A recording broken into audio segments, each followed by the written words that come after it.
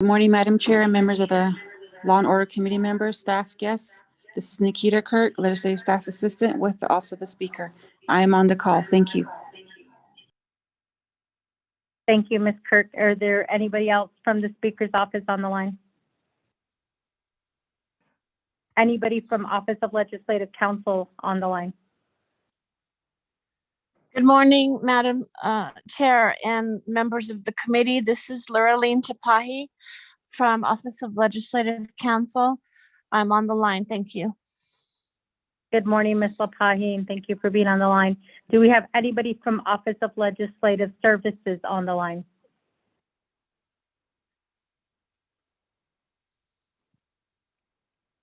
Not hearing anything from Office of Legislative Services. We'll go ahead and move forward. Do we have anybody from Judicial Branch on the line?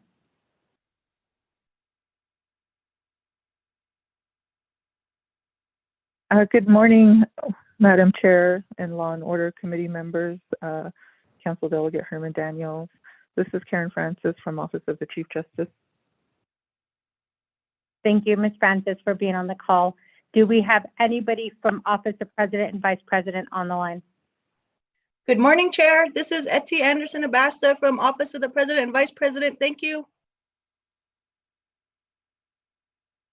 Good morning, Ms. Abastis. Thank you for being on the line. Do we have anybody from DOJ on the line? Good morning, Madam Chair. This is Desiree Deschini with the Navajo Nation Department of Justice. Thank you. Good morning, Ms. Deschini. Do we have anybody from Division of Public Safety on the line? Good morning, Madam Chair. Jesse Delmar from Public Safety. Good morning, Division Director Delmar. Do we have anybody, Mr. Delmar, from your division who will also be presenting today? Yes, ma'am. I did invite the Deputy Chief, Chief Noon. Are you with us? And also the Commander from Kayenta, Martin Page. I'm not sure they're with us. Chief Noon, Captain Page, are you on the line with us today? Good morning, Madam Chair. If you can hear me, this is Martin Page, Police Captain in Kayenta. I am here. Thank you, Captain. Madam Chair, the Fire Chief sent you an email. He's pretty much busy on a new fleet that he's waiting on right now. As we speak, there was 4 of them that were delivered and 4 more coming, so he's waiting on that. Thank you, Madam Chair.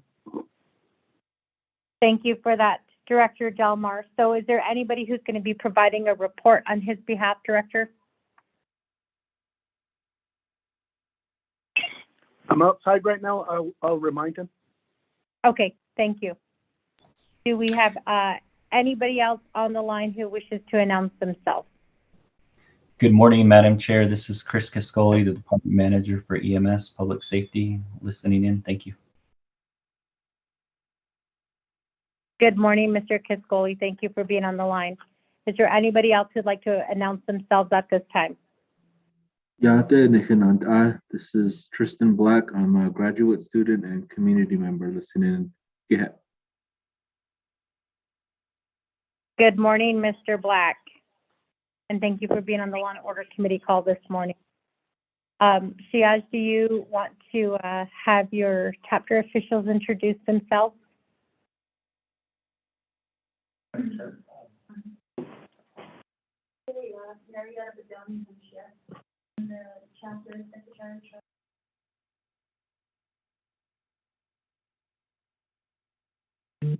For which chapter?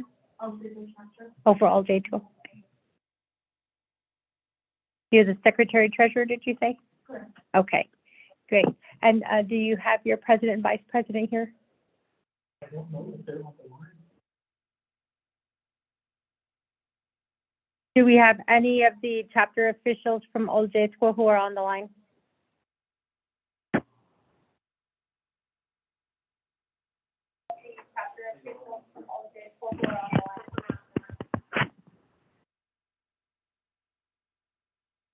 Hello. Okay, not here.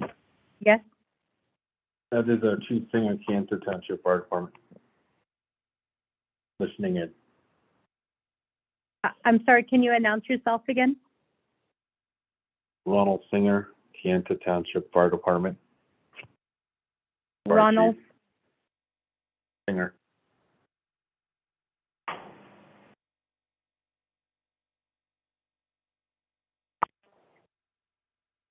Thank you, Mr. Singer, for announcing yourself. So with that, is there anybody else on the line who'd like to announce themselves at this time? Madam Chair, this is Lorraine Spencer from Legislative Services. I'm on the line. And for your information, everybody, the Zoom is not working out here, no internet, so we'll be using our phone. So those of you on the line, please mute your phone. Thank you. Thank you for that, Lorraine. So just as a reminder, the Law and Order Committee has a zero tolerance rule when it comes to muting your phone. Everybody's phone should be on mute. If your phone is not on mute and we see it on this end, we will be deleting you or hanging up on your call. Anytime a phone is not on mute, it interrupts the presenters or the speaker, so we try to avoid that from happening. We do have important business that needs to be conducted here at the Law and Order Committee, so we do request at this time that everybody take a look at their phone at this time to make sure that their phone is on mute unless you're speaking. We do have somebody who just entered the room. Would you like to introduce yourself? Oh, sure.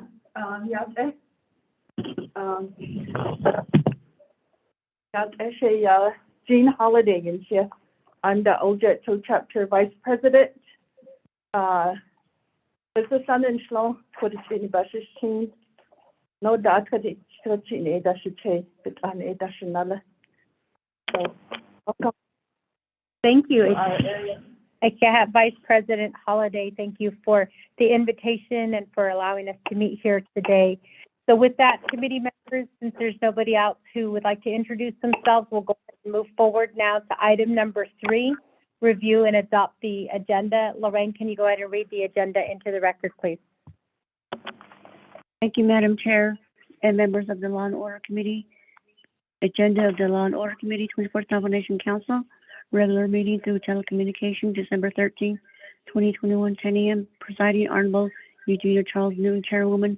Honorable Altoso, Vice Chairperson. Location, Monument Valley Visitor Center, Monument Valley, Utah. 1, call meeting to order, roll call and invocation. Number 2, recognize guests and visiting officials. Number 3, review and adopt agenda. Number 4, review and adopt the journals. November 8, 2021. November 15, 2021, November 29, 2021, and December 6, 2021. 5, receiving reports. A, report from Honorable Herman M. Daniels, Council Delegate from Shanto, Nasasan, Oljeto, Apikin chapters, and chapter officials from surrounding chapters relating to public safety, road, fire department, and other issues. B, report from Monument Valley Fire Department, San Juan County Fire Department, and Navajo Nation Fire Department. Larry Chi, Fire Chief, Fire Rescue Services regarding services to the Navajo Nation.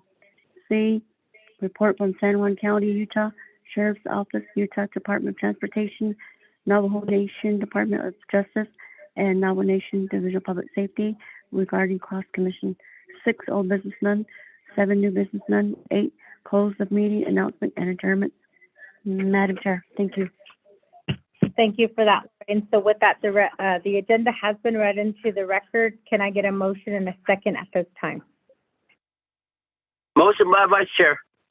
Motion made by Honorable Vice Chair Otto So. Can I get a second? Vacation. Go. Second by Honorable Eugene. So, committee members, are there any question, comments, or any amendments that need to be made to the agenda at this time?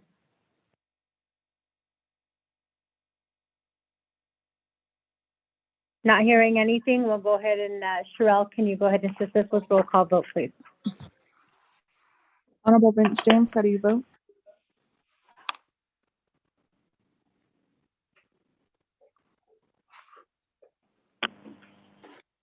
Honorable Eugene So, how do you vote? Oh, here's George, here's your cat. Honorable Eugene So votes green. Honorable Otto, how do you vote?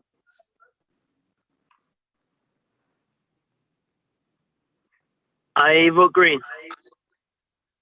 Honorable Otto votes green. Honorable Edmund Yazzie, how do you vote?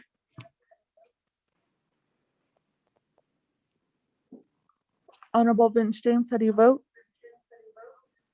Sorry about that. Delegate Jane votes green. Honorable Vince James votes green. Honorable Edmund Yazzie, how do you vote? Honorable Madam Chair Charles Newton, you have 3 in favor, 0 opposed, 2 not voting, which is including Honorable Madam Chair Charles Newton not voting and Honorable Edmund Yazzie absent, Madam Chair.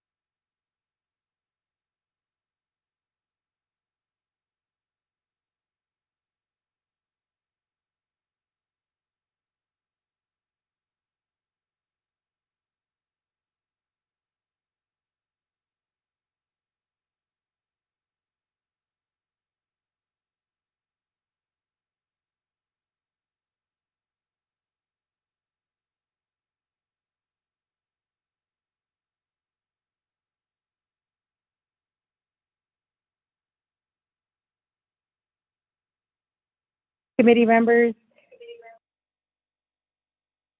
I didn't realize I was on mute.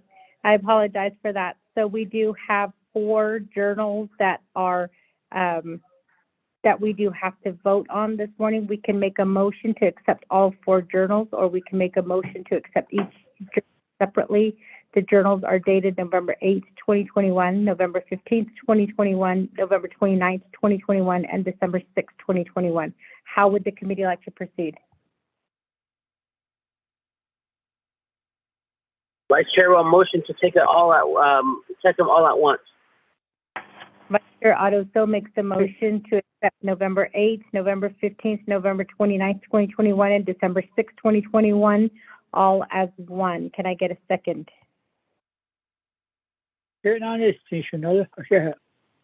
Second by Honorable Eugene So. Committee members, are there any questions or comments about the journals?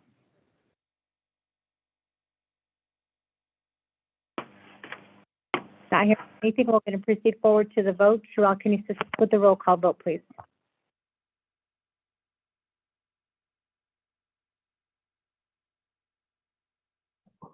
Honorable Vince James, how do you vote? Delegate Jane votes green. Honorable Vince James votes green. Honorable Eugene So, how do you vote? Honorable Eugene So votes green. Honorable Otto So, how do you vote? I vote green. Honorable Otto So votes green. Honorable Edmund Yazzie, how do you vote? Honorable Edmund Yazzie, how do you vote? Honorable Madam Chair Charles Newton, you have 3 in favor, 0 opposed, and 2 not voting, which is including Honorable Madam Chair Charles Newton not voting and Honorable Edmund Yazzie absent, Madam Chair. Thank you for that. Thank you, Sherelle. So with that vote of 3 in favor, 0 opposed, 2 not voting, that means that the journals for November 8th, November 15th, November 29th, and December 6th, 2021 are hereby accepted. So with that, we move down to item number 5, receiving reports. We do have the Honorable Herman M. Daniels, who is with us here today, representing Shanto, Oljetwo, Natsisan, also Bikin chapter, and then also the chapter officials from the surrounding chapters. The presentation will be regarding public safety, road, fire department, and other issues. So with that, can I get a motion?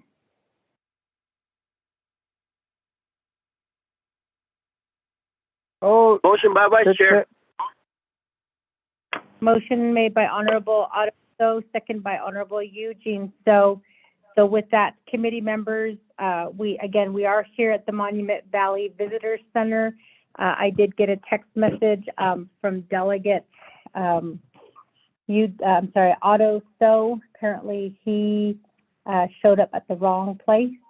So he is coming in. He's going to be a little late, but he does plan to be here. Honorable Eugene, so are you planning to be here at the Monument Valley Visitor Center today?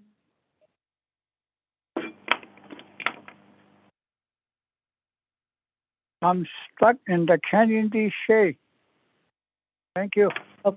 Okay. Honorable Vince James, are you planning to be here today at the Monument Valley Visitor Center? Chair.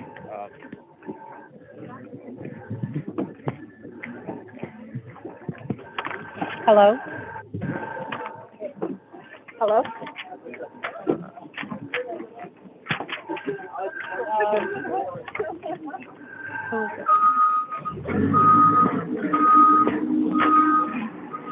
Just take a comment. Okay. Honorable Vince James, are you planning to be here today at the Monument Valley Visitor Center? No, I will not. Okay, thank you.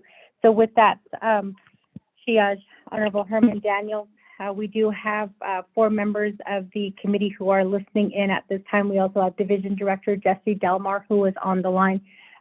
Do we have anybody currently on the line from the San Juan County, Utah Sheriff's Office or the Utah Department of Transportation on the line?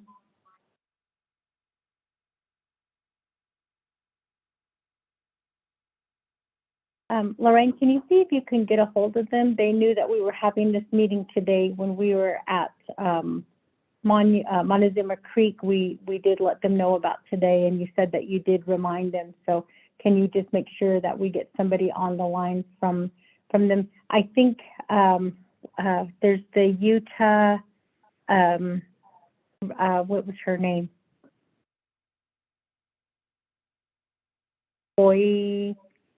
Boyd and Boynton. Can you see if we can go ahead and get her on the line so that she is at least on the line when Delegate Daniels gives his report about what's happening here in the community? Ms. Boynton, are you on the line? Oh, there's a chairwoman. Division Director Delmar, is that you? Jesse Delmar. And the president had the newspaper is not chairwoman. Then he's doing the Charles Newton. Look at how Madam Chair, Larry Cheese on the line with Navajo Nation Fire Chief. Okay. All right. Thank you for that, Director Delmar.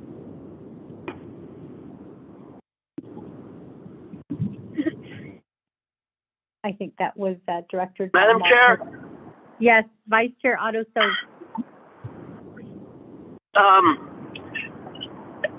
let me just make an announcement. The lady that was speaking about, Madam Chair, your phone is unmuted.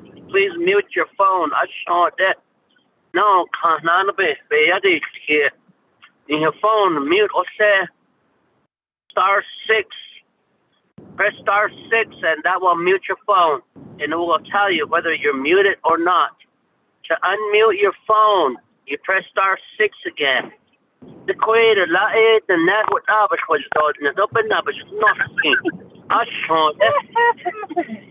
all, Madam Chair. All the time. If you don't know how to be respectful, stay off the phone.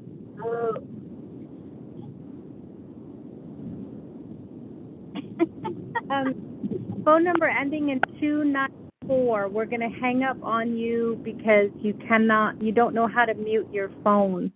As I stated already before, we have important business to conduct here on Law and Order Committee. So we've asked people already to mute their phone. Did you hang up on them? You hang up on them, Tony. Okay, Anna Boynton, again, are you on the line? She has Herman Daniels. We can do this two ways. One is we can go ahead, just call a short recess to get Anna Boynton on the line, because I don't know why Utah San Juan County Sheriff's Office is not on the line, or Utah Department of Transportation. When we were at Monument Valley, at Montezuma Creek, they came. They were there in the room, and they heard directly from the people of Montezuma Creek and Annis.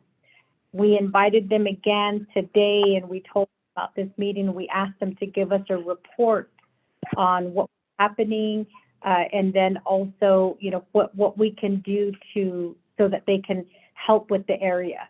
And they were supposed to give us a report on that, but they're not on the line, and they're not here. I don't know if anybody, did you tell them that it was here, Lorraine? Yes, I did. I can read the agenda. Okay, so they know that it's supposed to be here. Again, we can take a short recess to see if we can get Anna Boynton on the line, since she's the one who is the liaison for the state, and she can at least relay that information. Or if you want, we can just go ahead and go into your report, and we can send her a letter letting her know what we heard here at Law and Order Committee, and then possibly move forward to sitting down with the sheriff's office, like going to their office, sitting down with them, and letting them know the issues that are happening here on the Utah side for the Navajo Nation. I'll leave that up to you. Thank you, Madam Chair. Yeah, looking at it, there's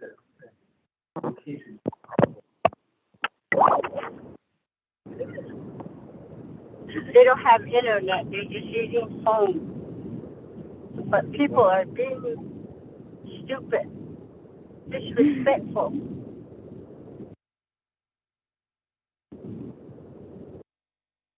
Lorraine, did you get that?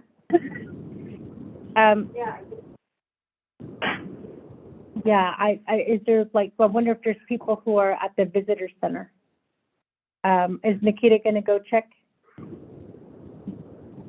Macy's, okay, auto, that's fine.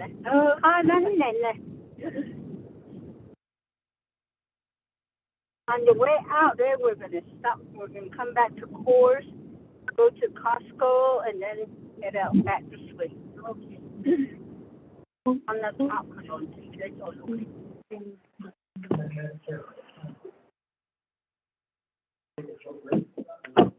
Okay. Oh, yeah. Committee member. Ma'am, we can hear your conversation about Costco, Walmart, Coors. So please make sure your phone is muted.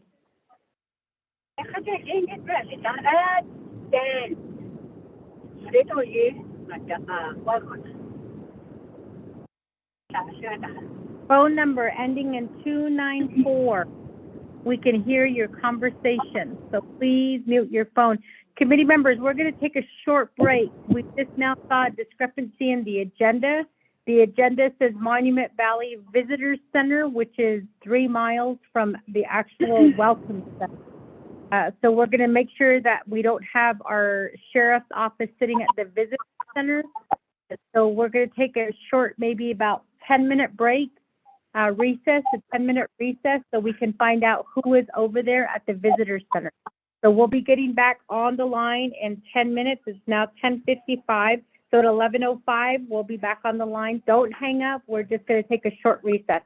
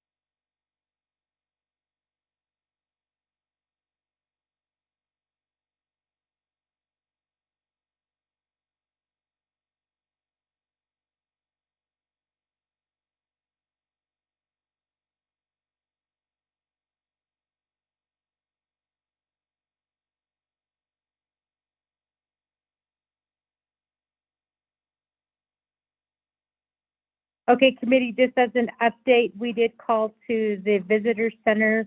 We don't have anybody there. Nikita is on the line right now with the sheriff's office to see if they're going to be sending somebody out here to listen in on the presentation. But we should have Anna Boynton, who is calling in. I'm not sure if she is on the line. This is Anna Boynton. Can you hear me? Yes. Good morning, Ms. Boynton. Thank you for being on the call with us this morning. Thank you. We do appreciate you being here. We did request for the Utah Department of Transportation to be on the call, but they're not on the call. And then we also requested the San Juan County Sheriff's Office to be on this call as well, but they are not on the call. So we appreciate you being on the call. We just want you to hear the presentation that will be provided to us, specifically regarding the public safety issues, roads, fire department, and then other issues that are happening here within the communities of Shanto, Oljetro, East-On,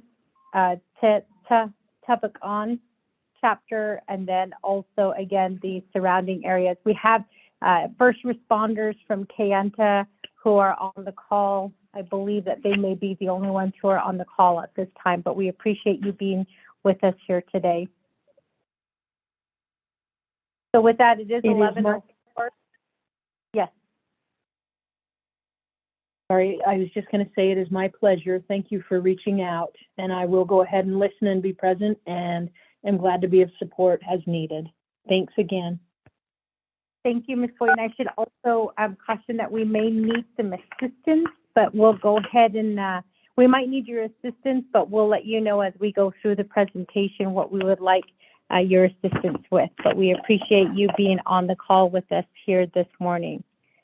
So with that, committee members, we're going to go ahead and we're going to proceed forward with our meeting. Again, I did call a short recess so that we could get the necessary people on the line. We do have here with us this morning, I don't think you guys introduced yourself. You guys want to introduce yourself? You can introduce yourself. Speak loud into the phone. Hello, my name's Nijoni Bigay. I run with Monument Valley Fire and UNHS EMS as well. I'm here with Herman Chi. He's the fire department chief. If you guys have any questions, we're just here to provide some insight on what us as first responders need on both the firefighting side of things and possibly EMS as well. Thank you. Thank you for your introduction. So with that, we'll go ahead and start. Madam Chair. Yes. Madam Chair, this is Lieutenant Roberts, the Utah Highway Patrol. I am on the call too as well. I just wanted to confirm, were you looking for the Highway Patrol or the Department of Transportation? We were actually, I think it might have been a typo, but we're glad that you're on the call. Well, I'm sorry, what was your name, Lieutenant Robertson? Tyler Roberts. Roberts. Thank you so much, Yes, Lieutenant Roberts, for being on the call. So with that, we do have the point on the call, and we have Lieutenant Roberts who is on the call at this time. So I'll go ahead. We do have a motion by Honorable Ottoso and a second by Honorable. So I'll go ahead and you and chapter officials as well. Thank you, Madam Chair. Yeah. Madam Chair. Vice Chair. Hey, Delegate Ottoso. I don't think Shinale. Delegate Eugene, so Veda and Lido. I don't think Cecilia is over. Delegate Rich James. Look on Kelo. Yeah, I don't think should say something on the delegate Edmund Yazi. He's always not attending. He doesn't care anymore. He's not running anymore. There's how many people running against him already? One more year and he's not even. Larry, what's up in Navajo? Oh, she's kidding. How come you don't care? Start not funny. No. Ma'am? Ma'am, we can hear your conversation. Make sure your phone is muted.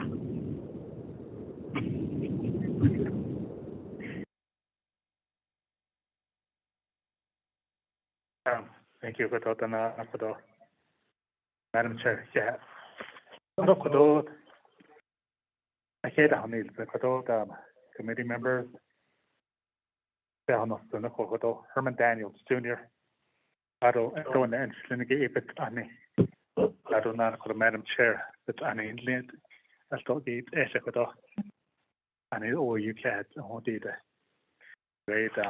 around this area on the other side of the monuments, in Monument Valley, but I don't know, it was Sana Ita I don't know, it's like the Petit Chamat Echo, Saze, Asanti, that Adida. The son of a lot of kids, what it's in, a lot of kids. I don't know, say it for it, Lenny, not hiding there. I don't know that should not get so. What I the next like I don't know, or can he didn't need to let law and order. So I want to say thank you for coming out to Monument Valley to listen to our concerns and issues in regards to public safety, fire department, that Hegi, Asian Vacation Net or Letico. I don't know, with me, I have my leaders, Kodonagay or Jet Hodo, Madam Vice President, Miss Holiday, I don't know, Madam Secretary Treasurer, Miss Bedoni, Seth Kego, Ado Kodonagay, being on the council, I represent 4 chapters.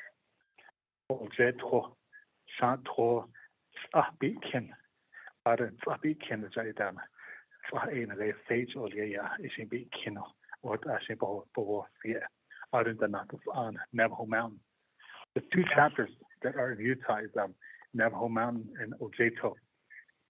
Service area goes into Utah and Arizona. I don't know, counties again, with Ojeto. Service area goes into San Juan County, out of the Navajo County, and also Apache County. Out in the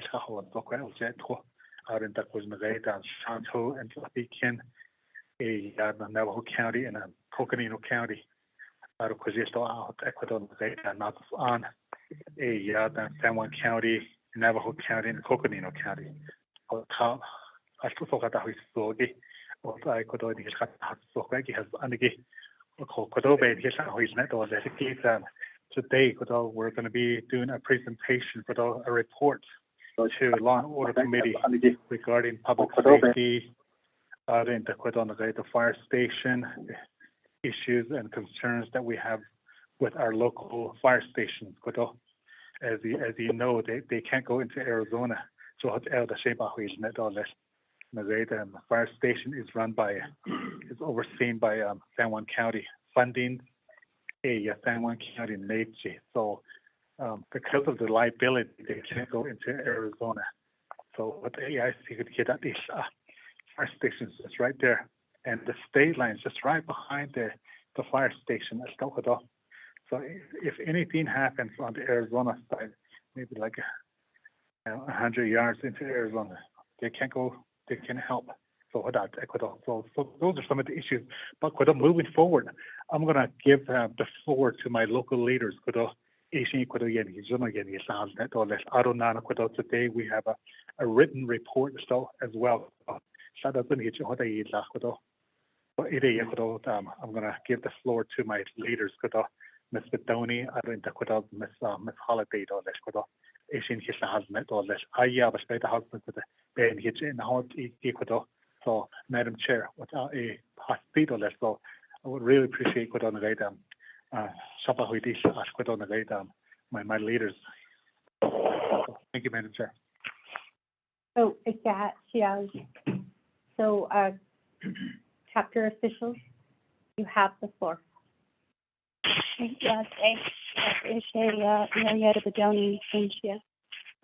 Chapter Secretary, Treasurer.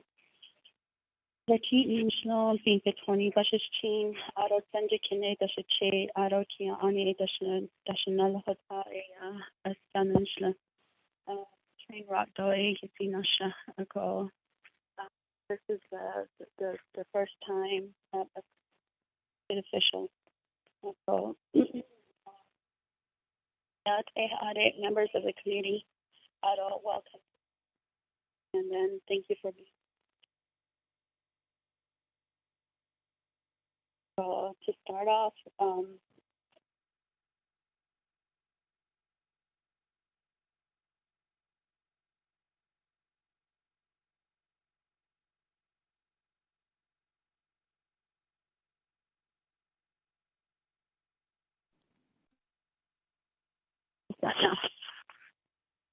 okay. First concern is the liquor sales and the bootlegging. There's too many businesses right at the border north of here, at Joe Kage reservation line. They have liquor sales. The number of permits that go out to those businesses, all of them practically have those liquor sales. And it's only like half an hour drive. So it doesn't take that long for them to make those purchases and then come back into the area. The outskirts of the community,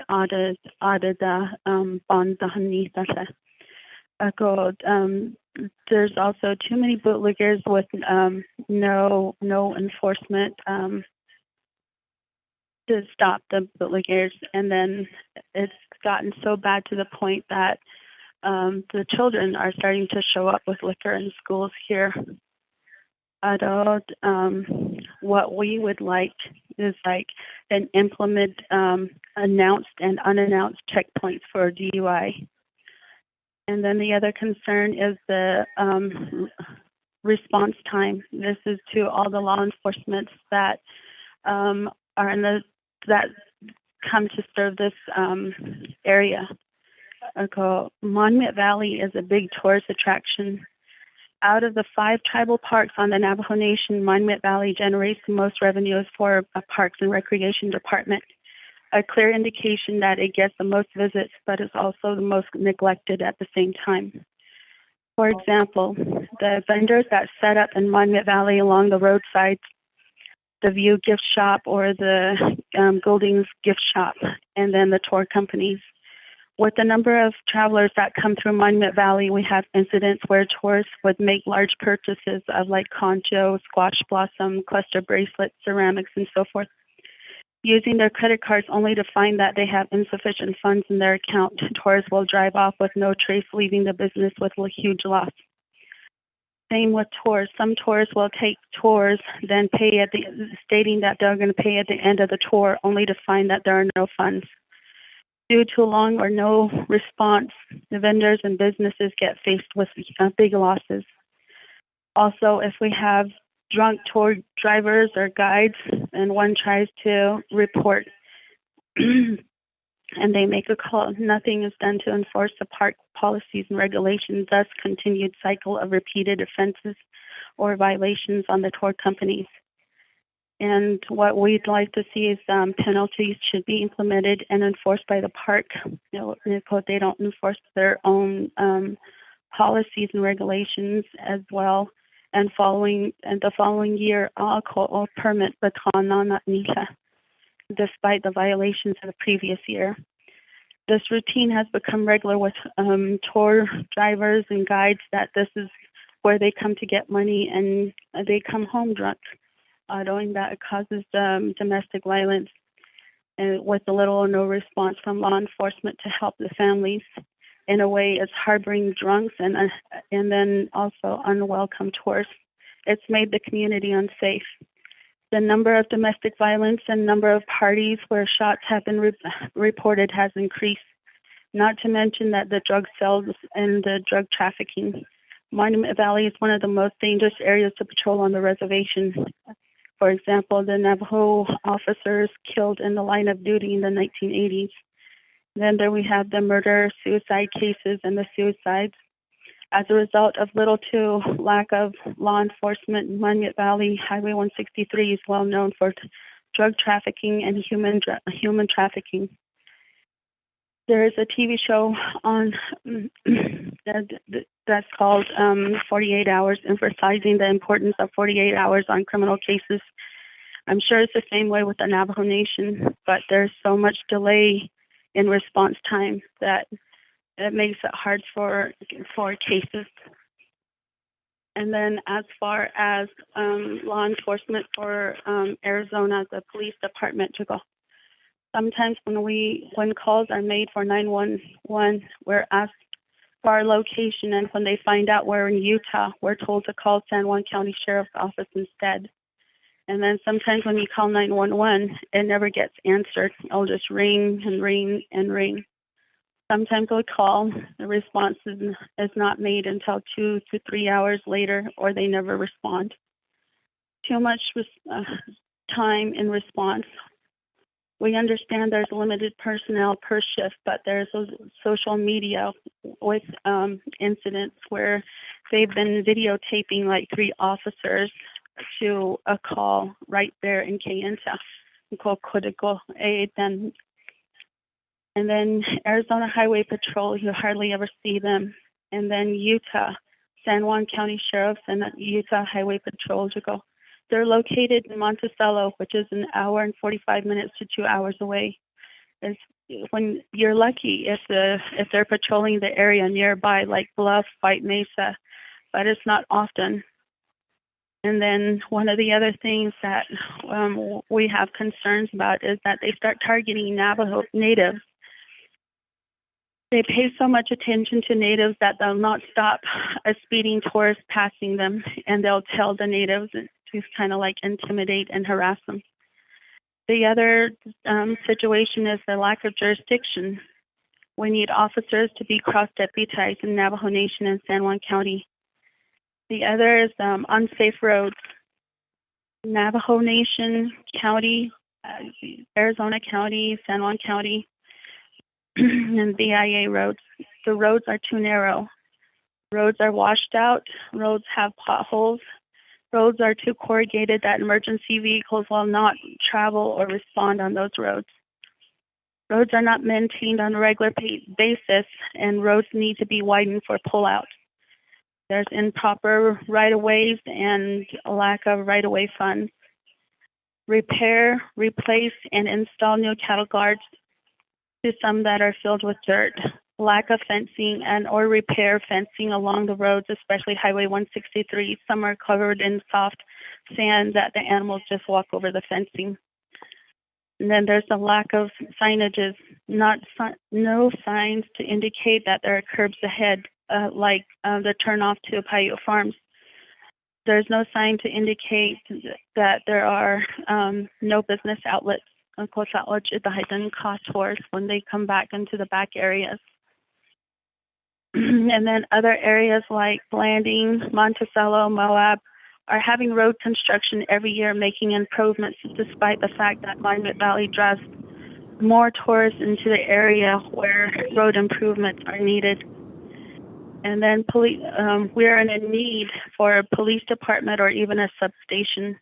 Because of the vast area in Aljedo service area, the number of people that travel through Monument Valley, there is a strong need for its own police department or several police substations with officers possibly in Aljedo, Helchita, VCA, Narrow Canyon, Mystery Valley, inside Monument Valley Tribal Park, Paiute Farms, Douglas Mesa, Halkaito, and Train Rock areas.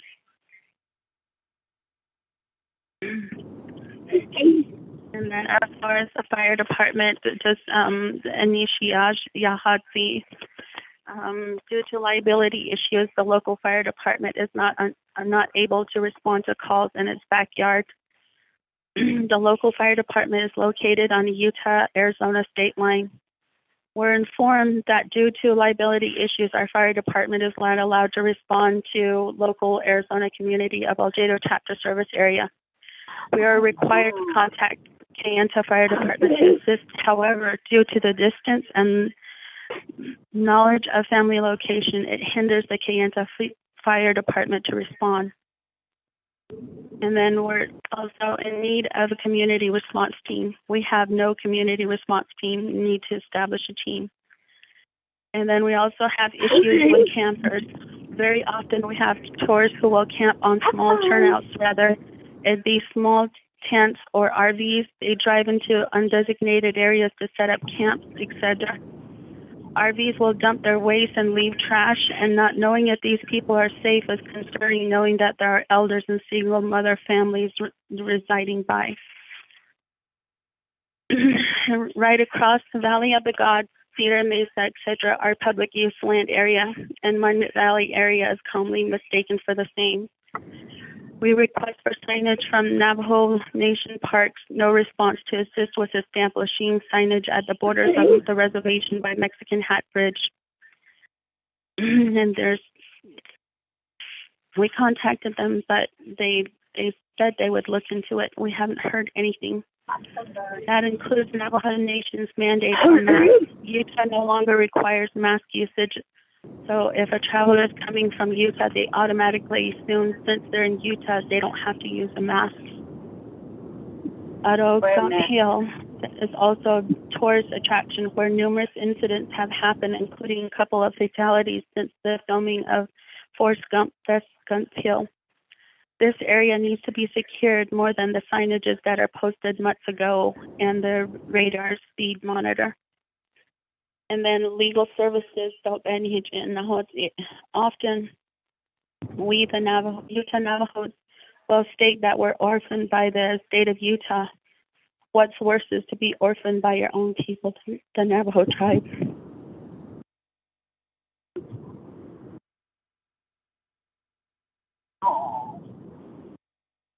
For years, we had DNA Legal Services in Ochita has served all of Utah Navajos from close to Kaibato, Navajo Mountain, Inscription House, Shanto, Kayenta, Black Mesa, Chief Chabito, Tenohotso, Monument Valley, Mexican Hat, Bluff, Mexican Water, Montezuma Creek, Annis, and Landing. Several years ago, they moved back here to Goldings and then eventually closed due to lack of funding. That was the only DNA office that advocated for Utah Navajos. In the history of DNA, some of the most popular cases that put Navajos on the U.S. map were cases that were presented by Mexican Hat DNA office, such as the Nargini case versus Utah Board of Education that made it possible to build the schools on the Utah Navajo Reservation. Whitehorse High School, Monument Valley High School, Navajo Mountain High School, and Navajo Nation versus Peter McDonald. Those were cases that were represented by Mexican Hat DNA office attorneys.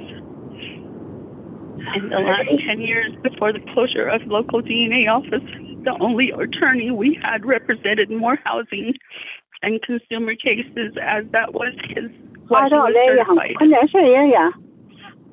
Right down here. Either way. However, other cases were handled pro se, or some were transferred to other offices to assist families that needed legal services for name change, probate, validation of marriage, public benefits, SSI, SSDI, healthcare, workers, basic rights, education, IRS, etc. We need to reestablish a Utah DNA office to help the Utah Navajos. When the DNA office was located in Mexican Hat, the office took it upon itself to patrol DV and illegal repossessions as the office was close to the border of the reservation. There was also a police sub-office in the back of the DNA office, which assisted in the DV and the illegal repossessions. Also, another drawback due to limited funding was the tort cases. I strongly believe that if there were available funds for DNA offices for tort cases, our Navajo communities would make huge strides in receiving better services from tribe, county, state, and federal programs. And then education. A famous Navajo leader is often quoted for stating, "Go and tell the Navajo people that education is a ladder. Education is a ladder to success and happiness. Go, my son, and climb the ladder." As such, despite the successful legal petitions and motions. I thought you guys were going to leave at dawn. Lots of laughs. Ma'am, we can hear for your info. Please mute your phone. 294 phone number, is it 505 or 928? 505 ending in 294. Please mute your phone. Go ahead and hang up on.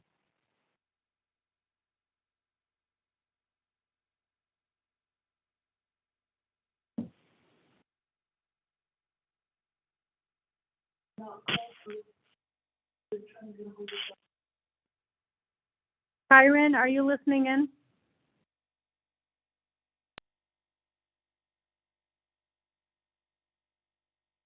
Go ahead and see if one of you guys can be the co-host so we can stop this disruption. I am so sorry about that, Miss Sidoni. You can go ahead. Okay. As such, despite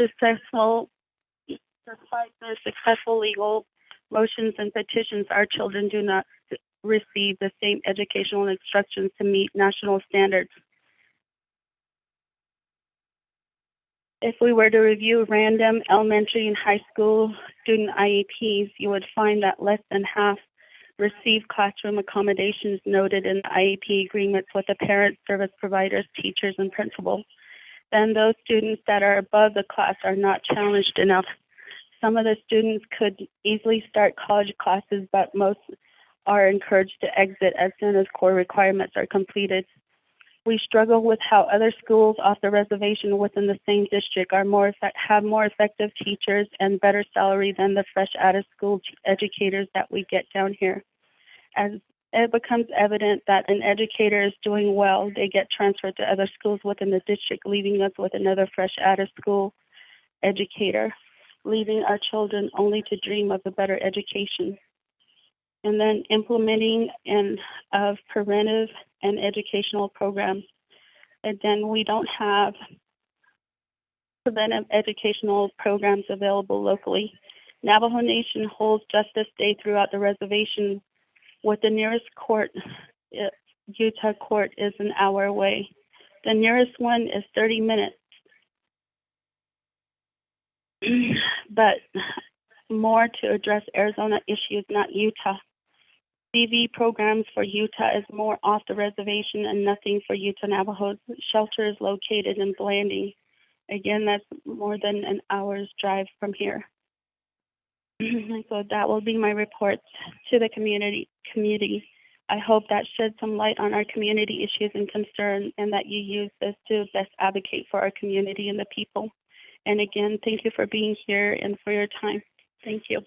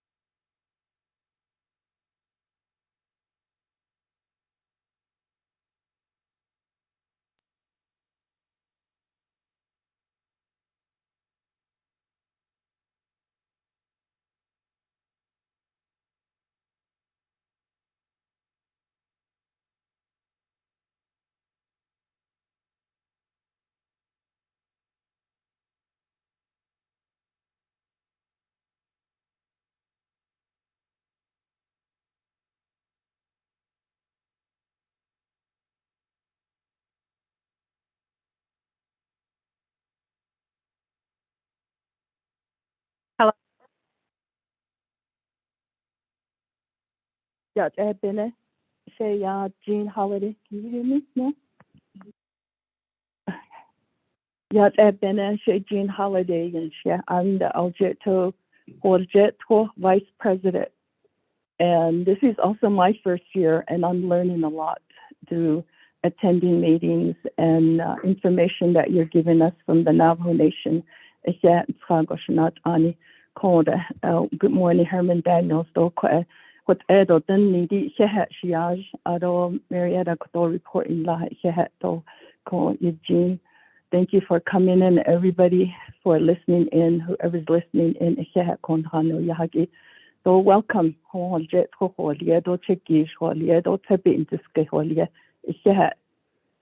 are saying that this is one of the seventh wonders of the world, of the whole world.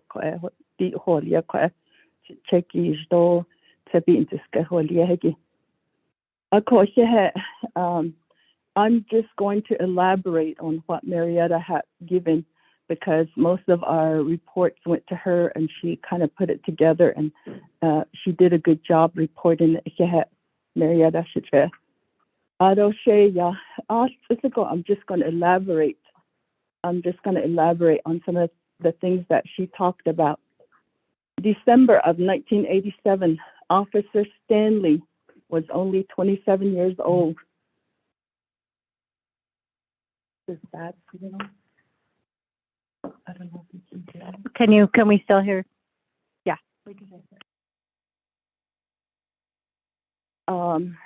Anyways, Officer Stanley, he was 27 years old, first time in doing his job as an officer. And there was a Officer Andy Begay at 36 years old. He had children. He was married and he lived in Haljitra. And those two officers had intervened with a drug bust and also an intervention of a drug being dropped off at an old airport by Mexican Hat. It was like south of Mexican Hat. This happened in December of 1987. And they were intervening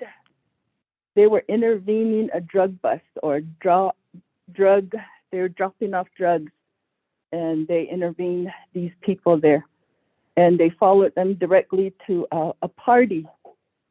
And this happened in Golding, which is also a rural place, and that's where they got overpowered by the people that were having a party there. They end up being shot, and they end up being burned within their panel out in Copper Canyon. Looking at this, Shanad Ani, looking at this. Move the pallet. Ceylon, they don't want to come out here and interview a lot of these parties that are happening here. And there's more bootlegging today than before. There's also drugs being dropped off.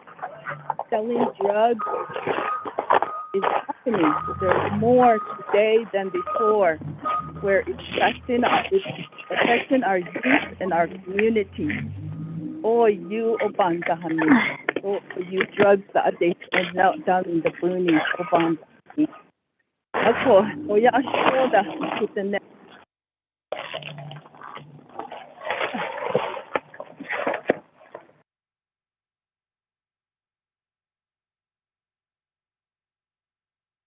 They muted everybody. Okay.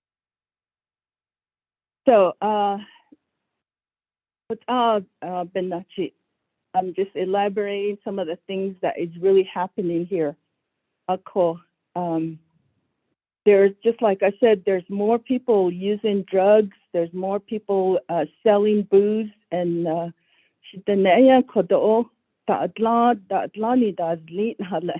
and there's people just staggering around here. Especially our youth. Education, it's affecting them, even in school. There's narrow roads that around here from Mexican Hat all the way to Minot Valley Junction. Ako ade besinta ija bestand fultahanes dogo ade besinta ija. There's a lot of accidents that happen. Ako there's no police officer.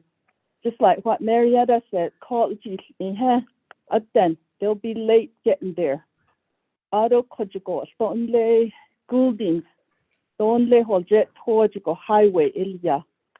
They made a highway from Goulding to holjet to capture house. Oh, tago besta iltrase, especially after they're coming back from Mexican Hat or their parties.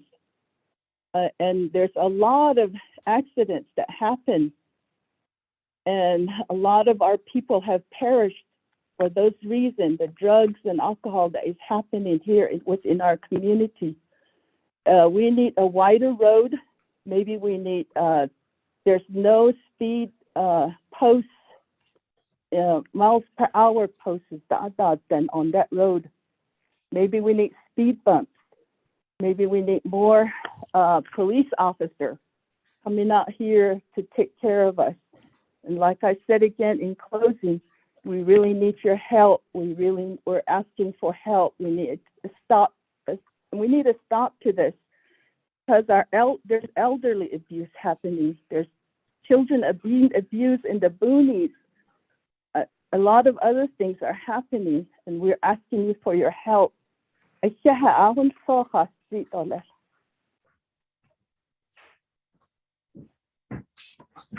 Hat. For the report, Ms. Bedoni, Auto Vice President Holiday. Thank you, Hat. Shiaz, Honorable Daniels, does that conclude your report at this time? Madam Chair,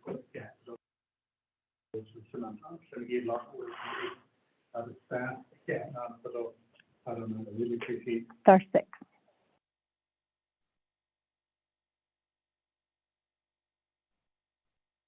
Okay. Thank you very much, Madam Chair. I don't know Law and Order Committee members, Mustaniki, I don't give staff. I don't give today. I don't thank you for coming out to Monument Valley. Madam Chair, I see a back needs and those a way back end since it's been done. Or not any, or just the car, yo. Yo, but how's yo a head and I don't that will be our report to the committee. But some of the issues that we're facing today, like Shama mentioned, the selling of liquor at these border towns. Mexican Hat is about 30 minutes from here, about 24 miles from here. It's just on the other side of the border, San Juan River. That's where a lot of these young ones, they go there for alcohol. So I see in how the selling of liquor at these the border town with the Mexican Hat. I don't know some of the issues that was mentioned with the Forest Gump Hill. Another concern that we have about how can the state of Utah, because it's within the state of Utah, the right of way, Highway 163. Tourists, they tend to go onto the road, and sometimes you will see them laying on the road, the major highway, called Highway 163. So that two fatalities happened just a year or two ago. So how can the state of Utah help us in that area to solve some of the issues that we're facing? The Forest Gump Hill, and as you know, Gump Hill is becoming famous worldwide. But people, tourists, they want to come out to see that area. Another issue that we're facing is bootlegging. Yes, it is throughout the Navajo Nation, bootlegging. I think it's because of the unemployment rate on the Navajo Nation. Even not again, there's a case of thank you. on the radar bootlegging in this area, it's Right. large. So I think that it's in how and selling of narrate not often I saw that AIC could I see yeah good so I see quickly we need your help could on the Great Law and Order Committee to resolve some of the issues. I don't know could Mr. Delmar could Division Director for Public Safety. He knows that the area pretty well could Shanale. So the great could Madam Vice President Hafnagi, the incident that happened back in 1987, he knows about it. At that time, he was public safety AGNR. So I don't know that another issue is that the fire station, but that's on the agenda. So, Madam Chair, that will conclude our report to Law and Order Committee. Thank you, Madam Chair. She has Delegate Daniels for the report and for inviting us out here to hear from your chapter. We were out here in 2019. Was the Ojetwo, was that or was it a different chapter?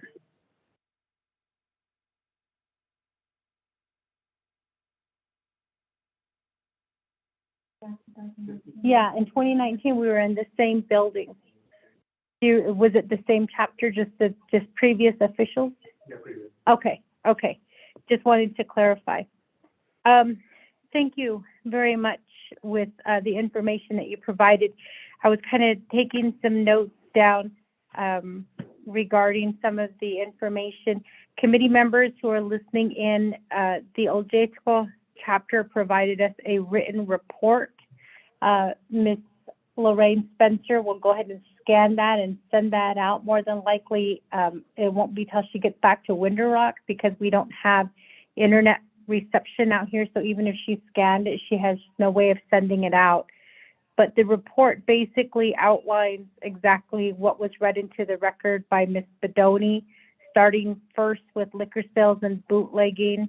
Then there was also the late response time regarding law enforcement, the Kayenta Police Department, the Arizona Highway Patrol, and then the San Juan County Sheriff's Department. She also spoke about unsafe roads that are happening here, and then the police department substation, the need for one.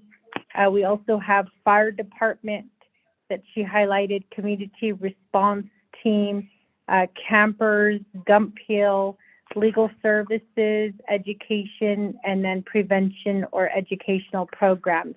Those are basically the highlight of her report.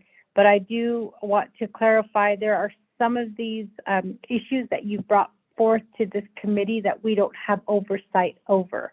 So I'm going to recommend at this time that you work with your delegates to invite RDC over, because RDC is the oversight of the park services.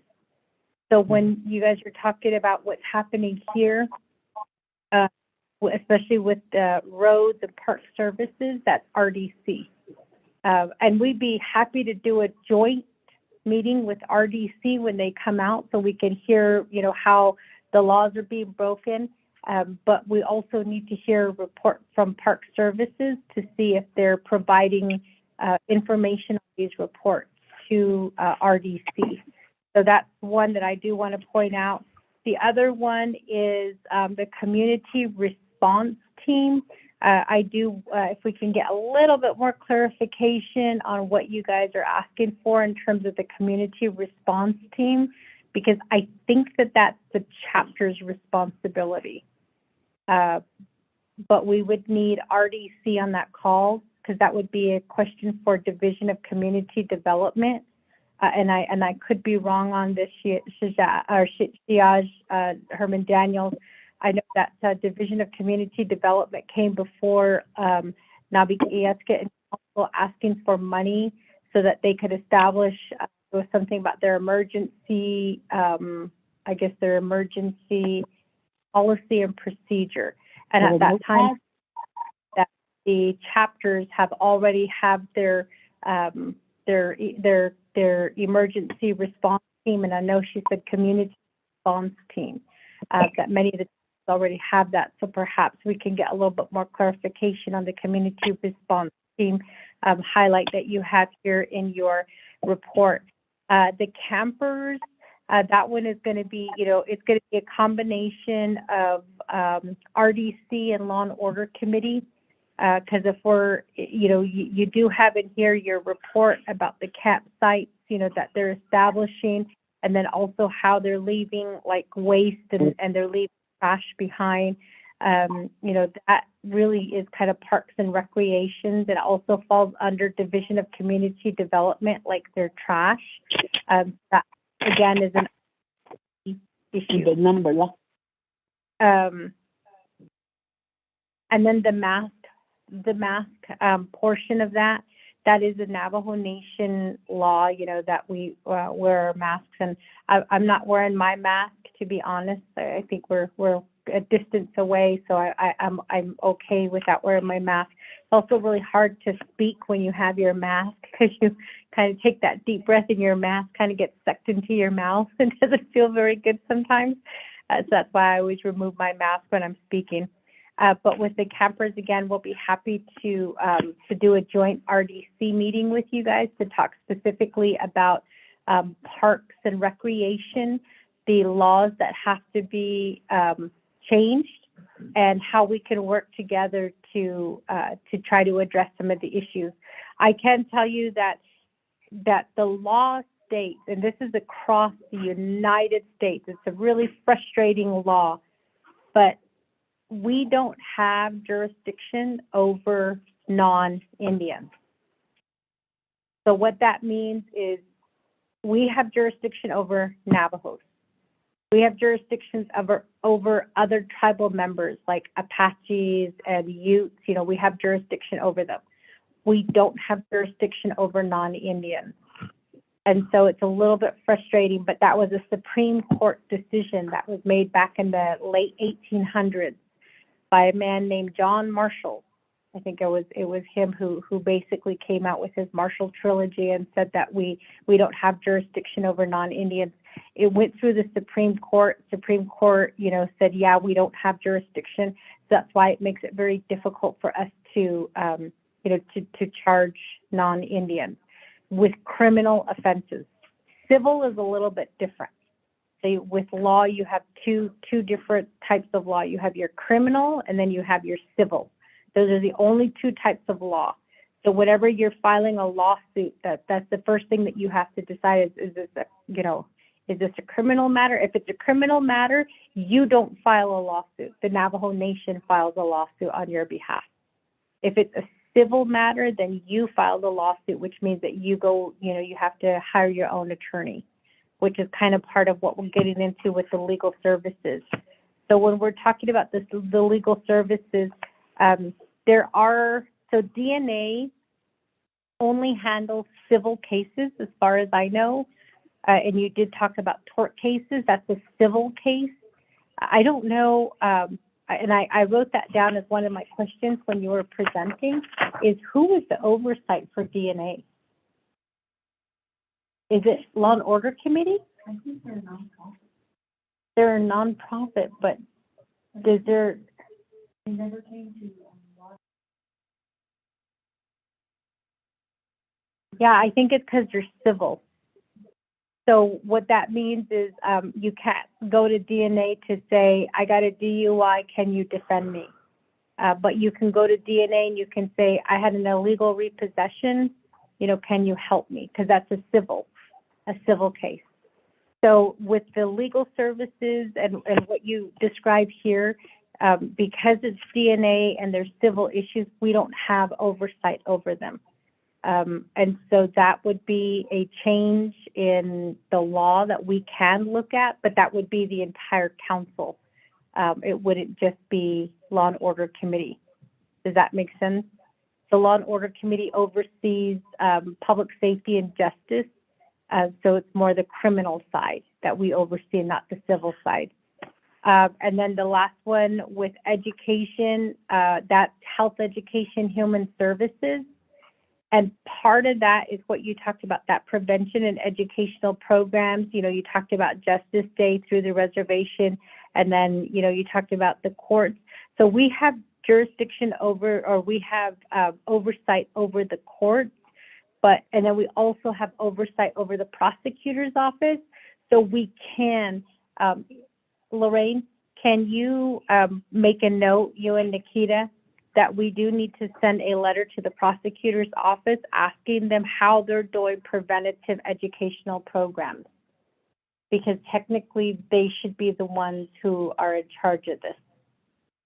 So we can ask that question for your community, and we can respond back in writing on that one. And then everything else that has been listed in your report, I think we can go ahead and we can talk about that now. In addition to that, I also want to let you know that we have met with other communities that kind of have said the same thing that you guys are saying. And it's really unfortunate because most of these communities are in the rural area. That doesn't mean that these crimes that are happening only happen in, you know, in the rural area. That's not true, because we, you know, I can say in Tuba City and in Chinle, I know that Delegate Eugene So always talks about how his community, you know, there's drug dealings going on, and then there's bootlegging that's happening. Delegate Eugene So is sponsoring a legislation right now that's called basically 3 strikes and you're out. He did announce it back at the Chinle public safety meeting that we had with, actually it was in Chinle, but it was with Many Farms chapter. At that time, Delegate Eugene So informed the committee that he dropped legislation that is going to help address with bootlegging and also alcohol. I'll let him talk about that here shortly, but we are working on that. I also brought in the Title 17 book. We've been reviewing this. This is the criminal code, this booklet here. It's just one section in the code. And so part of this, what we've been doing is we've been amending it. So this is currently the laws that that is currently in place right now. That's this white book. This blue book is the laws that are being amended. So what we found out was in 2018, there was a consultant that was hired by the Department of Justice and the prosecutor's office to amend this Title 17, because they said we need to fix the laws, and we do. That consulting firm completed the work, and they submitted it back to the Navajo Nation.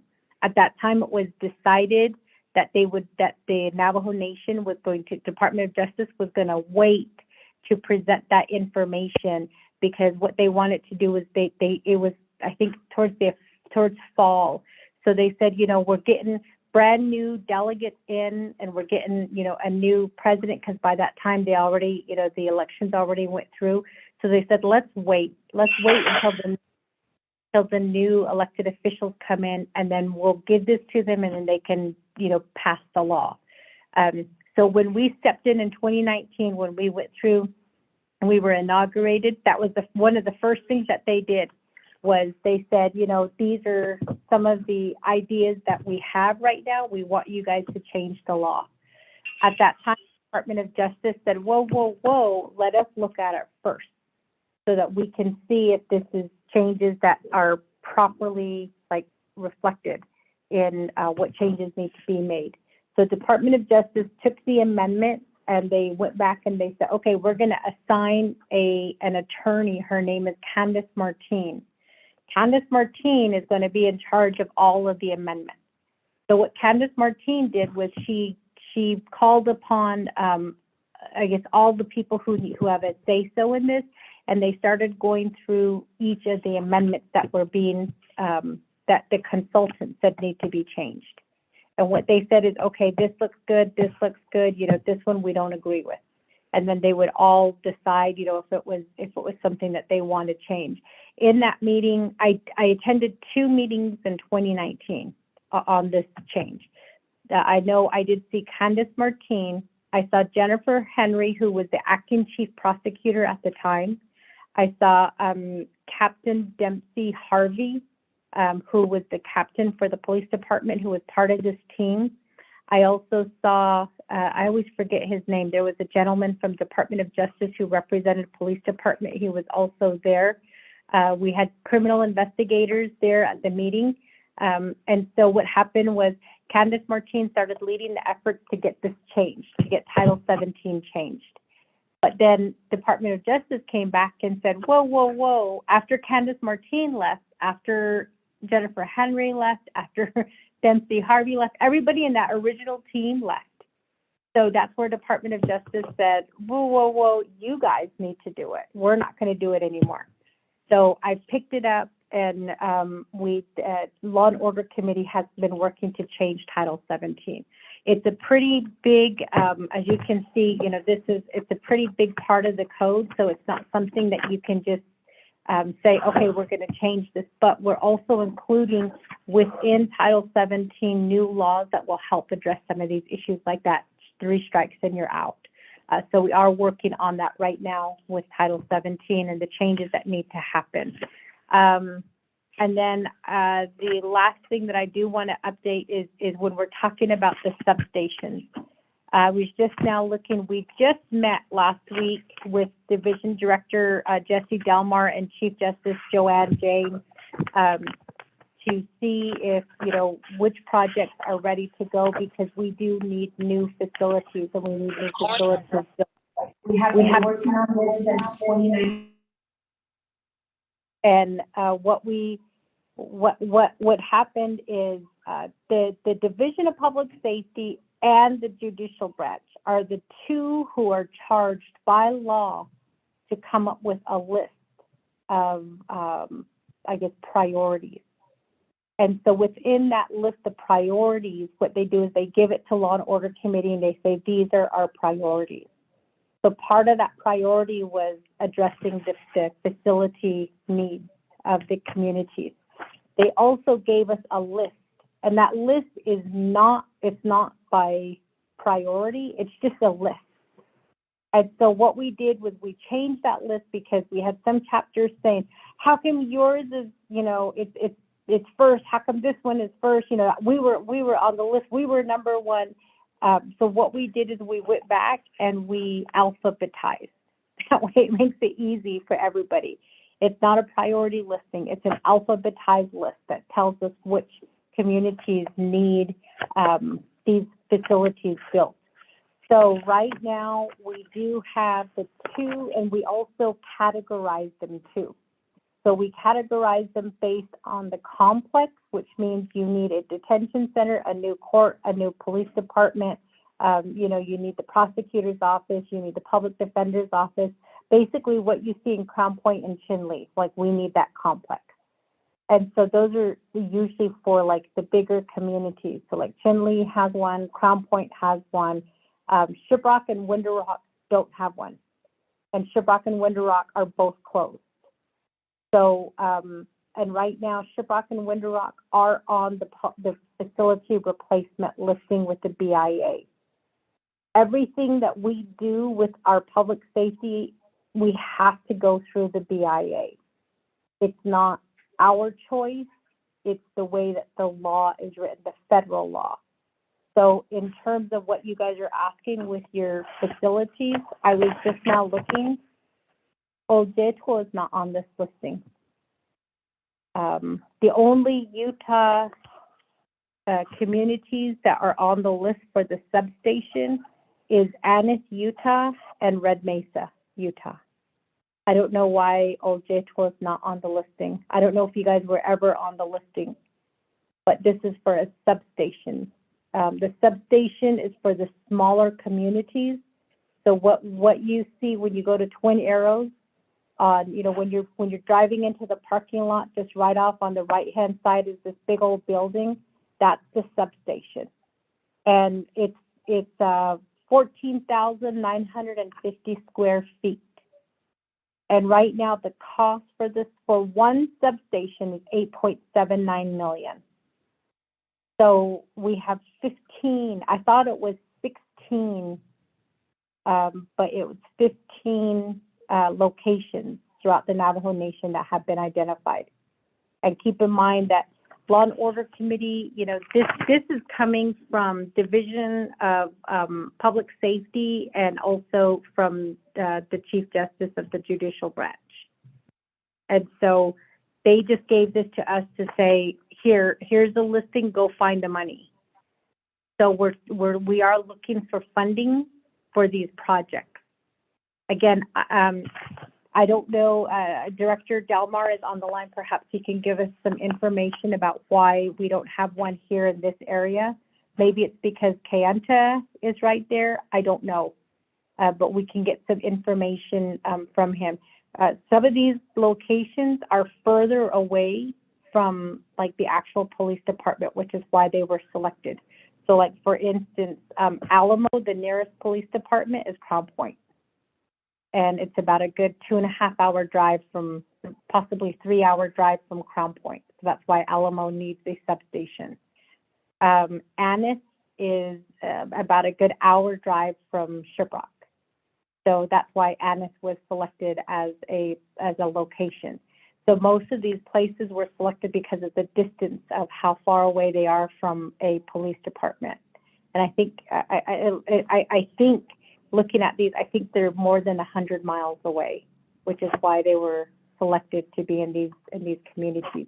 But we do have a listing of all of the projects, and this is what I've been using. This is what we took to Washington D.C. This is what we've been taking to to Congress. We've taken it now to our states to say, how can you help us? And I know with Arizona, I always hear from delegates, you guys don't get no help. With Utah, you guys don't get no help. But I know that one question that came up is the Utah settlement, the trust fund. At one point, or it has been suggested that a portion of that go into your public safety. So kind of like how, Siaj, how we have set up the fire department.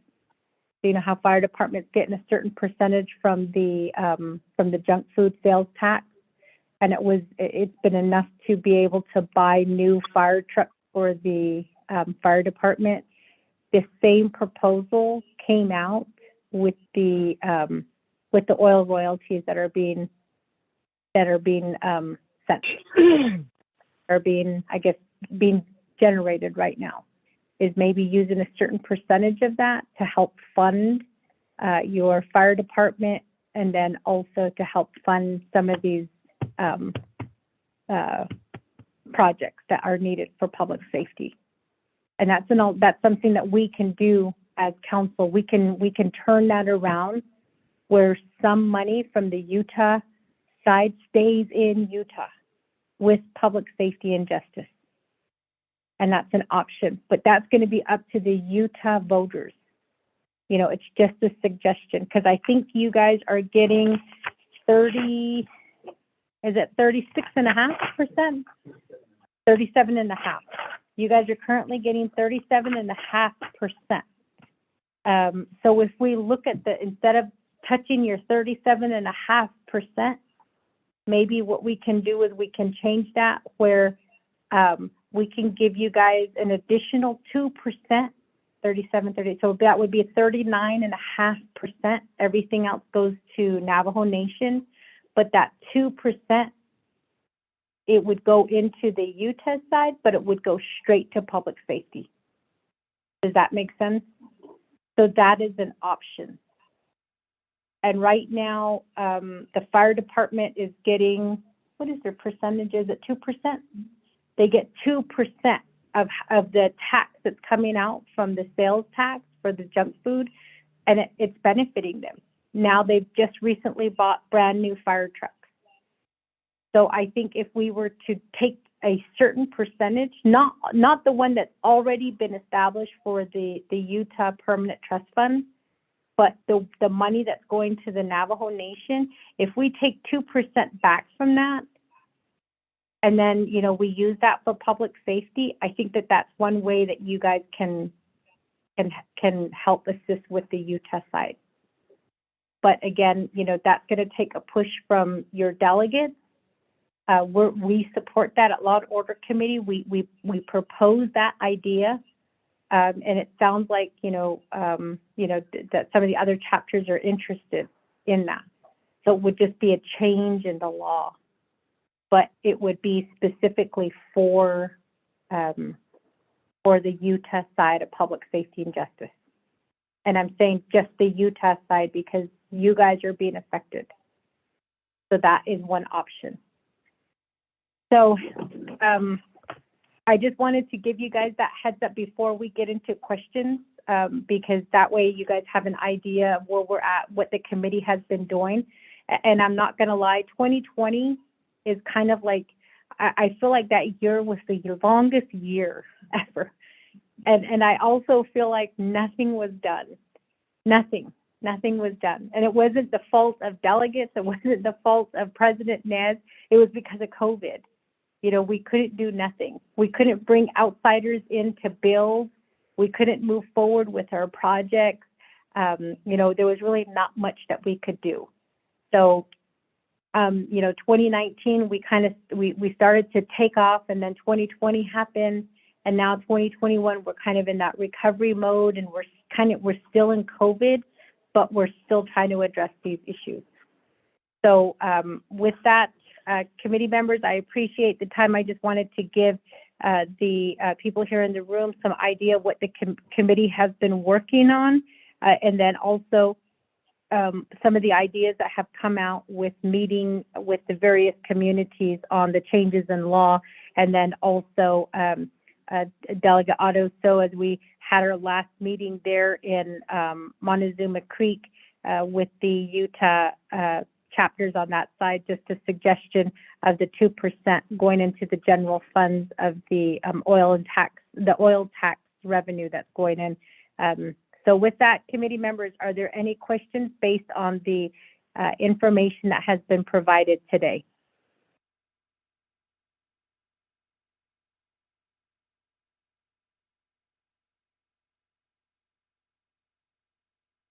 Committee members, can you all hear me? Oh, okay. Are there any questions or comments at this time for the chapter officials who are presented to us today? That's it. Eugene. Yes. So go ahead. I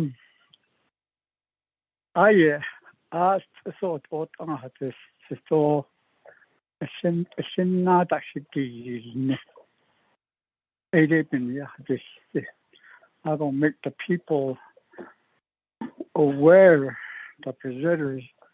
I'm pretty sure some of these you guys heard me again and again as a broken record. But I really strongly, that's my dream and that's my vision. Maybe Hanadist.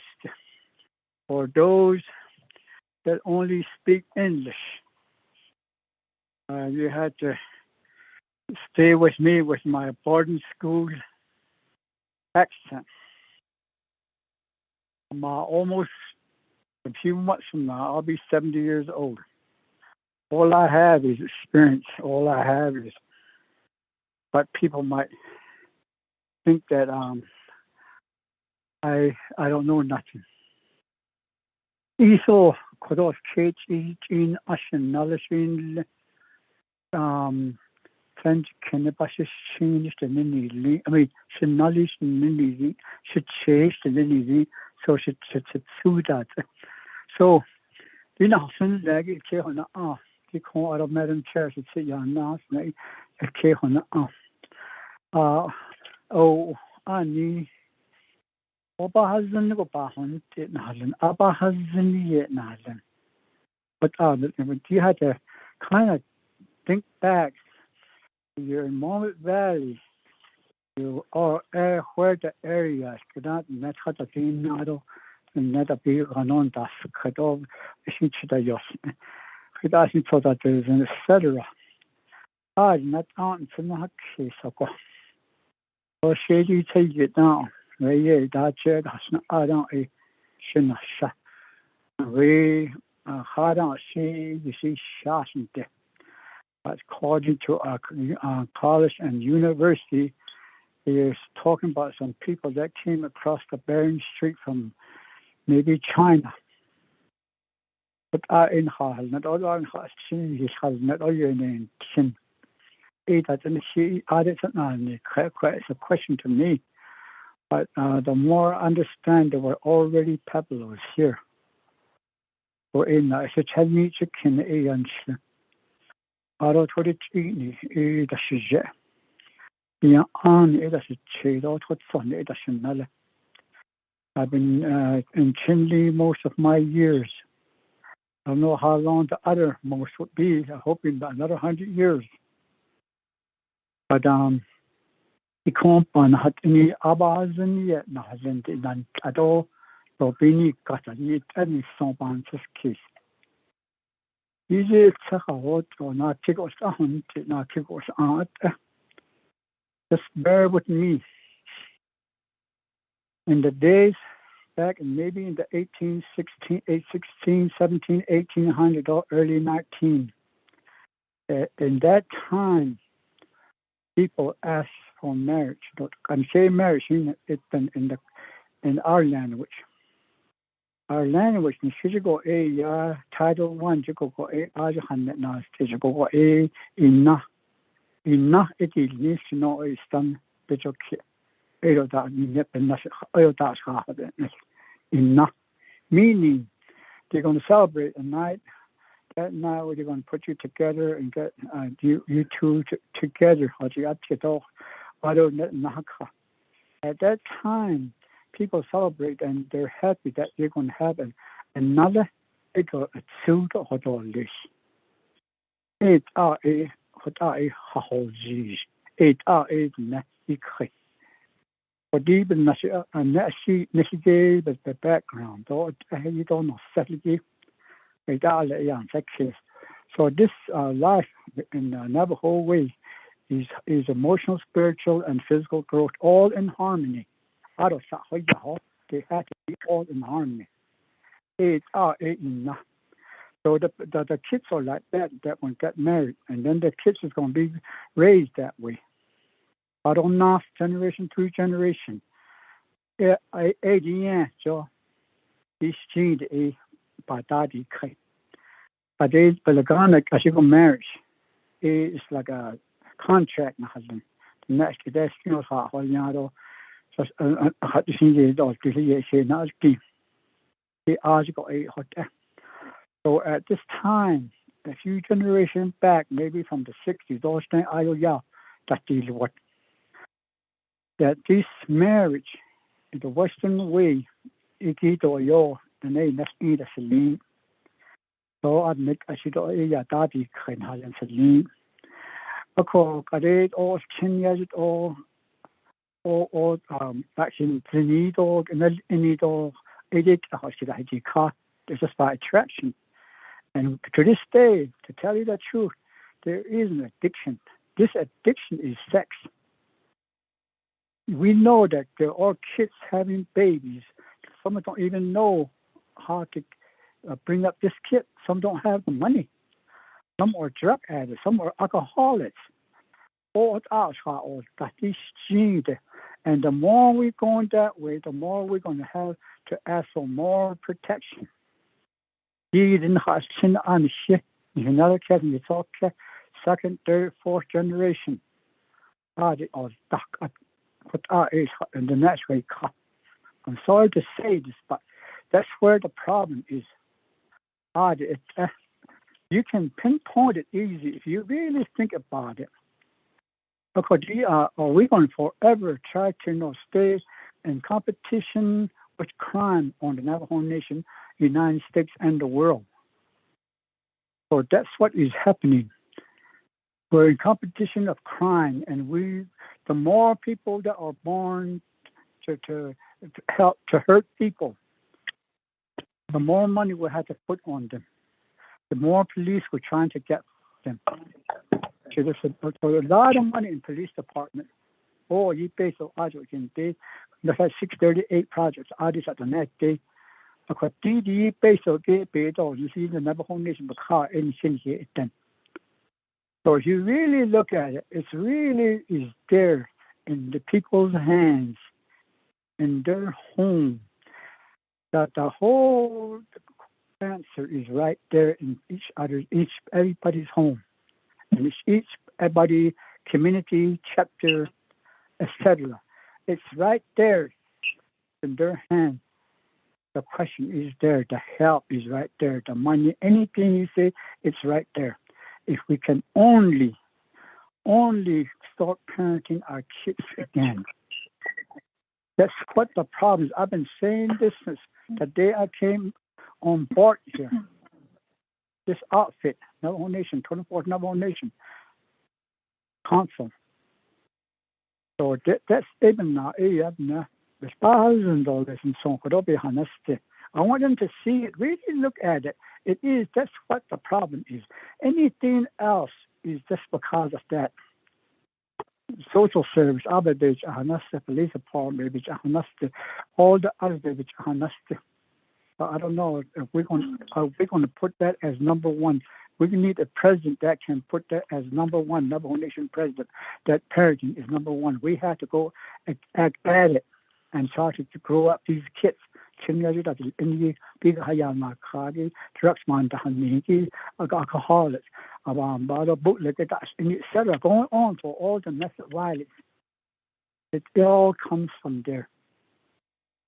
If we can solve that one thing, that's all in our heart and in our soul, in our mind, in our way of life, we can change that.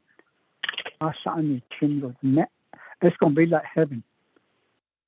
And we can be a tribe that has a different law. Right now, they call it inzine. That's negativeness. Oh, yeah. But the Hasmina is I don't need inzine when you're negative.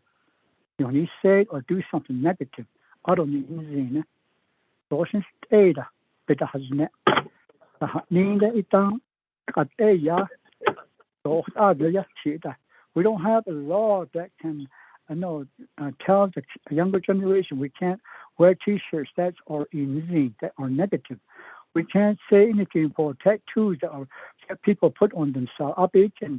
Those are about the Hatashi.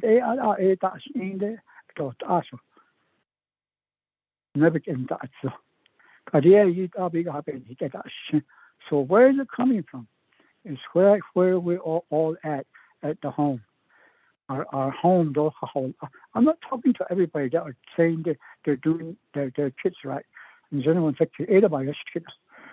Right now, we're only pushing our younger generation to academic, to be educated, to be smart. But when they get there, they find out there's something wrong, there's something missing. And that's their emotional and their spiritual. Based on the UZ off the reservation because they can't money how much they went to school for. Over 100,000 a year, they can't get it on the Navajo Nation. We can't bring them back because we don't have the money for that. They're already competing with outside world. They don't have that emotional, spiritual growth. Not to make it to make a so it answers how this need. And listening, I'm not saying I'm perfect. I'm not saying that I'm a good parent. I'm not saying I'm not addicted to anything. All I'm saying is, starting from me, people need to start understanding the community. It's called cost and not Ashani. Where are they coming from? The more we don't see that, the more we don't do anything about it, it's just going to get worse. Look what happened at 916. At our Navajo Nation, at Washington, D.C.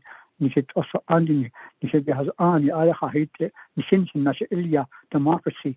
It came from the Indians. Wherever the Ghanaians now in Zada. Because they were running from Texas.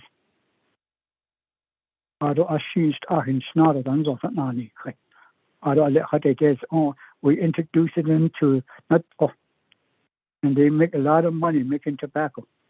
and all other things that they found on this continent. So what are going to see essentially all is there for ethicalia. No, it's been here. This is on hospital. So that's how I really see this whole situation for the 69 years I've been on this beautiful land of Shoma. Now, all honest, or I check it, yes, check it, honest, or it's out of this. So I don't the restructure out the aid by the so I might drop that soon right now, trying to go for the winter session or the spring session. And another thing that we really is up against too is a council delegate, Yonan, so they call it such a Siyan Hasnet, RDC, the health education. So us on us on a change done. So is she the credit in hard that she on this. You just don't eat on it, no. But when our council delegate question it is easy if they're under RDC or LOC or health and education or budget and finance, they're not really covering the whole Navajo Nation divisions. This is what I hate to add again, she's not in a report. So it up and I don't add in high yesterday. Even now go one committee go. That's another legislation I'm pushing. So I just gave that back to Dana to take some ambush out of there. So aid up a business. So I really wanted to have everybody to listen to all the division. We can all plan with the division. I need interest by husband or not out chat the night car to not out of every week and the husband. She don't say now the other bar with the baby's age. It asked and they credit asked now in the way she chatted. I request a lot of police department. What the natural resource, anything within the natural resource, be hard another whole nation. So those are the issues that I came across when I came on board to this outfit on 24 NC. I talking what about so even now, but I don't know these three structure RCR. We need to do something. We can't just they don't always just slapping on the hand. They're coming back out, and they keep doing it. But really, that's not really the problem. Like I said, parenting is the problem. But to do something right now is to put that law in place and start working on them. I don't think hard when ARC, but based on the also in what should allow not the phone. But I don't know how the queen of the I don't know the Baha's and the Adam not of that. The other one, he don't other Hayana, bootlegging or drug dealing. So in my case, I don't want to just want to mope around. I want things done, but I want it from the people. They're the start of everything here. Not every 100%. I'm saying not either artist neither. The start is from the kids that are not parents. Those are the ones that's committing crime. Those are the ones we're fishing money for. Those are the ones we're trying to get police on. Generation against generation, the negative and the positive. If we it either been train more policemen, so more of our kids that are not doing right go against them. And that's not the way the Navajo Nation should live. We should all live as a whole. So what I want this kid. So I'm sorry to say this, but I'm sorry that I tried Adam participate case or Shanda or have on the case honestly. So start thinking about it. It has to start from churches, from the community, starting from the family. People need to start talking about it. We can't go on like this. It just can't be done. We can't just point a finger. We had to start from us. We had to start talking. That's where we need to go. Thank you. Thank you. Yeah, Shaja. So with that, committee members, are there any other questions or comments at this time? Vice Chair Otto. Thank you very much. And that's schedule. Chetnahazigis. Burnside, the Shash on Wahoo, attendance in Monmouth Valley, Baka. Oh, I did because it's at Naj or so. Yeah. But the report that has been given by Honorable Daniels and the chapter officials is pretty much the same thing that Montezuma, when we're in Montezuma Creek. A lot of the similarities are part of this discussion. And that leads to the Navajo Nation again.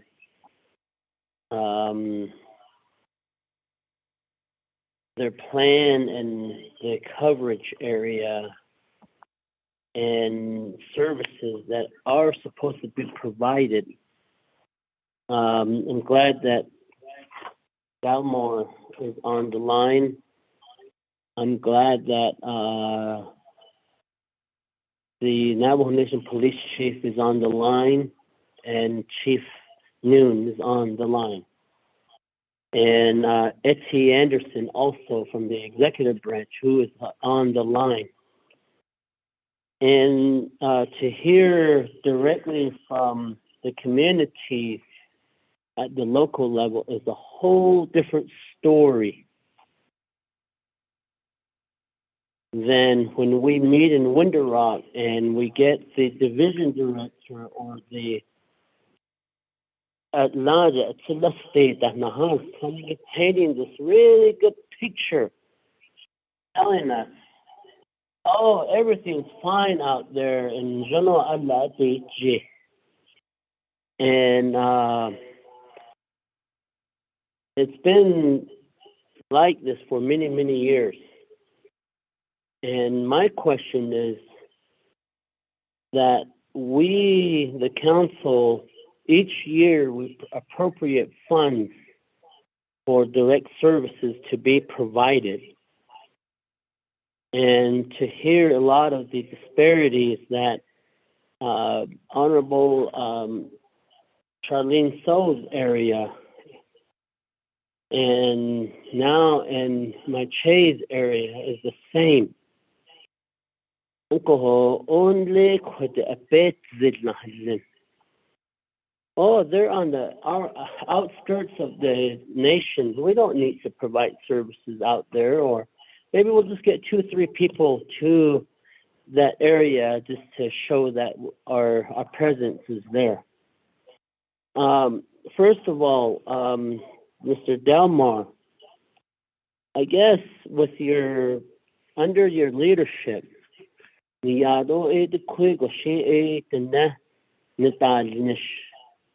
there is the chief of police and on down. You have your fire chief again. I'm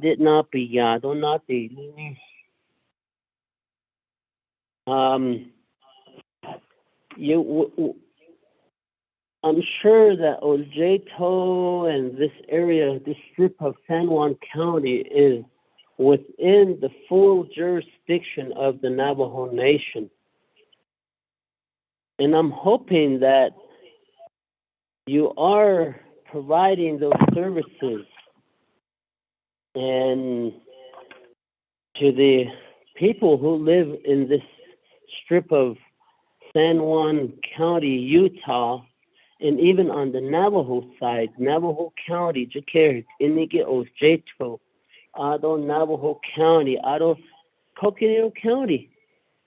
You go into Navajo Mountain, Abikin. The Navajo County and Coconino County line. Alcohol. It really sounds like the services is really not addressed up here. Kodoban, this case. We have appropriated this year about $171 million into the Navajo Nation Comprehensive Budget. I remember the division director providing their request to the council and to the oversight committee saying, "Tiene la peso dani zin. Tiene la equidipeta inish." And what I would like to see is what type of services has Kayenta District is providing to this region. But unless if Oljeto San Juan County, Navajo Mountain San Juan County, and Shanto Chapter San Juan County is in another jurisdiction. And as policymakers of the nation, we ask these questions because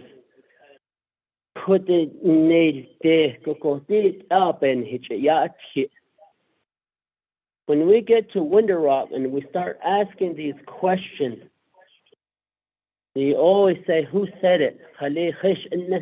Write it down," and all this stuff. And now we have testimony that's on record that indicates that the services is really not provided. Miss Badoni and the Kedoyaski, so the chapter officials brought a lot of issues pertaining to the liquor sales that happened and the bootlegging issues and no enforcement. Children actually showing up at school with alcohol. Alcohol, halate, ella. Where does Kayenta Police Department patrol? I came through Chichibito. I did not see one police officer on the road patrolling. Inside the community. Maybe, I don't know why. But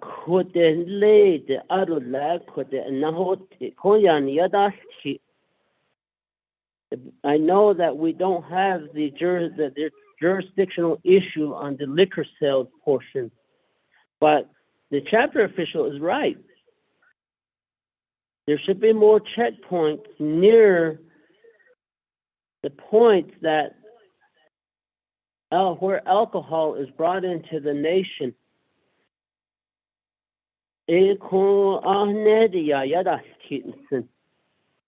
Alcohol, maybe if Chief Noon can give us a rundown on the whereabouts and the patrol. When does these patrol happen? Maybe it happens after midnight. But could it not the Monument Valley? And I know there's an issue of lack of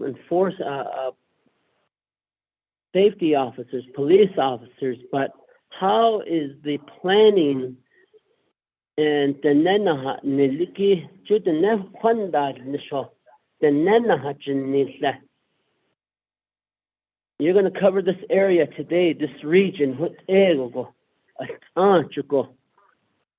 Alcohol, it sounds like there's no coordination. And I hope that the Kayenta Police Department is on the line because I would like to see their strategy. How many officers? How many officers do they send up into this region to patrol?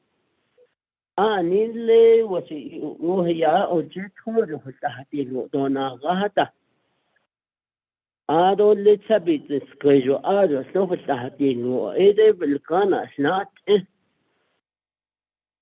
ado kodos nada was kidon halchi thache halchinal wo na so not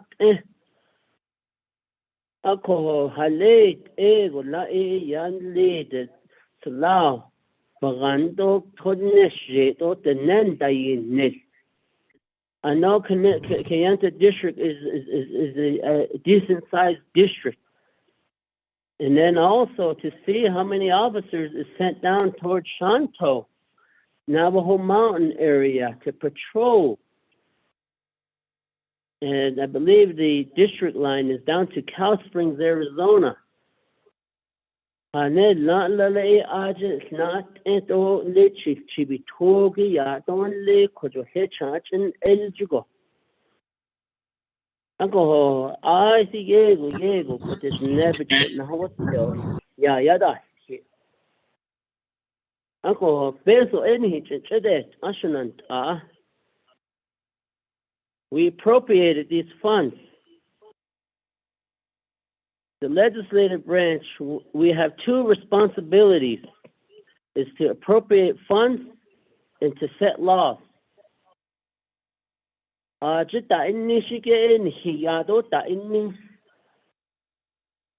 Eti, I really hope that you take this message to the president, because these people here in Ojeto, anot Pashinza go hot ego go bania just kidole. Dina heta di ninesa anni. Uncle on sissy case. Halet ego la added the administration biyado ta inni onsen. I know that I don't have the authority to get the division, to make the division director get the needs and the services needed up here, because the division director works directly for the president. And Alet Ela, maybe as a plan with these two regions in San Juan County, Mr. Delmar, if you can show us a strategic planning of how you're going to provide services up here to the Utah Navajo and our Arizona Navajos that live in this region. How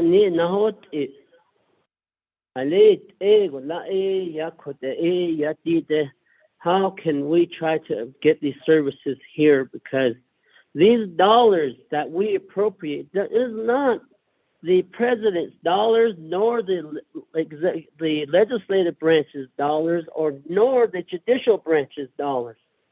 These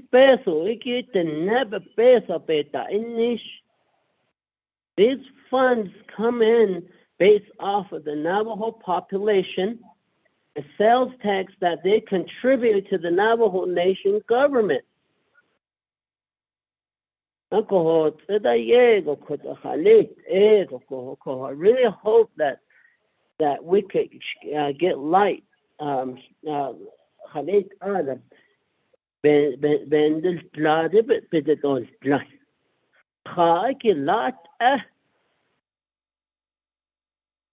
Maybe they're getting tired. I don't know. Maybe they need help. How can we get additional services to the correct area so that we could provide the basic services needed here? Because in the end, at the mid part of September, when we approved the appropriation of fiscal year 2022, the Navajo Nation Council finished their work because of the funding issue. We funded the program.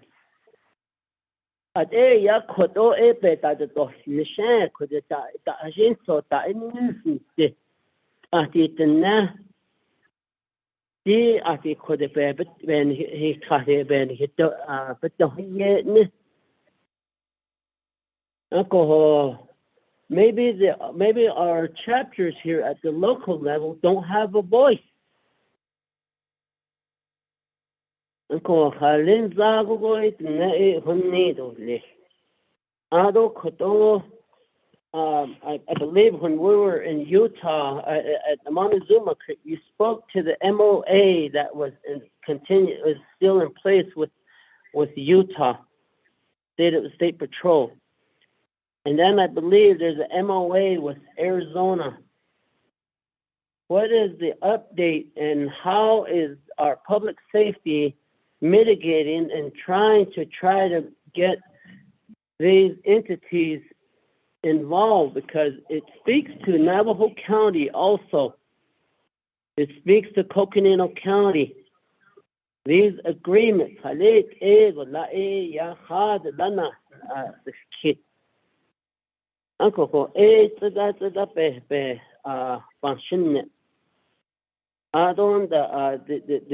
issues pertaining to the right-of-way fencing that the chapter officials alluded to. And I think that's something that we need to have a conversation with directly with Utah State of Utah's UDOT, so that we could try to get UDOT to repair those fencing that are under the state highway system. Meaning,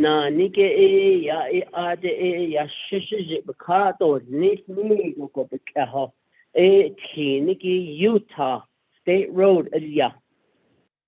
So the O&M there really needs to be addressed so that these things that happen on the road, like livestock, in the alcohol,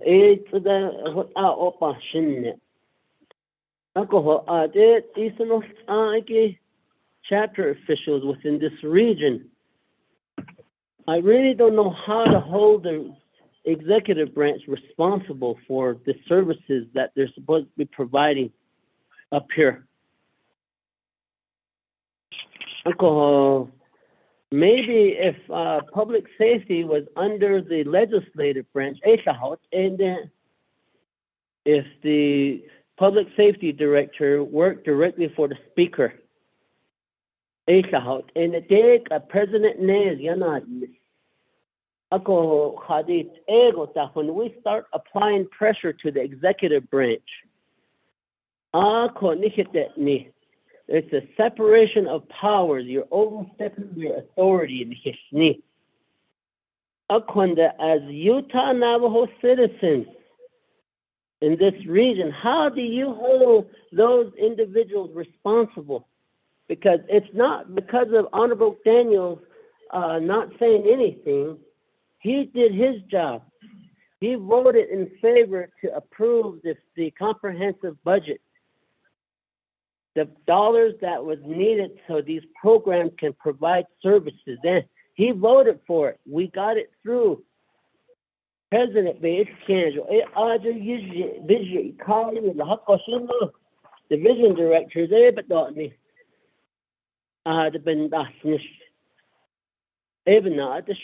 how do we hold the executive branch responsible?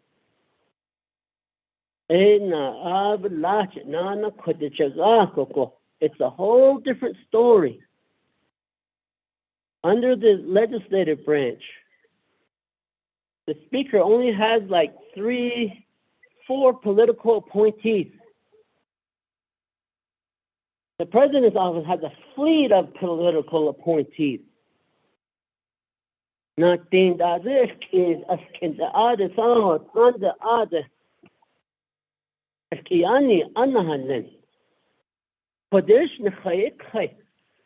Has anybody from the executive branch office come here to ask you what are the needs, whether it's in public safety, fire, the fire department issue?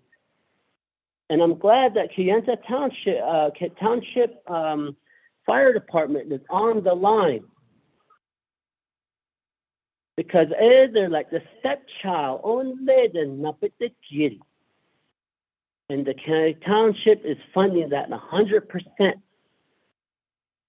I don't think the nation has appropriated funds into Kayenta Township Fire Department. Ako halit lakote the nebjet nahot onsen. I'm only one person on the council saying this. Ako kote the na ade sono aki halit ela. Ashta hotlantesh tan hosa ade from the executive branch.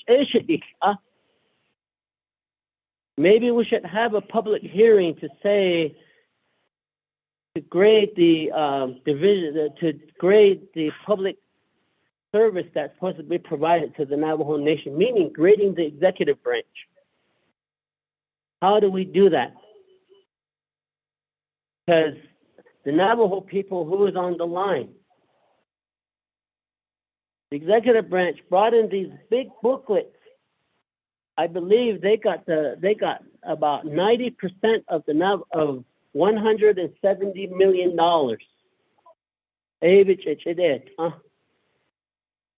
Alcohol.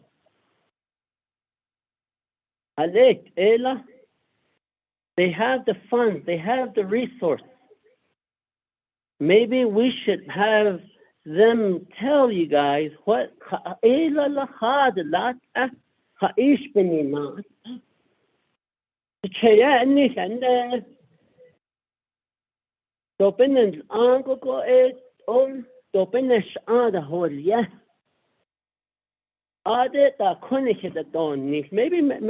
that's the icebreaker that needs to happen. But you people up here, the Navajo citizens up in Utah, in the Nojeto chapter,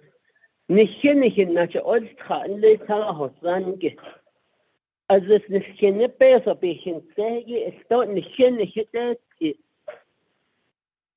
it really baffles me that they're not providing that direct service. We do have the planning for the expansion for the Navajo Nation buildings, especially in the field of public safety. And I do agree that a substation needs to be built in this region. With the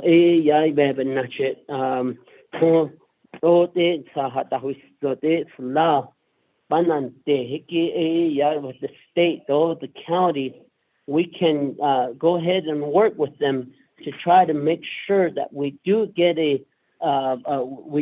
these law enforcement entities working together so they could provide coverage. Maybe I'm wrong. Maybe as legislatures, we're not supposed to talk about these things. Maybe I'm just supposed to sweep it under the carpet and not say anything, but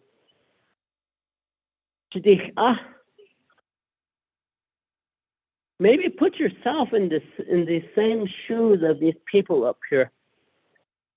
I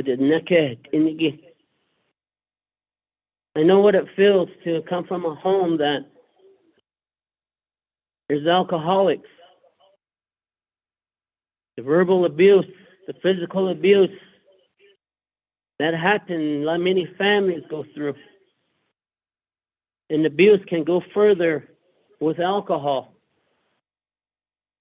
other abuses. But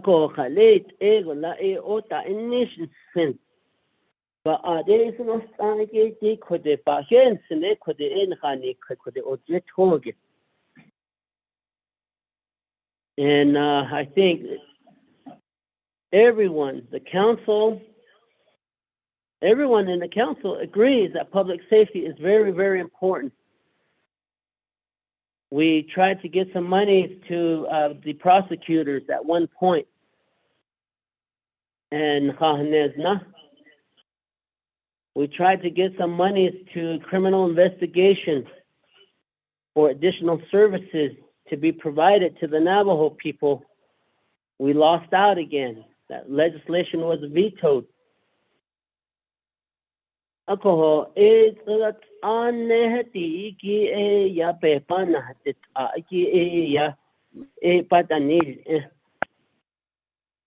alcohol, maybe we really need to come back to the table and get the executive branch to really answer to the community members up here, to the chapters. I know at one point the Department of Justice has issued an opinion, actually said the chapters are not part of the three-branch government.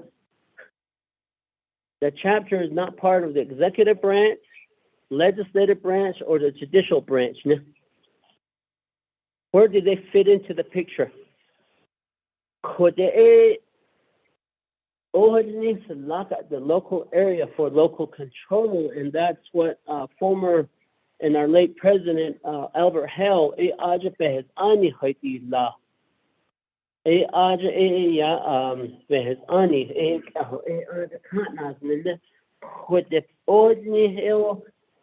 بديس آدو لهن هنيجو كوبهز أني هت آخت اليا نيك أهاد إشجينج كاناز نليادو بديس آدا أكو هو إيبه how do we address that?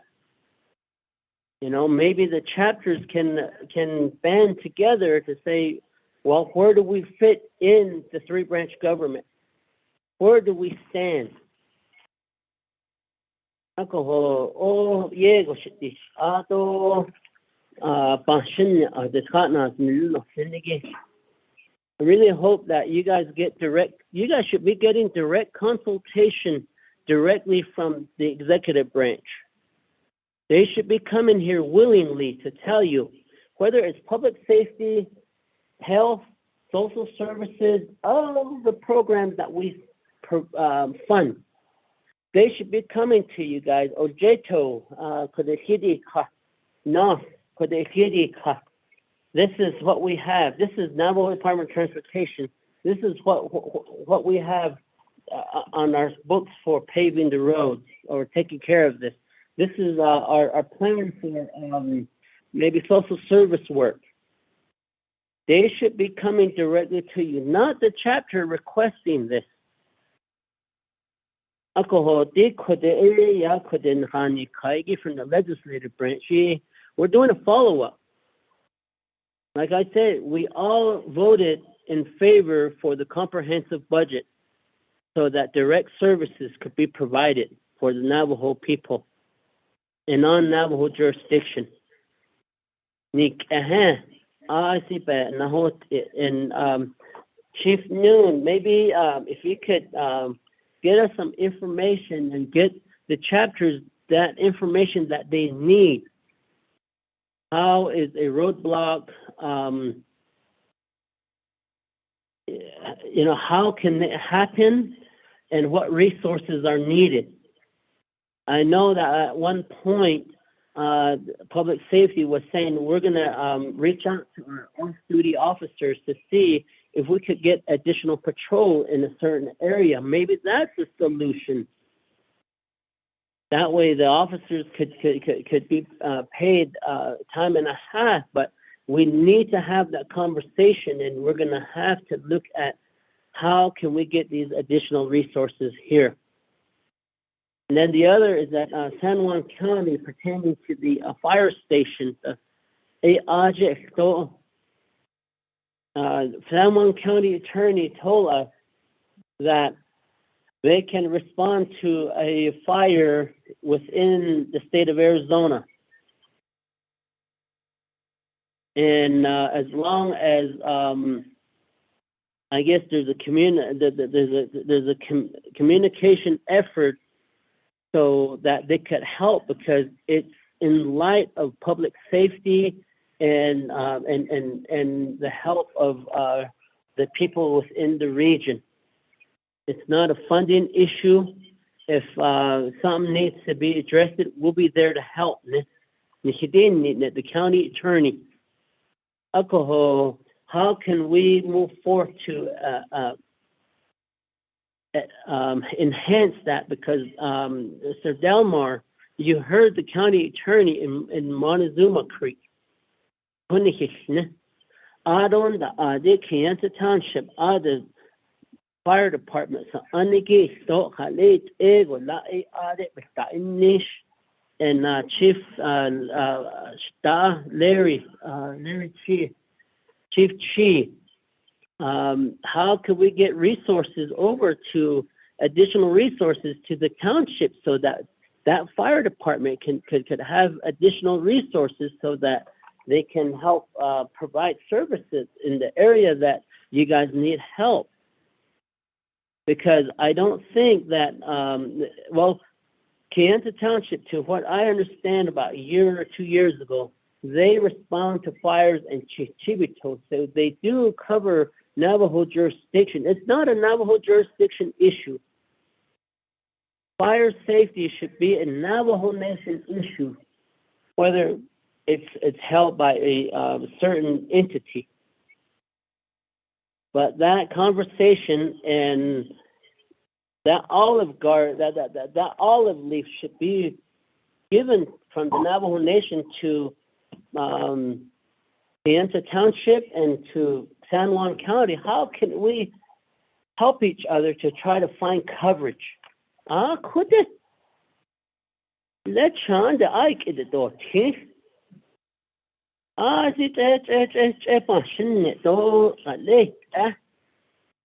where can, as a tribal legislature, I'm trying to wrap my hand around here.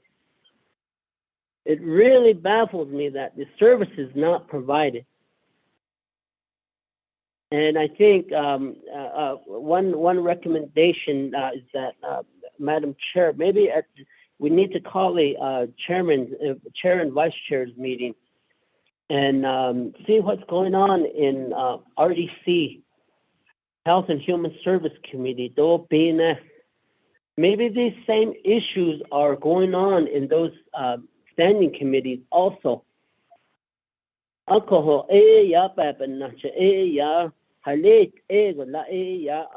can we try to address this? Because I know people that are listening and members here, we did our job as the council. And we're hoping that these dollars are being utilized and these dollars are being used for that service. Maybe the money is all being used in Winter Rock. I don't know. I always say,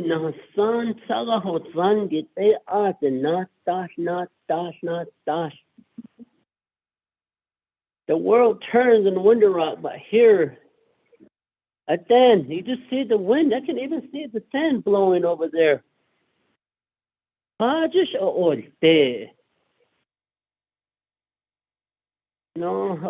Open. It really,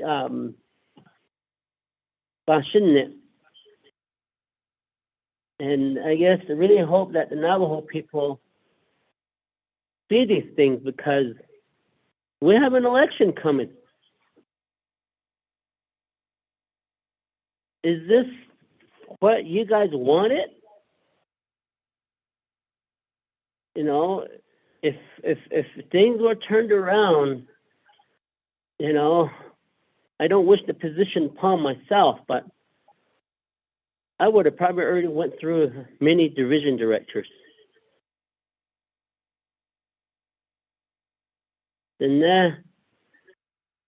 but you're supposed to set timelines, time frames, when to finish what, when to do what, and just when to try to conduct business. But no, and I really hope that the executive branch really tries to address the communities and get services out there. I don't know how many police officers are on shift right now here in Kayenta. Right now, the day shift. Because I believe there's 3 shifts. There's day shift, swing shift, and night shift.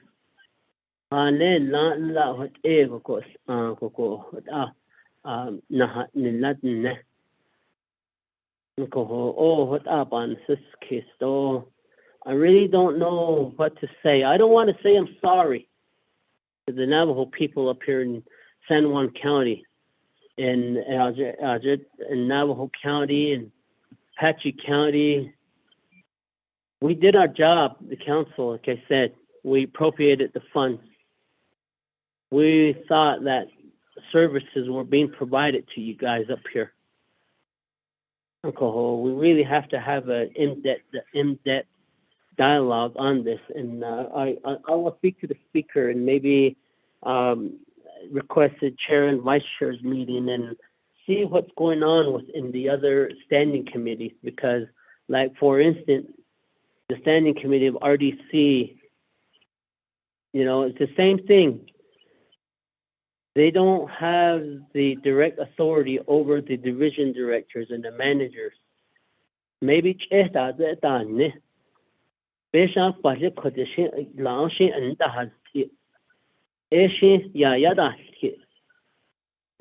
the division directors and the managers aren't moving on it, what is going on?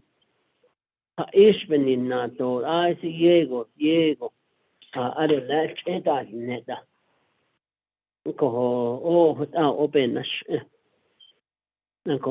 is me. My name is Otto So.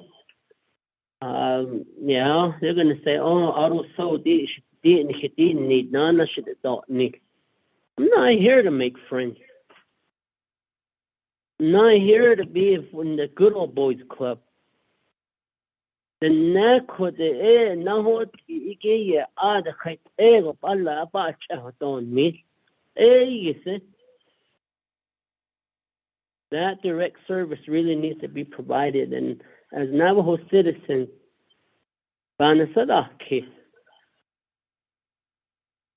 really good time to start thinking about things, because I don't think another 4 years of this type of service in this region is you guys need again. You guys need something better. Oh, what up in the shit? Oh, you go now it never taho. Not only here, you look at Eastern Agency, the dead zone. I went to a place called White Rock. That's a network then. I drove out there. Didn't even see one police officer out there. And Honorable Mark Freeland's area, Lake Valley.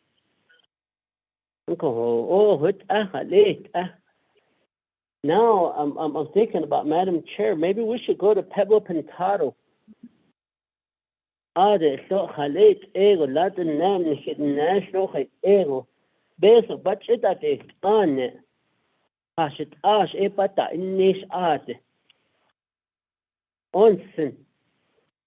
So I think that's something that we need to sit down with Honorable Daniel So to schedule something out. Cameron, I come from Tuba City.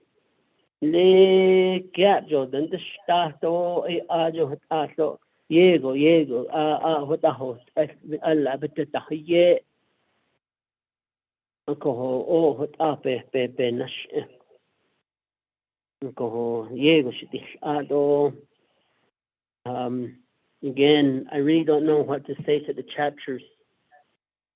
I really don't know how to. I don't want to say I'm sorry, because the council did our job and we appropriated the dollars. Those dollars are supposed to be for direct services to be provided out here, and it's really troublesome to see that direct service is not provided. But again, I appreciate this time, Madam Chair. Sorry for expressing my frustration and my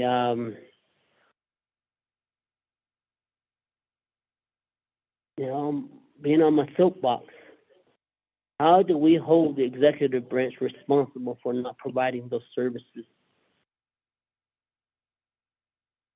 Yeah.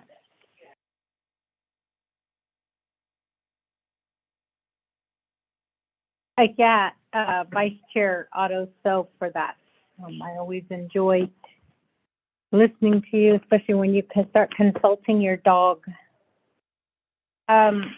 So I think that really is the big question: is what can we do to, to assist? What I think the first thing that we do need to do is we need to hear from the sheriff's office, and then from Lieutenant Robert, I believe was his name, because I think the first thing that we need to hear first is the jurisdictional questions. Vice Chair also asked about, what is it that's hindering this, I guess, the coverage in this area. And I know that we do have currently on the line, we do have Lieutenant Robert who announced himself, and then we also have Anna Boynton on the line from the state. We had a discussion on cross-commission, which is not cross-deputizing. Cross-commission is what is currently in place right now.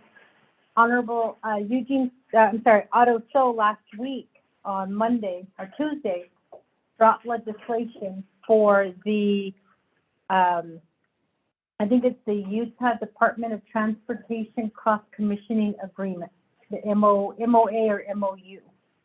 And what we learned last couple of weeks in Annis was that this proposal was sitting there for 2 years. For 2 years. So what happened was the Utah Department of is it the Highway Patrol? Mm-hmm. They created a document and they said, Navajo Nation, we can help you. Here, this is what we think we can do. So they gave it to Division of Public Safety. Division of Public Safety, they did their job. They reviewed it. They said, okay, yeah, we're good with it. They gave it to Department of Justice, the attorneys, they looked at it and they said, yeah, everything is good. And then they gave it to one of the delegates and nothing happened. So for 2 years, I would say maybe a good year, this delegate sat on it. We don't know why, but Utah, the Highway Patrol kept saying, let us help you. Let us help you. We want to help you guys. But because that agreement wasn't in place, they couldn't help. So what we did last week is or a couple weeks ago, we found this out. Vice Chair said, where is it at? So we found out DOJ approved it. It was just sitting there. And so Vice Chair picked it up and he dropped it, which means it's going through the process now. And the reason why I'm telling you guys this is just to update you. The Sheriff's Office for San Juan County said once that agreement gets approved, we're going to take that same one and we're going to drop it for the Utah Sheriff's Office. That way we have one in place too. So we're waiting now for the legislation to be drafted, and hopefully that will help address some of the issues that are happening here on the Utah side. We also learned about an intergovernmental agreement, an IGA that was created by, I think it's at Red Mesa chapter, and kind of the same thing happened there too. And so we found out that it was given to a delegate, but we weren't told about it. And so, the chapters came and said, what are you guys doing? Why aren't you guys moving these things? We didn't know anything about it. So right now, the IGA, I just got an email on it. They're trying to get a copy of the IGA that they're asking for. So we'll be sending that. And that IGA, basically, I didn't even bring a copy of the IGA, but you have a copy? The IGA basically is saying that they're going to share responsibilities. And so they're asking for that to be put in place. So there's going to be responsibility shared from Utah's side and the Navajo Nation side. And so that IGA, we don't know if it's going to pass. Even if Navajo Nation passes it, the state of Utah might say we don't want nothing to do with it. We don't know. But all we can do is we can try. So, Ms. Boynton, I know that you are on the line. I don't know if you know anything about this IGA that was passed, but I'm just kind of giving you a heads up to let you know that we were informed of this last week or a couple weeks ago in Annis. Not Annis, in Montezuma Creek when we were there. It was the Monday after Thanksgiving when we were there. We heard this information.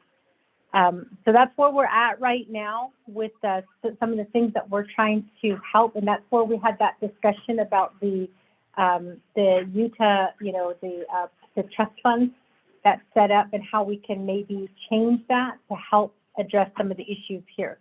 I will tell you that again, Cogeco is not on the listing for receiving a public safety building, but we can find out why. And maybe, I don't know. I know we're supposed to have a meeting to find out which chapters are ready for these substations. So, I know that we pretty much have said if they're not ready, then we're just going to, put them on a separate list. They're not going to be kicked off the list. They're just going to be put on a separate list, and we're going to move forward with the ones that are ready to go.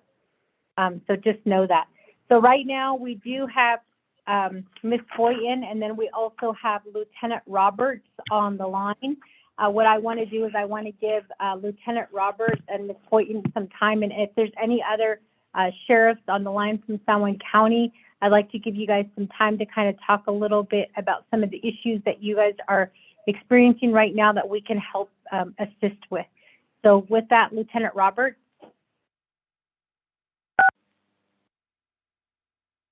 Yes, thank you, Madam Chair. Can you hear me there? Yes, we can hear you. Go ahead. All right. Yeah, like I said, over those past couple of years, we've been diligently working with Navajo PD to, work on our mutual aid agreement, and then, move towards the next step of seeing what other services we can offer, down on the Navajo Nation there to assist with public safety. In those couple of years that have passed, we've worked in several DUI projects, and then just general projects with the Navajo Police Department throughout Montezuma Creek, and then down towards Forest Gump Hill and Monument Valley with dual officers, a state officer from Utah Highway Patrol, and then also a Navajo Police Department. So we've actually been doing a few of those projects throughout the years and the times past. We've just been waiting for the official agreement to get signed. For me to go ahead and speak to say what we can do going into the future of, regarding cross commission and all that, since we first started the progress towards the agreements, we've had a governor's change, and a lot of other leadership has changed since that beginning as well, the time that it's been stalled out. So we'll bring those talks back up again, and look forward to meeting with Chief Noon. And, to see what the future looks like of some state assistance down in that particular area, and then, what our vision from, the governor of the state of Utah is, as well as, what other services we can provide. Currently, like I said, my staffing as well, obviously, just like the Navajo Police Department, and I'm sure the San Juan County Sheriff, he'll be able to speak for this as well, that there is obviously a pretty good shortage of law enforcement officers around the state. And that's just not subject to one agency, that's subject to all of us. So, our recruiting efforts, and as well of trying to get more people interested in the job, that's going to be a big issue for all of us going into 2022 and the next coming years. A lot of things have changed from what the public's looking for to what the future in law enforcement is. So we look forward to crossing those paths and working with Navajo Nation and the Navajo Police Department, and seeing where we can come together on that and what that model would look like.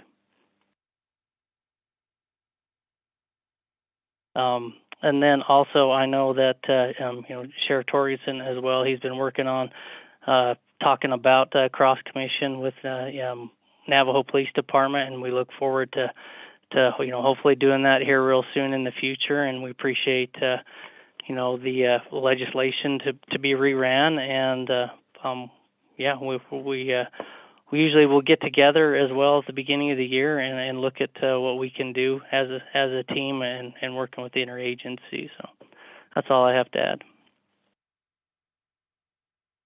Thank you for that, Lieutenant Roberts, and we do appreciate you working on that agreement and also reminding us that that the ball has been in our court now for 2 years.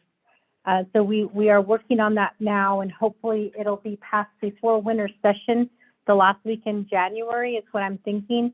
Once that goes into place, it will help assist the Utah residents here with public safety, so we appreciate that. Ms. Boynton, are you on the line? Yes, I am here. I'm sorry, hold on, Ms. Boynton. Go ahead. Vice Chair Adeso, hold on, Ms. Boynton. Vice Chair Adeso. One thing that I just would like to request is that with the Utah State Patrol agreement, we will be reaching out to you, and I would like for Utah to be part of our agent as this legislation goes through the standing committee process, because I believe it's going to go to Law and Order. It may go to Budget and Finance Committee, and then it's going to go to Nabakia and Council. So, actually, to NABI, and they have the final authority. So, what will happen is that many of the delegates will be asking questions and to the state's role in this agreement. So that way we can provide the correct information to leadership and try to mold this so that we can get this legislation processed, because the legislation is at Legislative Council, and it should be coming out this week. And I was hoping that the legislation would have been already out and we would have been addressing it today. But the Legislative Council is backed up with legislation, and once they're ready, we'll go ahead and get it through. And but I would like the state to be our agent as this agreement goes through the committee process. So that's the only request I will make. Thank you. Thank you for that, Vice Chair. Lieutenant Robert, do you understand the process and the procedure that was explained to you by Vice Chair Adeso? Somewhat from there. Like I says, I know we'll have a lot of other players from up in northern Utah and Salt Lake City involved in that, and probably in the governor's office to move forward. But yeah, definitely be able to answer any questions there of what the intent of the mutual aid agreement is and where we're going to go from there. So we'll stand by for that as well. Thank you for that, Lieutenant Roberts. So with that, Ms. Boynton.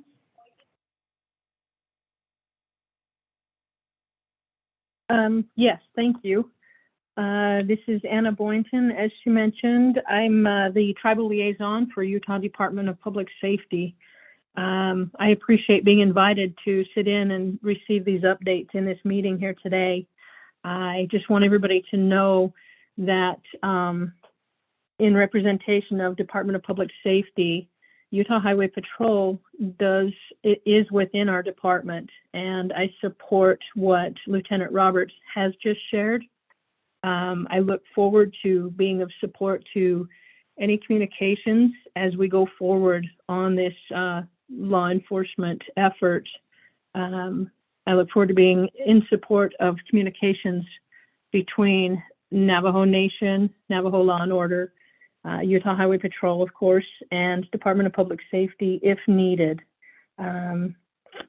Otherwise, I just ask that I be kept up to date and aware in communications and progress as it proceeds. for my awareness to be of best support if that becomes necessary. Again, I support Lieutenant Roberts and what he has shared, and I look forward to staying diligent in this effort as we go forward. Thank you. Thank you for that, Ms. Boynton. Thank you for sharing that information. Ms. Boynton, perhaps you could help me. I've been trying to schedule a meeting with public safety, with the Division of Public Safety there in Utah for a few months now. I did make that request when I attended the Governor's Summit back in, I want to say it was August or September, but I never got a response back from them. And so I was hoping to sit down with them to talk specifically about what we can do to try to address some of these issues. And then other issues, concerning public safety that, we got some information at the Governor's Summit that I really wanted to get some, clarification on. So when I did reach out to them in person at that summit, they did say that they would respond back, but I haven't heard anything yet. So perhaps we could schedule a sit-down meeting with them and Law and Order Committee so we could talk a little bit more about what Utah is doing to help in addressing these issues that are happening here on Navajo Nation.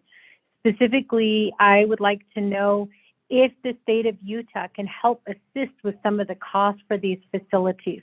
As I stated in New Mexico did give $3 million to the Navajo Nation to help assist with a substation in the Shiprock area. They also gave $5 million to help assist with the public safety facility building. I know it is located there in Shiprock, and as I explained to the Division of Public Safety, the police station is located there in Shiprock. However, the police station does provide service to residents within Utah. And it's the only police department that offers assistance in the 3 states, New Mexico, Arizona, and Utah. But what I'm looking for specifically is whether the state of Utah can help assist with these substations that are currently at 8.79 million. And if we could, if the state of Utah could help to build maybe a facility in the Annis area, the Red Mesa area, and then obviously here in Oljetco, where they're having some issues, but to at least have that sit-down conversation with the representatives in the area, and then also with Division of Public Safety to see if that's even an option. But as I stated, I haven't received a response back yet from the division, so I'm not really sure. Maybe I sent the email to the wrong people, but I sent it that same day that we had the meeting. So perhaps you can help me in scheduling a meeting with the Law and Order Committee to have this discussion. Thank you. Yes, I would be glad to assist you with coordinating that meeting. Could you forward the email to me or send the email of request to meet to me, and I will communicate directly with you and follow through on it? Yes, so just to be clear, I made the request right after, like during the Governor's Summit when I met with the Division of Public Safety. I can't remember the man's name, so I have to go back and look at my email.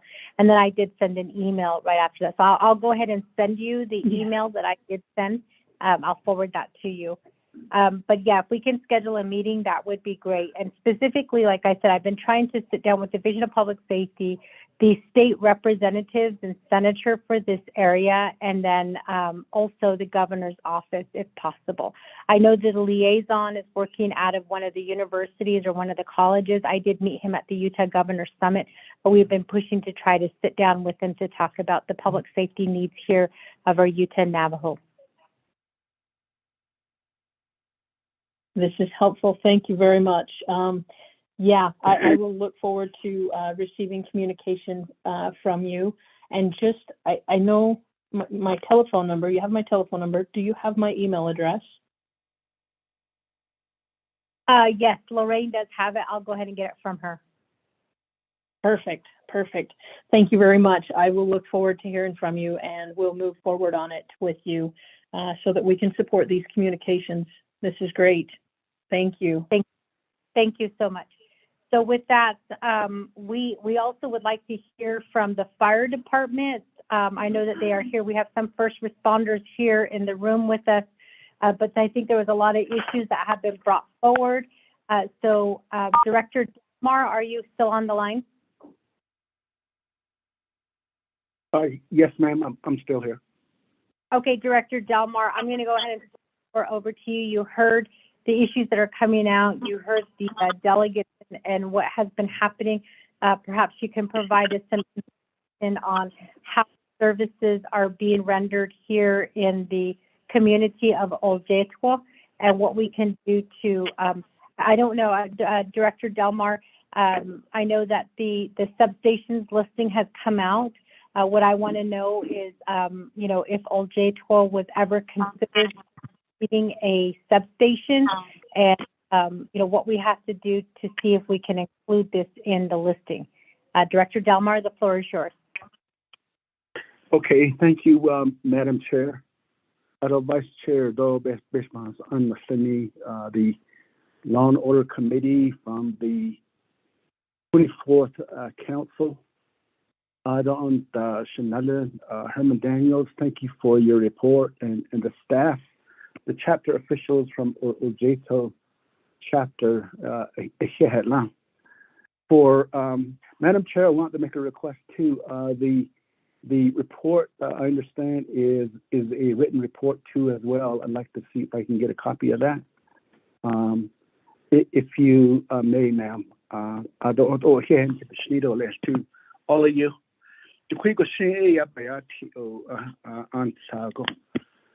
Public safety without the bit Navajo Nation Fire out on the EMS. Those are probably the primary public safety departments that pretty much serve the whole Navajo Nation. Yes, we do have some strategies as far as deployment is concerned of the people that are assigned. Let me sort of describe Kayenta District. Kayenta District covers all the way up to Mexican water, out on along the southern border of Utah, across to Mexican Hat, out on Le Navajo Mountain,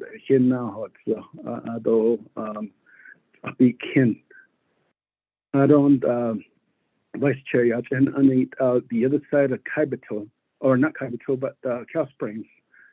Out on between Forest Lake and what used to be Peabody Coal Company, acquired that area. Then the side of Rough Rock, between Rough Rock and Chimbito, on across back to Mexican water. So Kayenta District, you see, the police department does respond to these areas. The Navajo Nation EMS, they have sub-offices throughout the areas too as well, towards Red Mesa, and one other substation towards Inscription House too as well. So the response would be a lot shorter. Some of you brought out at least one person. The question around in 1987, unfortunately, at the time, the substation was a little different. We had people living in the areas like Roy Lee Stanley was at the time. Then Andy was living in Halchitra. And I think Richard Benali was working out of Goulings from his home too. That was pretty much regarded as a substation because the officers from there, they had their own police units available to them, auto respond, and that's what was regarded as a substation. A lot of areas, like you're saying, I'm not saying that Ojito chapter is not so, or Navajo Mountain chapter is not so, or Shanto or Skitchen House. All the services that come out of Kayenta, yeah, they go out there and they provide services every day and every night too as well. So now then I described EMS too as well. Fire is a little different. Fire department, we're fortunate that we have Chief Singer joining us from the volunteer fire department from the community of Kayenta. On to the fire chief from Goulings too as well. What are Monument Valley, sir? And we're fortunate to have these two volunteer entities. Quite some time back, it was true that we received a notice. We, meaning myself and Chief Chi, received a notice from Utah that the volunteer fire department from Goulings weren't able to respond to Arizona because of they are not covered once they go outside the area of the state of Utah. So they were pretty much limited in their coverage. The benefits that they had as far as liability coverage was limited, pretty much limited to Utah. And then the area of Montezuma Creek. But we, meaning the Navajo Nation Fire Department, we try to work with these entities. The last meeting we had was with Chris Claw, since he was with the township at the time as the chief. Although we had talked about that we had talked about meeting with the San Juan County. I think they were referred to as the commission, to have a sit down and maybe talk about some of the not some, but the issue of fire services to that area. Madam Chair, for your information, the Law and Order Committee, under the 23rd Council, we had a meeting out there in Goulings too at the time, and it was suggested that we go out to the home area of San Juan County, Utah, and try to have a sit down with them and talk about the issues that we have with regard to fire. Madam Chair, what you're talking about in having a meeting with the Utah State as far as law enforcement is concerned is a great idea, and we could do the same too as well.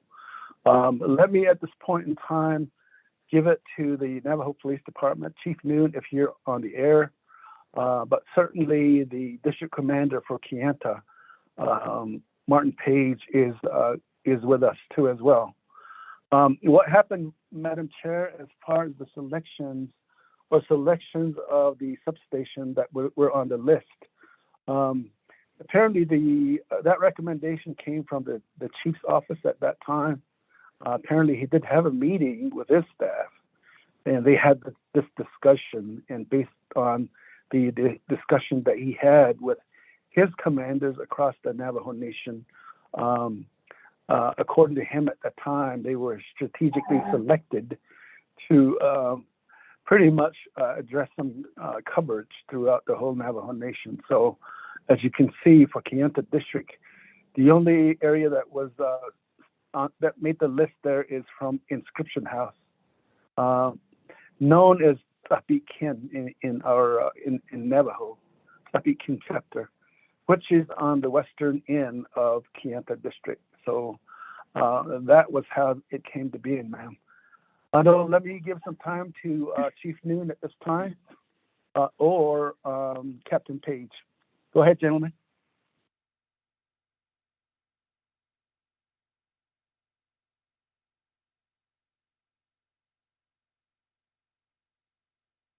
Good afternoon, everybody. Madam Chair, this is Martin Page, Police Captain with Navajo Police in Kayenta. Are you guys able to hear me okay? We can hear you loud and clear. Okay, well, thank you. Well, we appreciate some time, and we did hear the concerns from the community, which were pretty extensive to include, all the services from law enforcement to EMS to fire to social services, behavioral health, to school, roads, and from the law enforcement perspective, to give you guys just a little bit of an overview of the Kayenta district. Currently, we have 25 police officers, which includes 5 police sergeants. So there's actually 20 police officers, and 2 of those are currently have just graduated from the academy and are in not recruit training, but field training. We have a captain here, myself, and then I have one of the sergeants here delegated as Lieutenant Vernon Nelson. So we have 4 shifts that we're running, 4 10-hour days. The shifts are going, which breaks down to 1 sergeant and about 3 officers per shift. And we have 1 officer or 1 cadet recruit currently in this current academy for the Kayenta district. When it comes to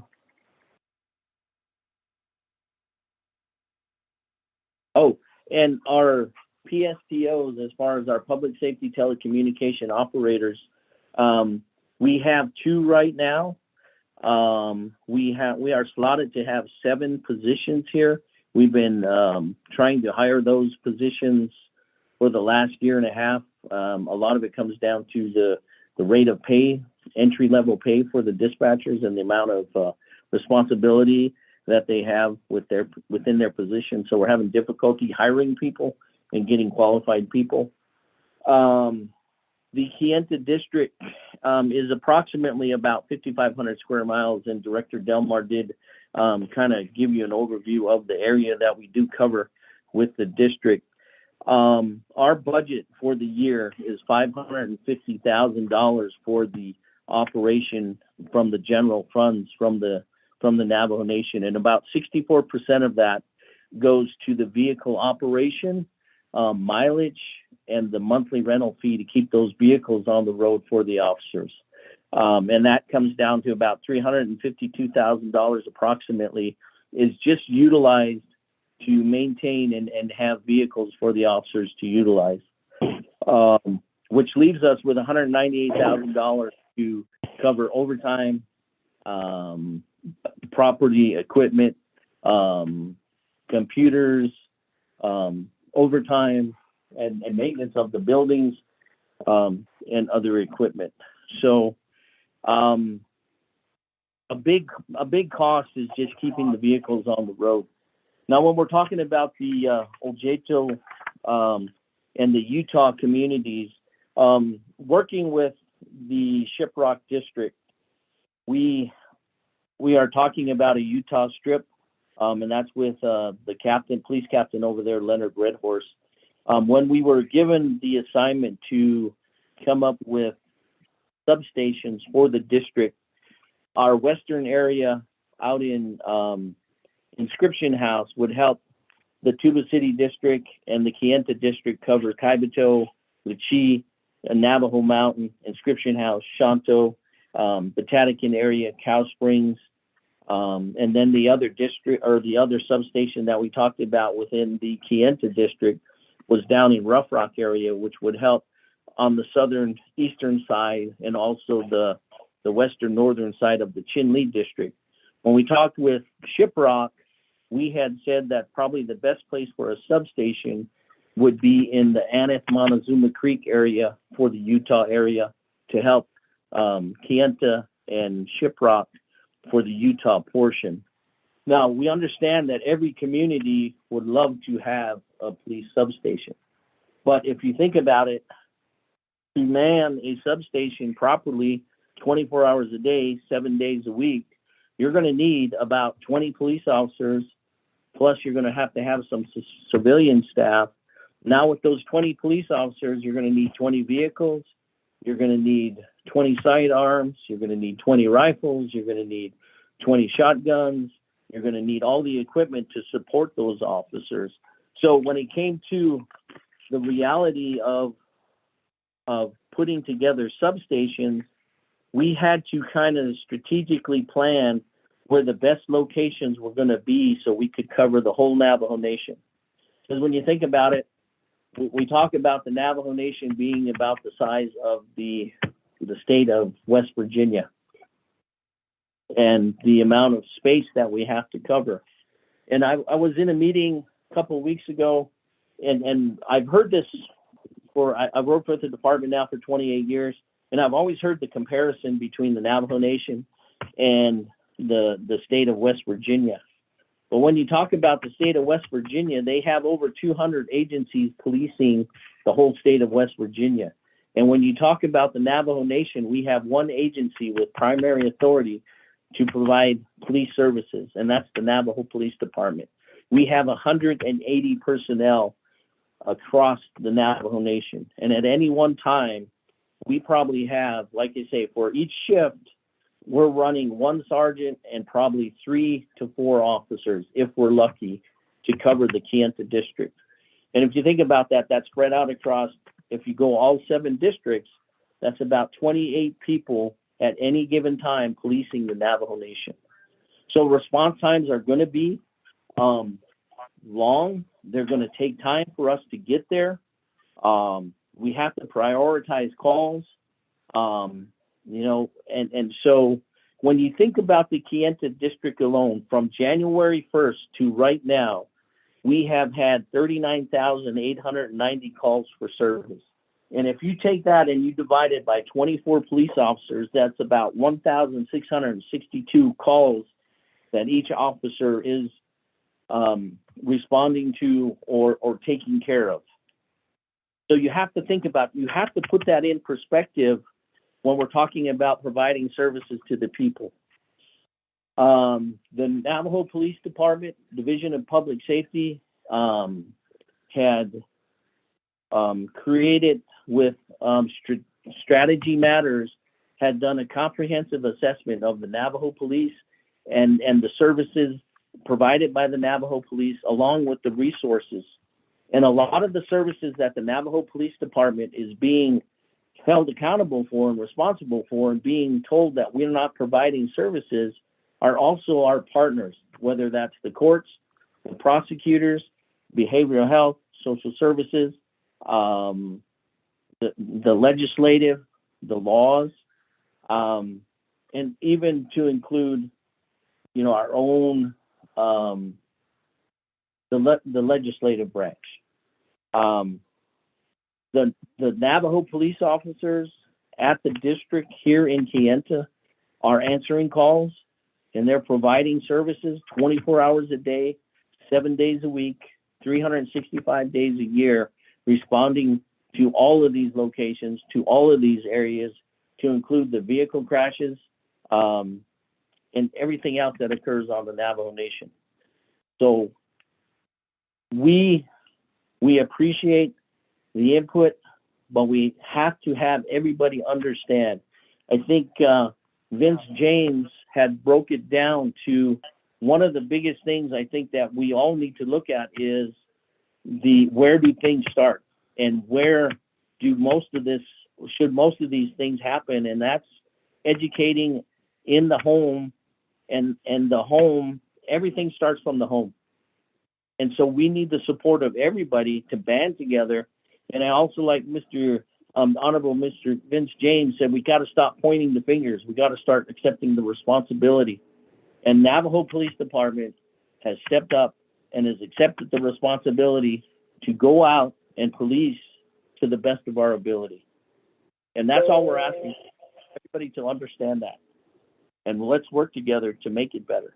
We agree with these cross commissions and these intergovernmental agreements, and that's going to help, but it's not going to be the answer. But we need approximately 500 to 700 police officers within the Navajo Police Department to effectively take care of all of these communities. We are doing our part for hiring of people with our academy back up online.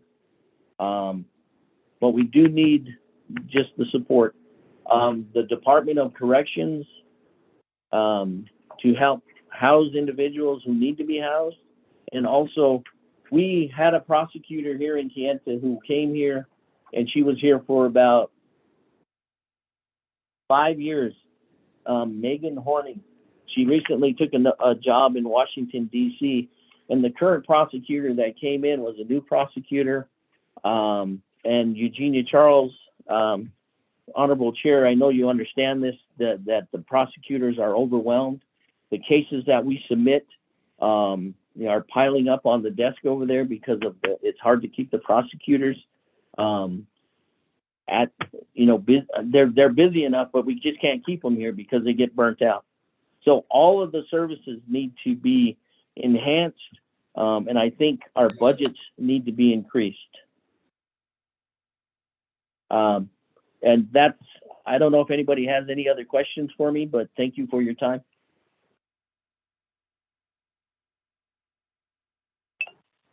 Madam Hey, Chair. thank you very much. Madam Chair stepped out for a bit, and thank you very much. The police officer who presented for on behalf of Kayenta Police District. Chief Noon. Sir. Vice Chair. Vice Chair, so? Mr. Yes, hold on. Eugene, Honorable Eugene So, can you hold on yet? Chief Noon, you have the floor. Good afternoon. I'm here. Can you hear me? Yes, we can hear you. Good afternoon, everybody. All the community members listening in, Madam Chair, Vice Chair, all the members of the Law and Order Committee. I think Captain Page did a good job of summing up what he's facing there in Kayenta District. Some other, issues that we run into is, we want to provide these services, and we're providing the best services we can with what we're limited to with personnel. And, we can't get people on board fast enough. And that's another, it's just the way it is. For this last academy, if I remember the numbers right, we had approximately 280 people apply. And out of those 280 people, we had 31 or 32 make it through the background process and get hired. Since those applicants got hired, we've had recruits quit. So now we're down to 23 in the academy. And at this rate, we're not going to be able to hit that 500 number. And part of the problem really is, I missed the part, when we're talking about, it starts in the home, but it is true because a lot of these recruits that we've got, or that we got that quit, they're disappearing in the night. They just text and they say, I'm not coming back. I don't know what the fix is for that. We've had recruit drives where officers are present, and these potential recruits can come talk to the officers, and learn a little bit more about what they can expect. But it's mind-boggling, that where we are right now, the state of not only the nation, but the United States, the country, when it comes to police applicants, just like Lieutenant Robert said, they're facing staff shortages there in Utah. I know Sheriff Torgerson, has the same experience. And you had mentioned, Vice Chair, that, you drove toward the eastern side and you didn't see any police officers. I just think about some of the days I drive through Farmington and I don't see a police officer, or I'll drive all the way down to Phoenix and I don't see an Arizona DPS. So, the reality is scary, but what I am glad for is the fact that we do still have interest but it's not a quick process, to get somebody on board. So a little bit of background on the cross commission or the MOUs, and I think that's some of the problem. They're called cross commission agreements, they're called MOUs, they're called MAAs, and it gets confusing. But what I've learned of all the mutual aid agreements that we have, the process has changed. I think now, regardless of what we call it, they're all intergovernmental agreements. So they have to go through the longer process to get approved. So just a heads up, something to think about when we start, working on agreements with other entities. And other than that, I do want to ask the Law and Order Committee to have a sit down with me. I have a plan that I've been thinking about, but there's no way I'm going to be able to pull it off without your help. And I would rather, sit down and discuss it with you, in a private meeting, and then we can bring it back forward in a committee meeting to get some feedback. But it's something that is, because I'm worried about how long it's going to take us to get to 500. But I have, like I said, I have this plan I want to run by you, and I need your help to, if it is something that is going to be something worthwhile, it's going to take some time and it's going to take effort, from your part. And so whenever the committee is available, we can just let me know where we can sit down and discuss this. But other than that, like I said, I think Captain Page did a good job of just kind of explaining the realities of Kayenta district and the officers there. Thank you. Thank you for that, Chief Noon. And we really would love to sit down with you and help you with anything that you need. Chief, isn't there? Yeah. Like it's no longer chief. And I just verified that we, Law and Order Committee, we could meet with Chief Noon at, we could probably have lunch with him since we haven't officially met him. And so that's an option that we could possibly do if you guys, Delegate Eugene So, Delegate Vince James, if you guys are available sometime next week, if we could sit down with Chief Noon. Chief Noon, how much time do you need? Maybe a couple of hours? Well, I'm sure what I'm going to propose, there's going to be a lot of discussion about it because it's going to be something new for the nation. And so, yeah, a couple hours. So we're looking at possibly, I would say, committee members, maybe 2 to 3 hours at the most. So if you could look over your schedule and hopefully before the end of today, we can decide what time we can meet next week. So just something to put on your radar. Chief Noon, I do have one question, and this was kind of a lingering question from the last cross-commission meeting that we had, and then also the meeting that we had when we were in Montezuma Creek. But in terms of our young people who are applying to become officers who can't pass the background check, is it possible to change the age requirement to 18? Is that possible? Actually, I'm glad you brought that up. So as you know, we brought on Lieutenant Donnie Key. So Lieutenant Key comes from my neck of the woods, and we've had a lot of programs that we've worked with. So we are researching that, and I think there's a good possibility that we can develop, what we would call a police transition position. Now, we can't get past the age of 21. They have to be 21 years old. But by the time they graduate from the academy. But what we can do is develop potential police service aid positions to where they, they can respond to non-emergent calls. They can help at traffic crash scenes. They can take phone-in reports and do things like that. And then we could hire them at 18 years old.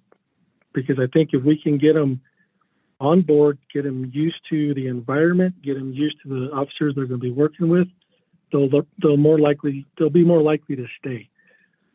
In addition to that, what we would like to try is partner with the Department of Corrections, because they can hire at 19, and then it'll be the same project to where they'll be in a police transitional position, but they'll start out in corrections, again, exposed to the officers, exposed to the corrections environment, exposed to, officers writing reports, exposed to dealing with prisoners, so that, they're not, a lot of these kids, when they come into the academy, it is a shock to the system.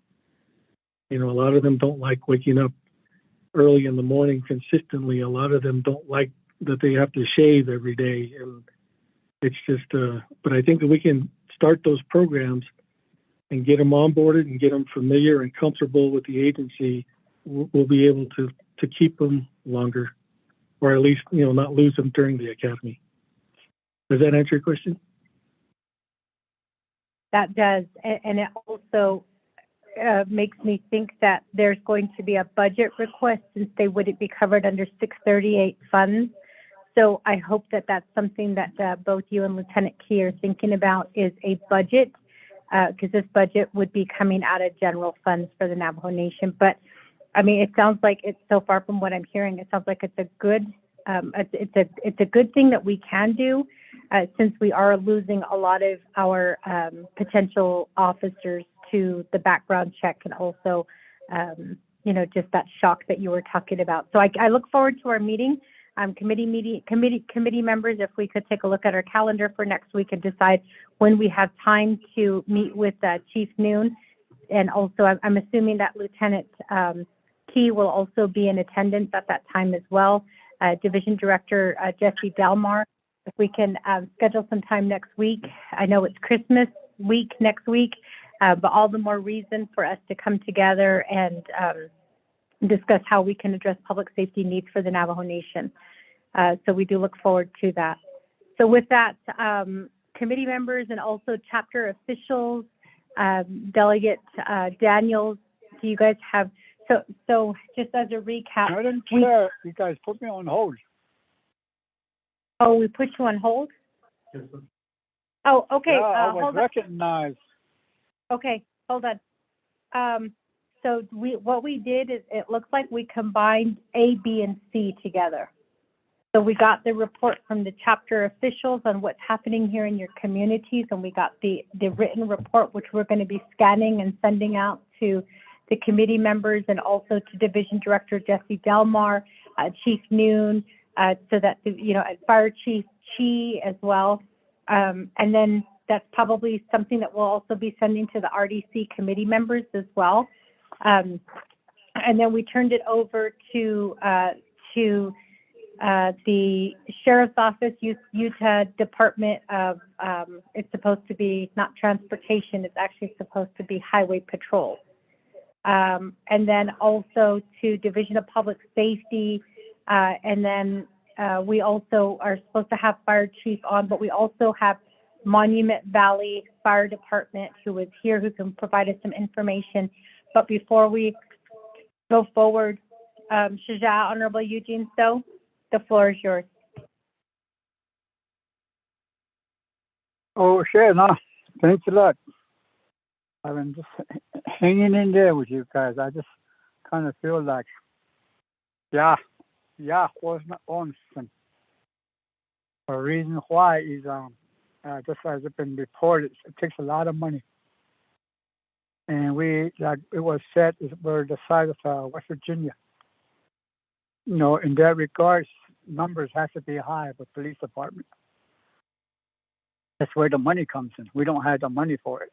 Everything that we want for our officers. And then again, we want them 21. I guess that's all right.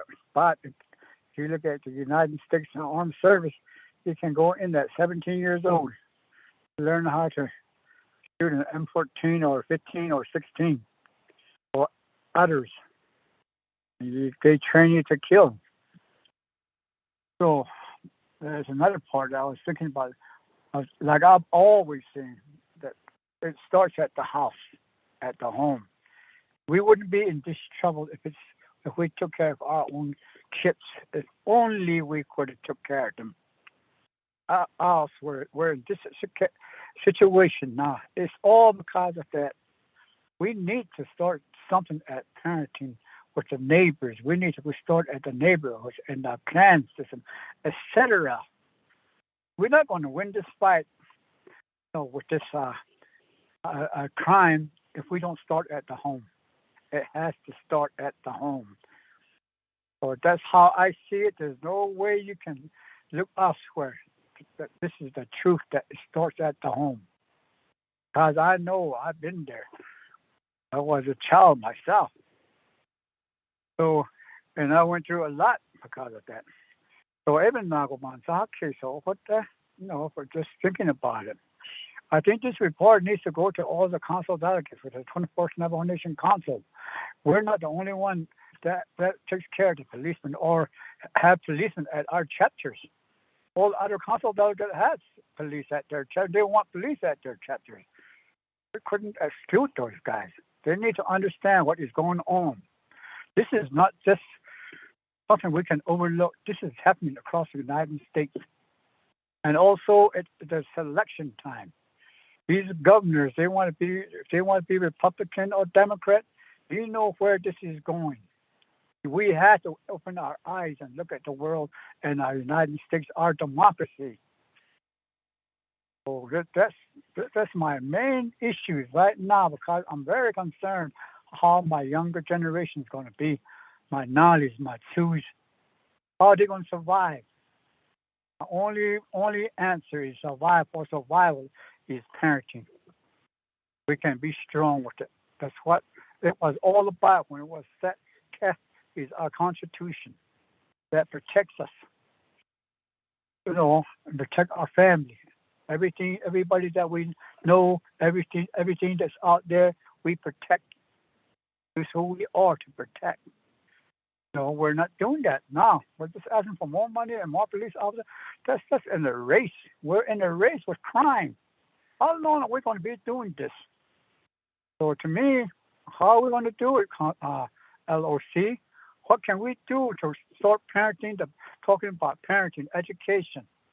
We need to go across the whole Navajo Nation. We have to make the Navajo Nation Council understand. That's where the problem is. That's how I see it. I see it everywhere. It's I see that they never grew up. So we need to grow them up so they can survive and they can protect themselves. Sorry, Madam Chair, but this is my issue. I was going to ask the police department, the one that we're going to have a meeting on. He gave us all the numbers.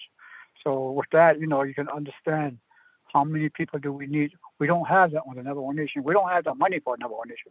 I don't know how many funds that 638 gives us. Is it just for a small amount of people? Maybe they think we're only about maybe 100 Navajos. We only need one policeman. We're just different. That the data is different. We're over 400,000.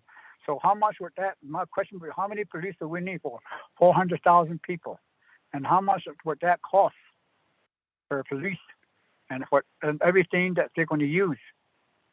That would be my question. No, for over 400,000 people, how many police do we need, and how much money do we need, and where do we need to go to get this money?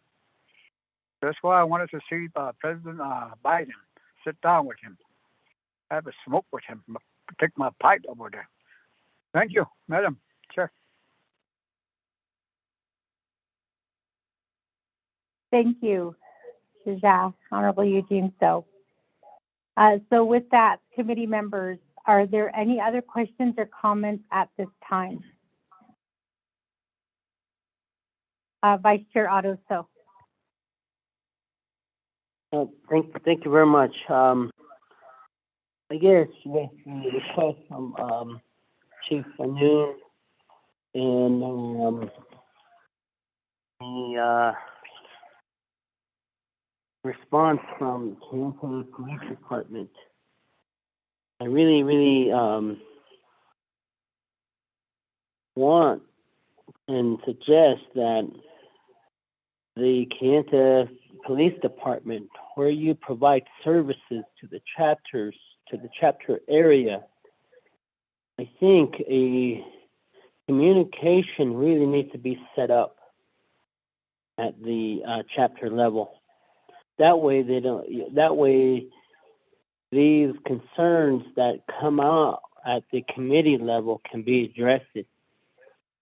And like I indicated, the chapters deserve to be consulted directly.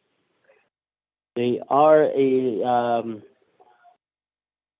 government entity, a local government entity that services is provided there. And that direct consultation, however many chapters you have within Kayenta District, the consultation needs to occur.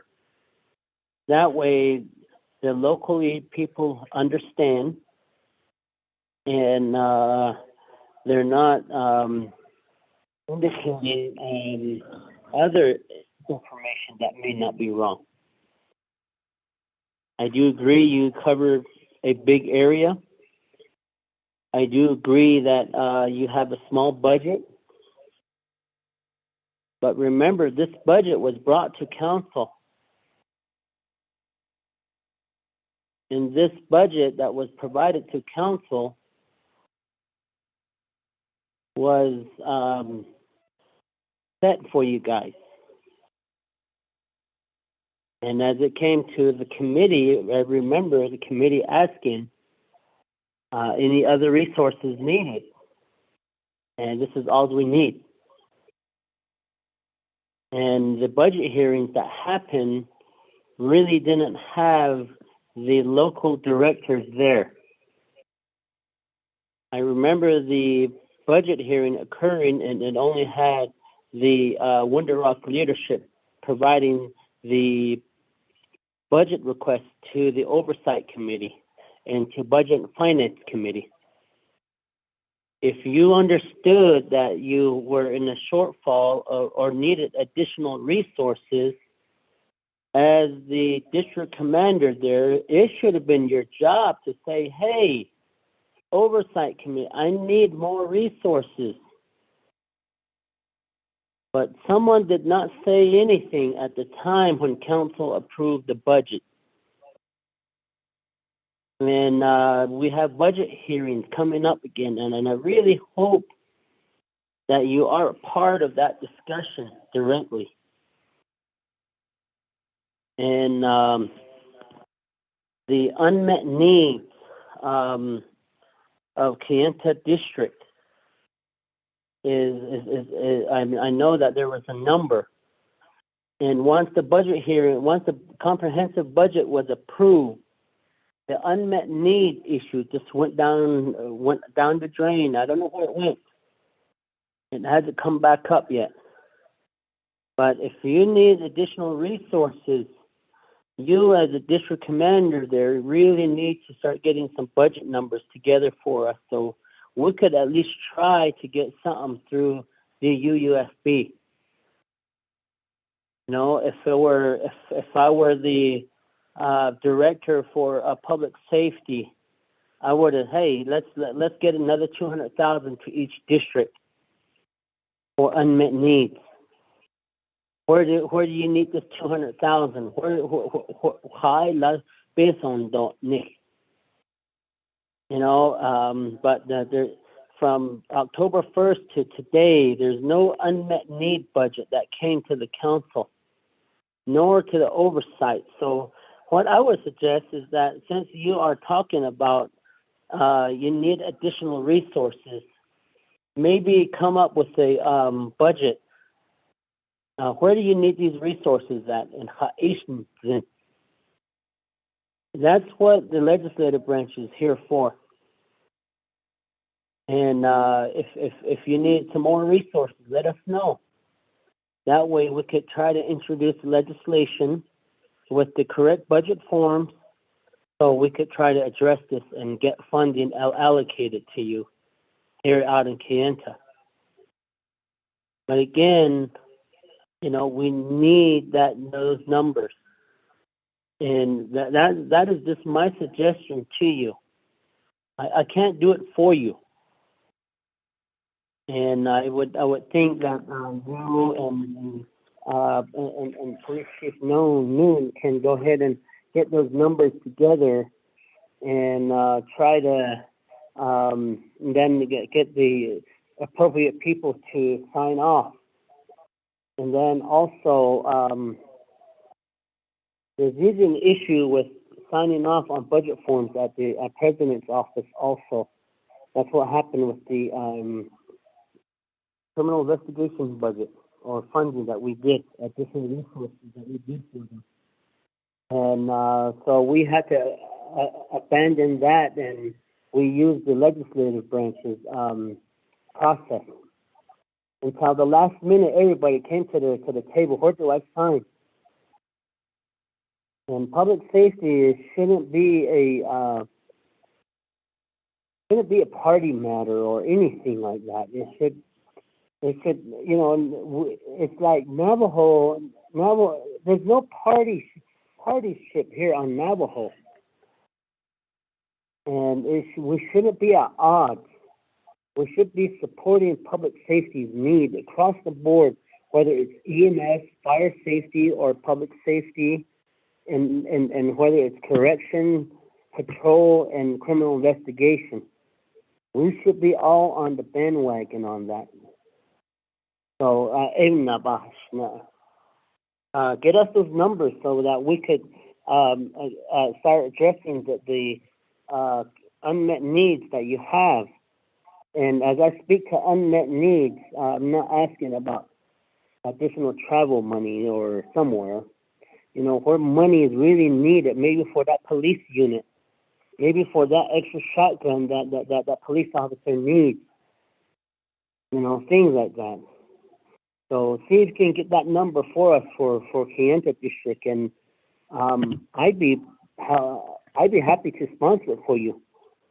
The reason why I say this is each standing committee has a voice from each agency. For Western Agency, I am the voice. And it's really baffling to see that what I hear here at this chapter within this region. And I assume that as council is doing our job, that these services are being provided. But come to hear that 64% of the funds that were allocated, the $500,000,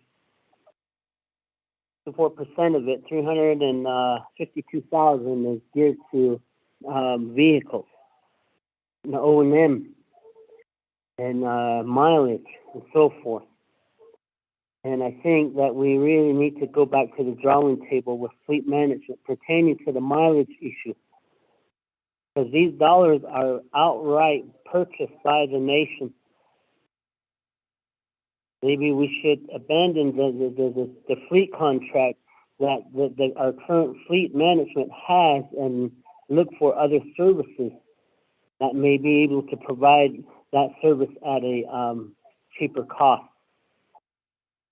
So those are some of my thoughts that I have.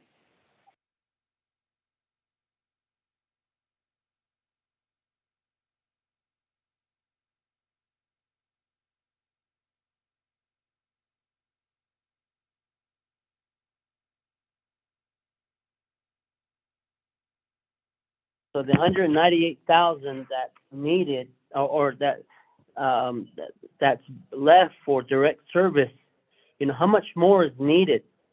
Is $200,000 extra sufficient?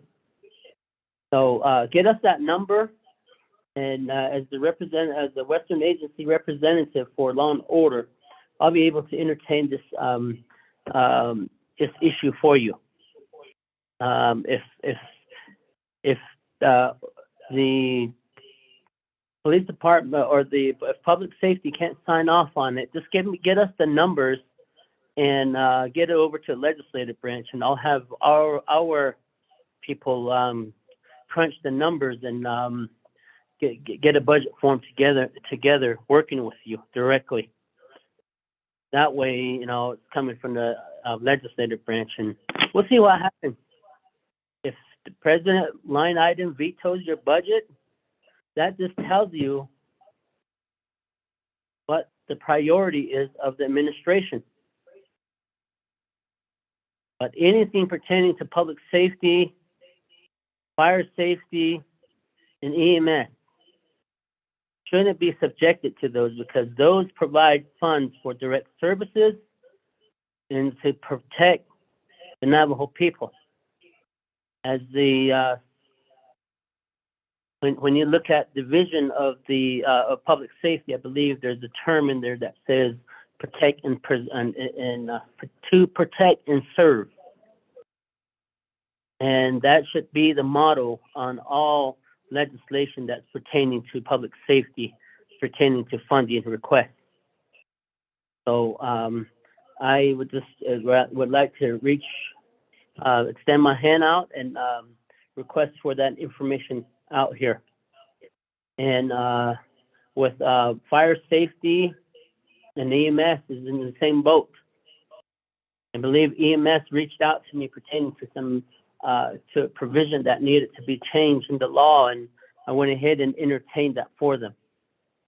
Fire safety, we really need to go back to the drawing table on the sales tax initiative. Right now, all the money is being hoarded in window ops. That's the way I see it. And I think that we need to go back to the drawing table with leadership and maybe allow to those funds, those fire safety funds that is collected at the end of the year, to be divided up into 7 districts based off of the police districts, and allow those dollars to be infused directly to those fire safety fire departments. Like here in Kayenta Township is picking up the cost there. I don't think the nation is providing funding to them. So, but one day Kayenta Township may say, we're just going to serve the township area. What's going to happen for the surrounding area? Because inside Kayenta, every Navajo citizen that purchases here at Goulding, buys at Kayenta's gas station and the stores, buys at Danahoto store, buys at Shanto store, there's a sale 1 cent or 1% sales tax that's tied to fire safety. And that 1%, should we elect to have it allowed to stay within this district, so we could assert those dollars to stay here and provide those services to the Navajo people? Because right now, I think that it's being used at the higher end of the Navajo Nation government. We really need to get those funds to the local area. And I believe one time Honorable Brown was asking for some money as he tried to make an amendment in the comprehensive budget for Kayenta. And he was told that, we're going to give some money, or we're going to give some to Kayenta. So the amendment did not happen on the floor of council. So I would like to maybe allow, maybe request Mr. Delmore to see on one of the reports coming up on the upcoming meeting on what is the update status on funding from the Navajo Nation, the mother government, to Kayenta Fire District. how much money is going there from the Navajo Nation? Because the way I see it is that not enough dollars. I don't think any direct funding is going there, but they may be buying, maybe little things, but they deserve to at least have a cut of that pie. Honorable Vince James area is in the same boat. Apache County. Apache County is providing fire safety in that area, but the mother government is collecting that sales tax at Burnside, in Ganado, in Steamboat. So where are those dollars going, and how are those? Where are those? How are they being utilized? So maybe we could have a thorough discussion on that, or like here in San Juan County, we should be electing the sales tax dollar that the Ortegas are collecting, and the sales tax dollars that's picked up here to stay here and assist the San Juan County Fire District, so they could provide that service to our Navajo citizens who pay those taxes. Bottom line is Navajo people pay those taxes. Government don't. We just collect. And it's wrong not to provide those, to allow those dollars to stay at the local area. And I think that's an area that we really need to have a conversation with the fire department, because right now, for the past couple of years, they've been upgrading the fleet. And we really need an update on the fleet and because we have to change the funding formula and allow those funds to stay at the local area, not to the mother government. That way, maybe like Kayenta can go ahead and be a part of the Navajo Nation comprehensive budget. I guarantee you, Kayenta Fire Safety will be told, you're not part of the Navajo Nation government. That's what the chapters are told. The chapters are told you're not part of the three-branch government. And I believe that's what Kayenta Fire Department will be. The same thing will be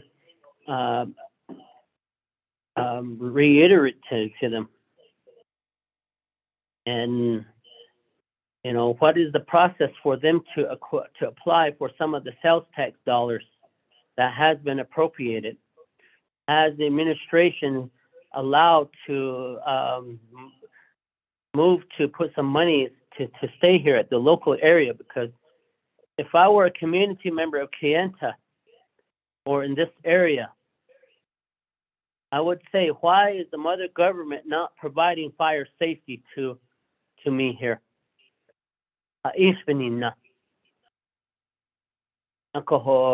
Navajo people in this region deserve that. They shouldn't be begging, and this should have been taken care of.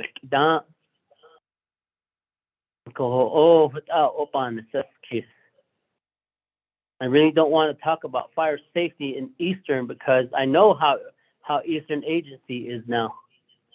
So, like Pebble Pintado, there's probably no fire station over there. Yeah.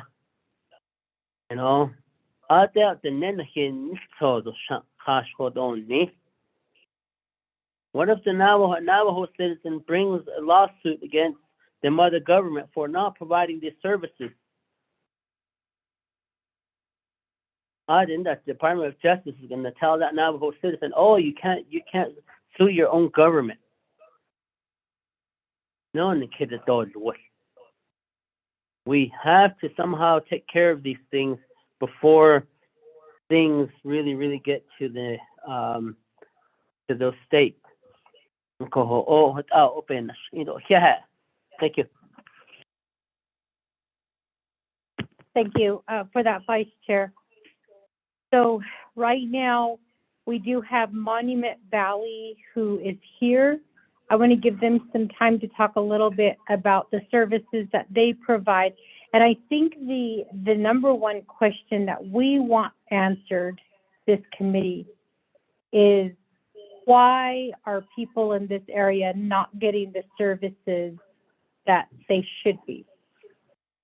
And if it's a matter of jurisdiction, then I think that we need to somehow, between the state, between the county, and between, the, or with the Navajo Nation and the township, we need to figure out how we can work together to get services to the nation, to the people in this community.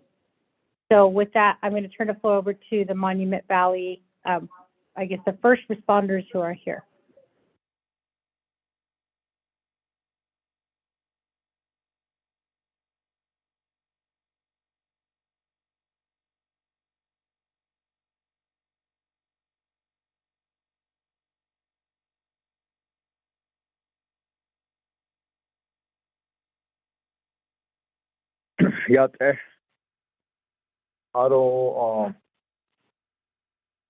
The state, Monument Valley Fire, it's who we are, and then UNHS though, they're our neighbor. I call Med2 or there, then able responded to make it easier. Okay, I don't that shit is in the my name is Herman Chief Jr. The Chief, I don't know. So we have one down here also, Chief. So, and then that's who I am with the Monument Valley Fire Chief. I call Adon Dashanale, Mr. Daniels. Kut Eshidini, the Ebikeho, State Nakania, Zaho, Ado, Law and Order Committee, Dano Senigi, Yate, Ado Sanda Dankisa, Ado Okedon Kins, Yadaski. I just see you guys on social media. I don't know a teleconference the whole talking on I call the this is Monument Valley, Utah Navajo. I call Ado bang Janahoti on this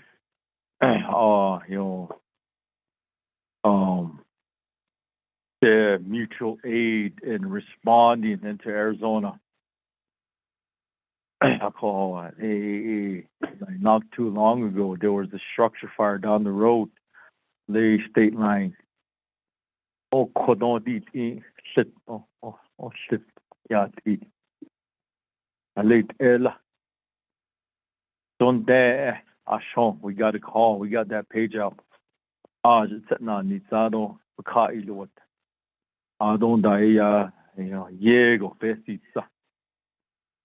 Then at the end, and then what Ella was a fatality. So many clinic adopted kit. Had either alone with Clidigi Hobesi Sato Hishilcha. So I had shown until a con the Sheikh Ado Lesto. I stole and had on this. Nahot Abisla. A Quinit Beneta. We try our best, Diego, to be here to help our people, to help our community. 2020, honestly, I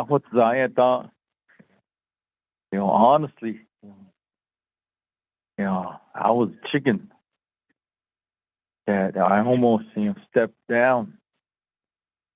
I call Steve Shahunizi. Hey, that person's Ella Ado Shishayija Ado Bihushta Shisha Nexi Aoliegi COVID. Call I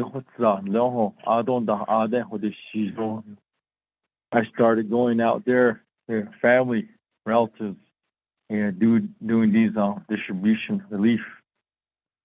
I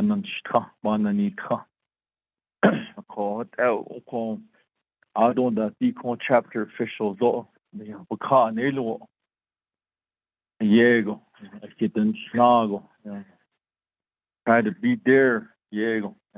Azashi, what name be, just to be there, Diego.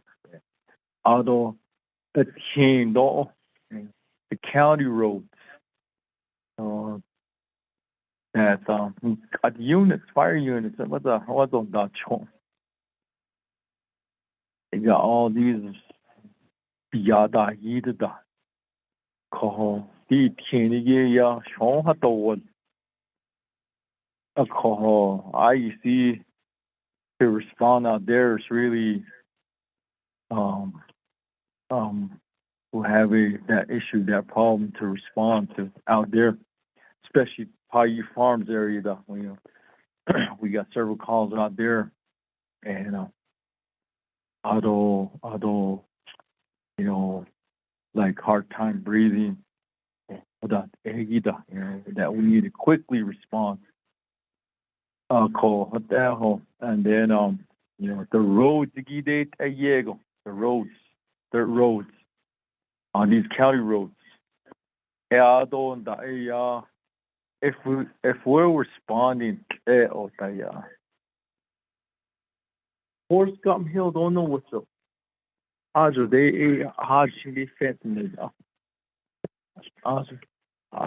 that. Kelly the all you that a quagita and edged on Oscar. Kojigo not jet to Highway 420. Or you the best so call what it here jet to chapter little seshka. A queda baby.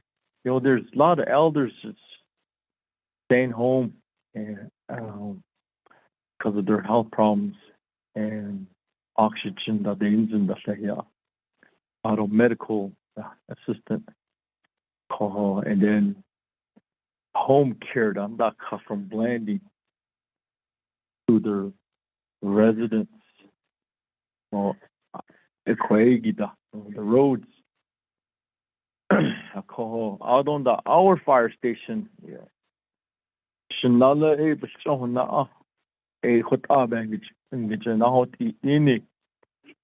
at least maybe that mutual to go into Arizona or chapter to have a unit for us there. Sitting on Lake Dossel, that unit. What's odd? Although here, for coming down from your place to here,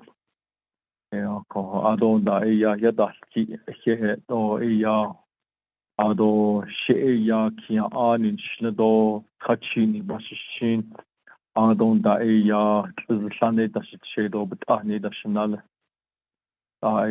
it's who I am. Auto DA, my fire personnel, auto UNHS, EMS we're on call at the end, but good thing they're pager quiet today. Auto, nice to meet you guys again. Auto, my Nelly, though, there, auto, the grandmother, Gida, Hida needs them. I saw day a date. I call it on solo.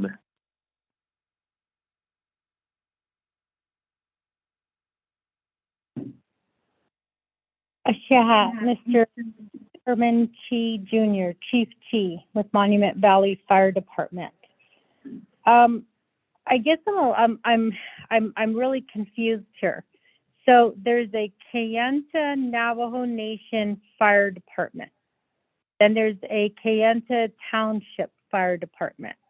Then there's a Monument Valley Fire Department.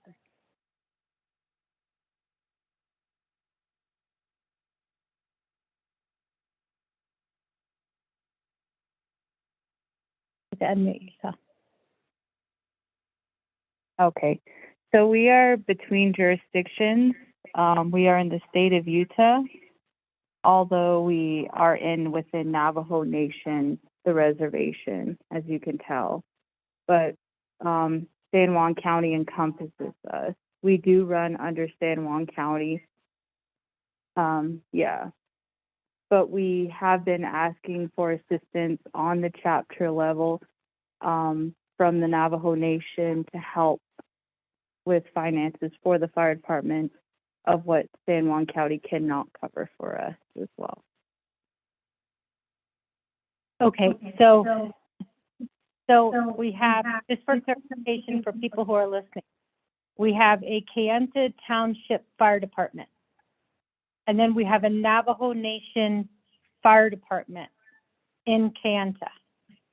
And then we have a Monument Valley Fire Department that's actually the county fire department. So there's 3 fire departments within a 30-mile radius. But you guys can't, Monument Valley Fire Department can't go into Arizona. And only if you're asked to, right? Who asks you to assist?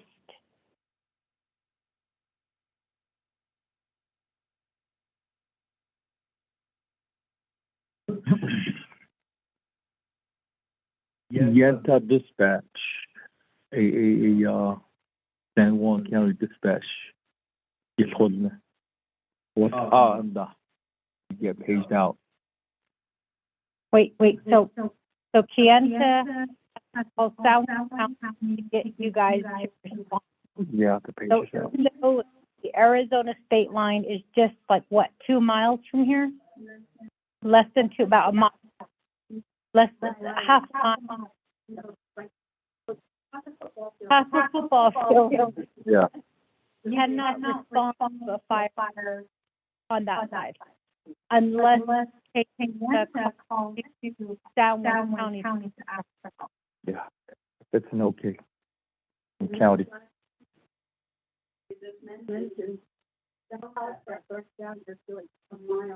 Is that the lady who was sitting earlier? No. Oh my gosh, that's probably the second. Madam Chair, you're in the canyon. I'm in the canyon. Somebody's phone is not. Oh, tell me, we are the hottest. Can you, Ganesha? Thank you. Okay. Yes, hello. This is Fire Chief Singh with Kayenta Township Fire Department. On your response to the Kayenta Township, Kayenta nomination, there's only one fire station. That's the Kayenta Township Fire Department. There's no Navajo Nation Kayenta. It's just the Kayenta Township Fire Department, and we do respond to the Monument Valley as well, just to clarify that. So there's no Division Director Delmar. Are you still on the line?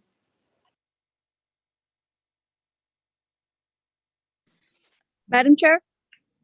Yes. I believe Director Delmar is at the Office of the President, Vice President. They have fire trucks that were being delivered today, so they're doing the presentation for that right now. Doing a photo op again, huh? Okay. Oh,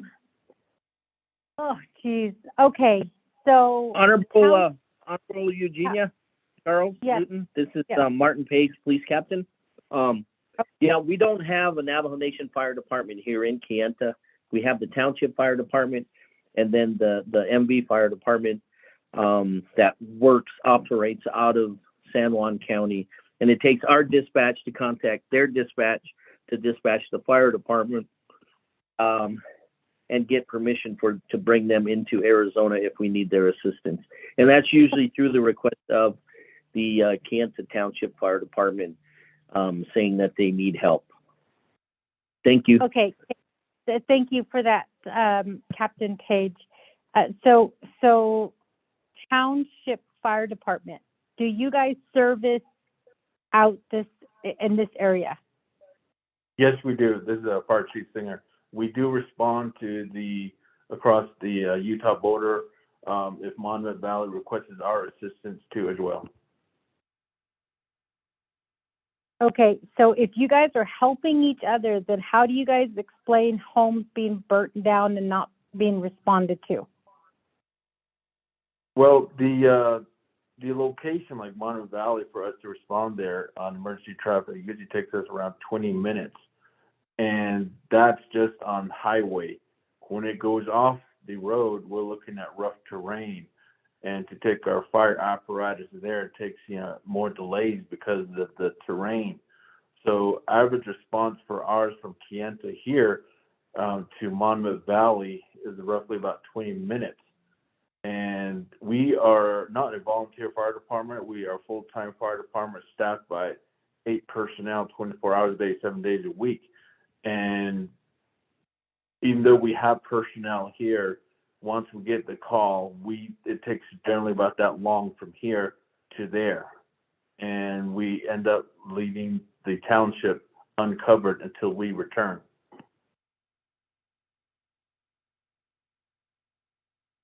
Okay, so I guess we're talking about funding here, which is something that we can help you with.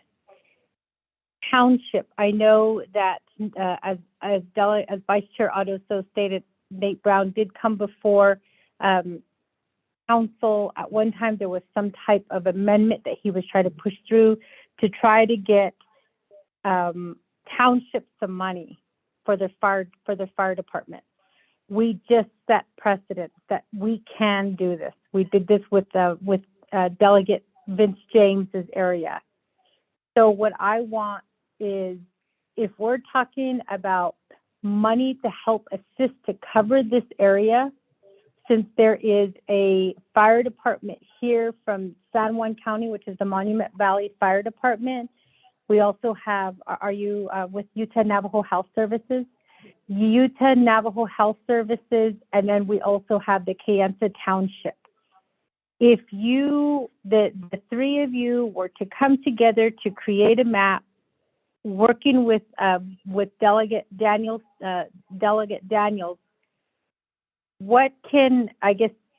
how soon can you produce a budget so that we can start looking at what options are available right now?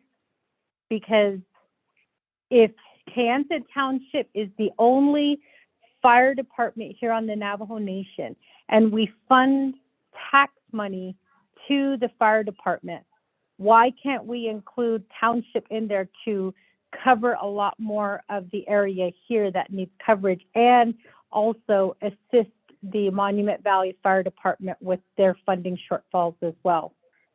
Because in the end, it's about protecting the Navajo people in this area. And to me, it just seems like it's just sitting down and saying, this is how much money we need from the Navajo Nation. Because I don't understand how we can't cover our Navajo people in this area when we have 2 fire departments that are in his area. And then as far as public safety goes with police officers, Captain Page, I don't know, again, I know that Chief Noon has, requested to sit down with us, and the committee has been texting to try to find a date to sit down with him.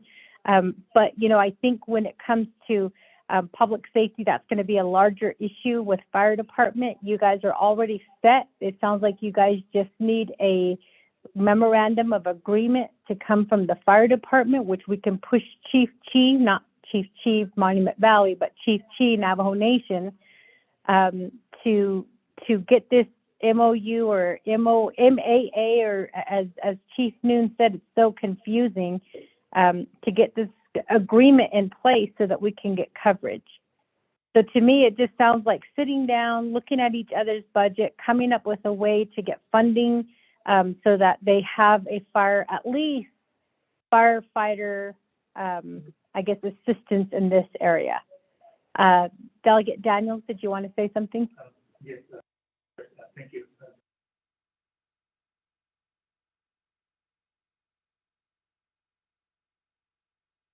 Thank you for that, Madam Chair. Yeah, Vice Chair. Yeah, for that.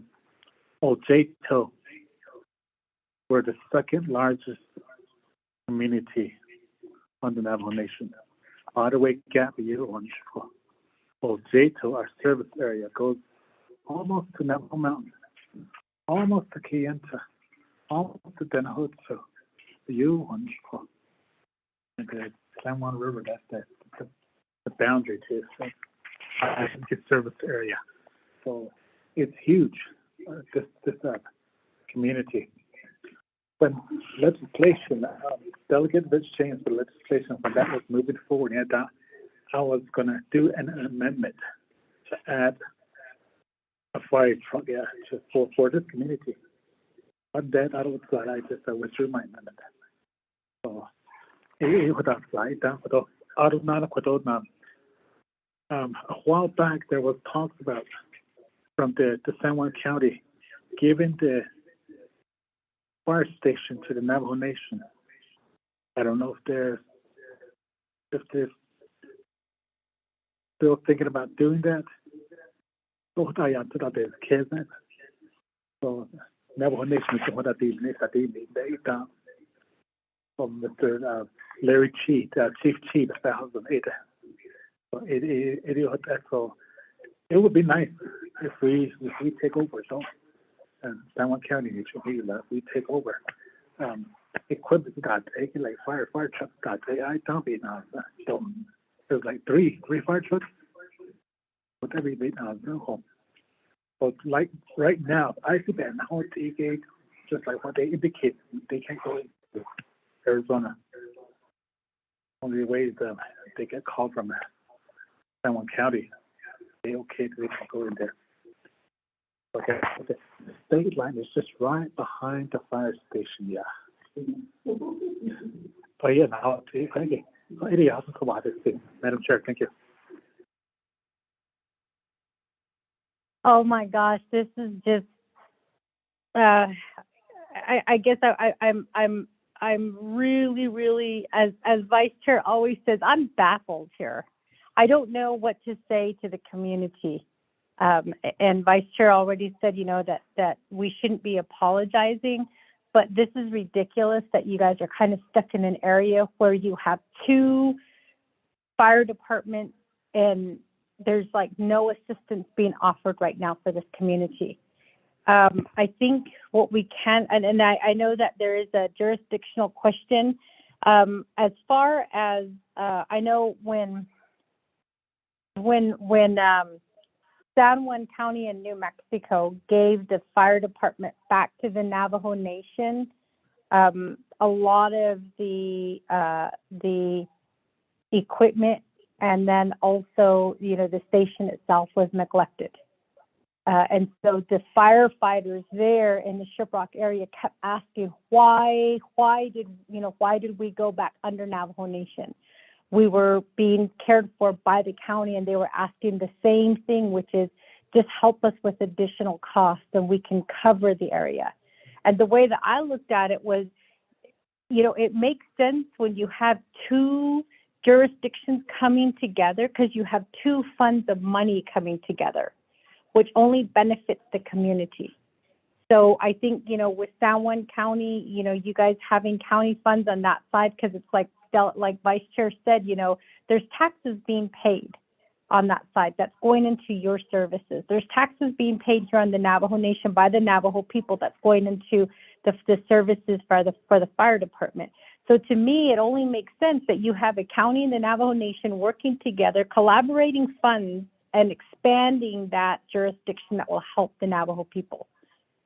but maybe I know I think differently than everybody else does, but to me, that just it just means you have two big pots of money that are going into one department or one service.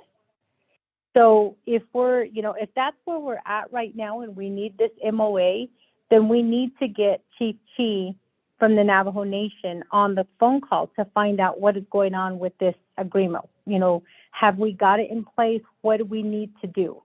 And then in the meantime, what the Law and Order Committee would like from the Monument Valley Fire Department and Kayenta Township is we want to know what your shortfalls are. And what I don't understand is why the Navajo, I shouldn't jump the gun here and assume that Township is not getting any money, but I'm kind of guessing that if Delegate Brown was trying to insert an amendment in there to include the fire department for the Township, that you guys are not getting any funding or maybe not getting enough funding. And what we need to do is we need to find out what that funding structure is so that we can try to figure out, how we can get you guys more funding, and really just sit down with with Chief Chi for the Navajo Nation. Lorraine, can you set up a LOC meeting, just the fire department, Monument Valley, Kayenta Township, Navajo Nation Fire Department, Division Director Jesse Delmar, with LOC to talk about what we can do, and hopefully by that time you guys have your budget, or at least a rough estimate of what it will cost, for your services. So that if we can have this meeting to find out what we can do to try to get this area covered.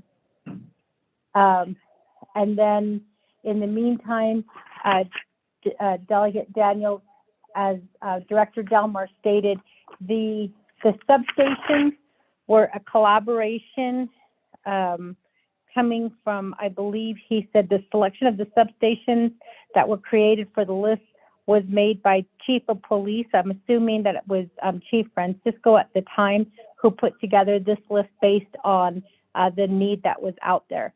Again, we don't have Old Jetwa out there, but maybe an alternative could be having a substation here. If we can get, some, some assistance, here, so we could have something in this area.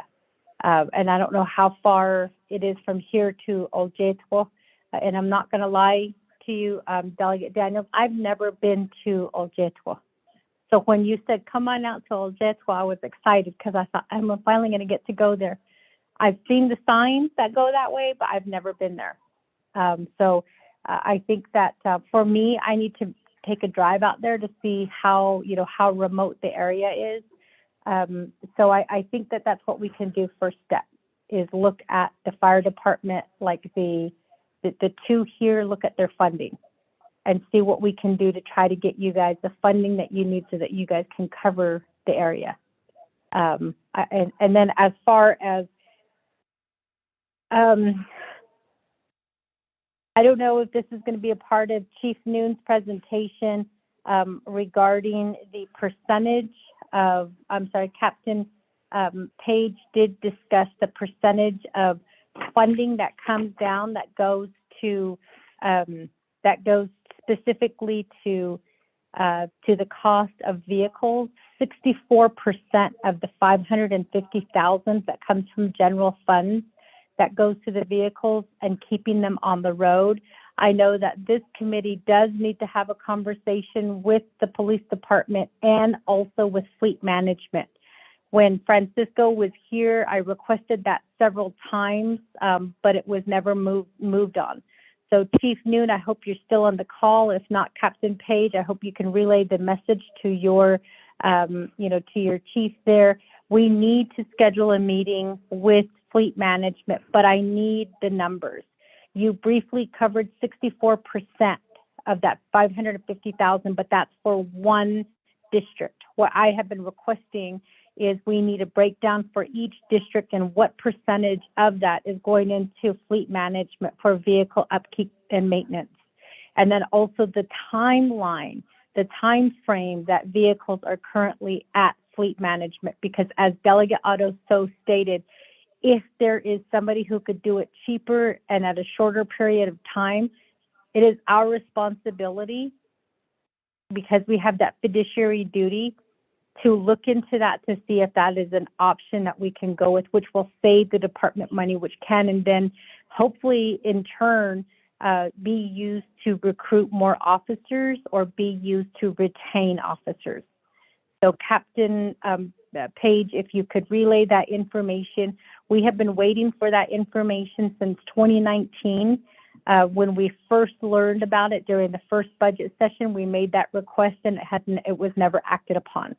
So hopefully you guys can help us to gather that information so that we can call fleet management to the table to ask them why they're taking that much money from police department.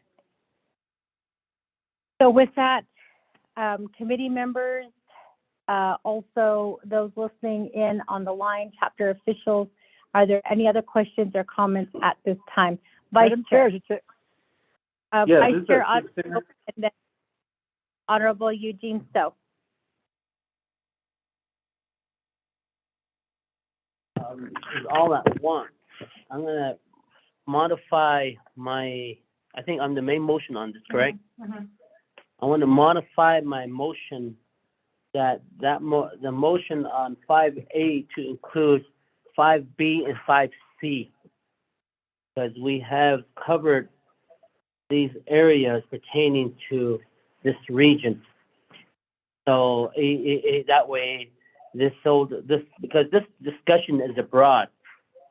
A year ago, we ended up just putting everything in there, and I would like to combine A, B, and C into this report under my modification, and I just would like to have the seconding motion to, I guess, concur with this, so that but I believe we're at the tail end of this. So it is with that. Yeah. Thank you for that, Vice Chair. Shaja, Honorable Eugene, so do you agree with Vice Chair's recommendation to combine 5A, 5B, and 5C into one report?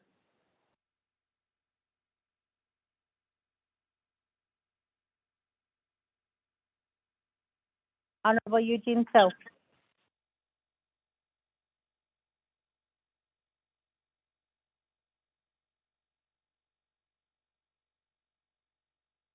Okay, well, I guess there's no concurrence.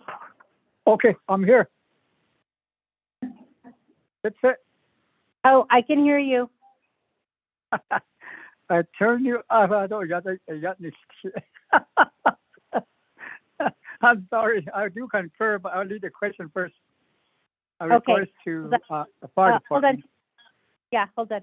Okay, Lorraine, just for clarification, so 5A, 5B, and 5C are being combined right now. Do we need to make a motion to do that, or okay? And then he concurred, so we're good for the record. Okay, just making sure. Okay, so with that, Shaja, Honorable Eugene, so the floor is yours. A little question. Regards to the fire department funds and deal, I would really like to know on the Navajo Nation how many counties we have, and also how many zip codes we have. I believe that's how they're being used based on Digi, in that aspect.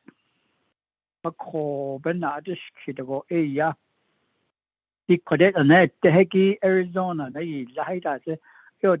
county, text. County.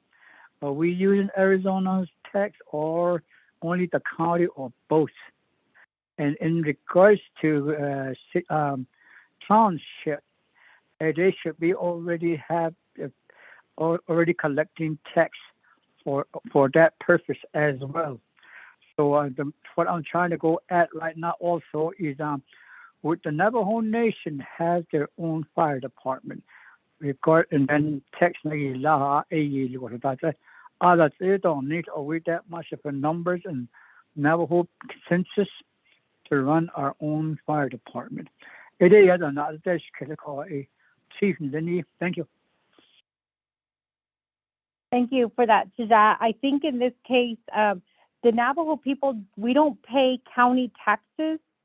The only reason why I brought up the county taxes here in Monument Valley is because there's Golding Lodge that is here that that the Navajo people pay taxes for. And so I think it's just kind of like the border areas where taxes are being used, and where the Navajo people are paying taxes to the county, and the county is using those funds to put back into services. So if you still want us to get a rundown on county and zip codes on the Navajo Nation, I think that Fire Chief from the Navajo Nation can get that information for you. Madam Chair, yes. I know we had to, I think the county put some money into these fire departments, and the county technically, in other words, it don't matter if it's a reservation or not.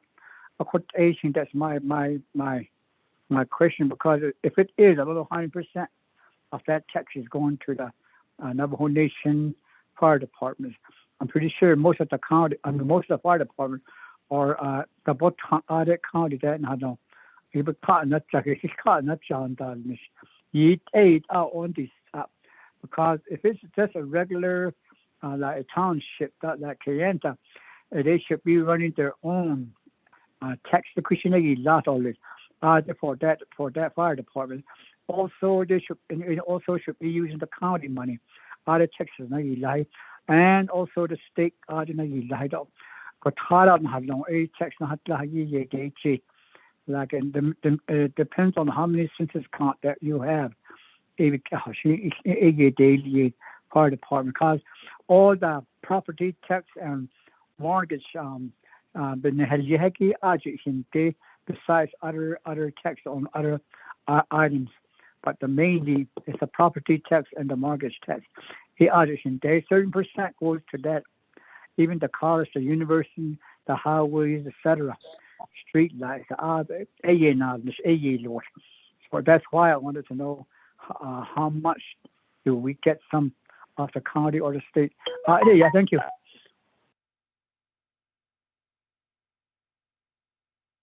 Thank you for that. We'll try to get some information on that.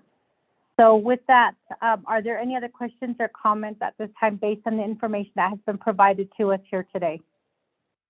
Yeah, this is a chief thing at Kayenta Township. Could I say so? Yes, go ahead. Okay, in regards to what you were talking about earlier about the assistance, the Kayenta Township and the Kayenta Township Fire Department did submit some legislation that we are aware of to the Navajo Nation to request funds. Recent legislation was sent again this month to request assistance. Those assistance again for the fire department is to expand our services again to 8 other communities, not just Monument Valley, but all the way, because we respond well past Shanto, close to Description House, Cow Springs, past Rough Rock, most of the way to Red Mesa. So our area coverage for our small fire department, we do provide assistance to other areas. So that's one of the reasons why legislation was made and presented. But as far as where it is at now, I'm not aware of it. I just know that it is out there somewhere, and a recent one was submitted again.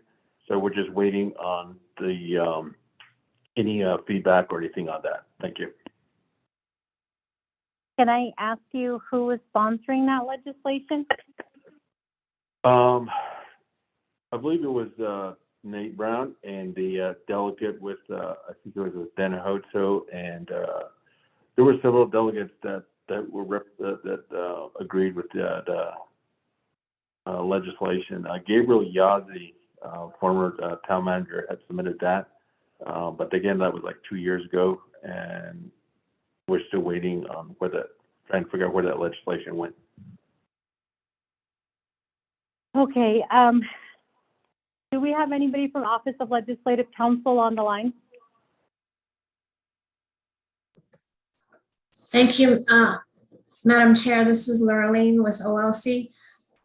I'm not aware of a recent legislation request to that effect, but I will certainly have our legal secretary look into that to see where it's at, if it is indeed in our office.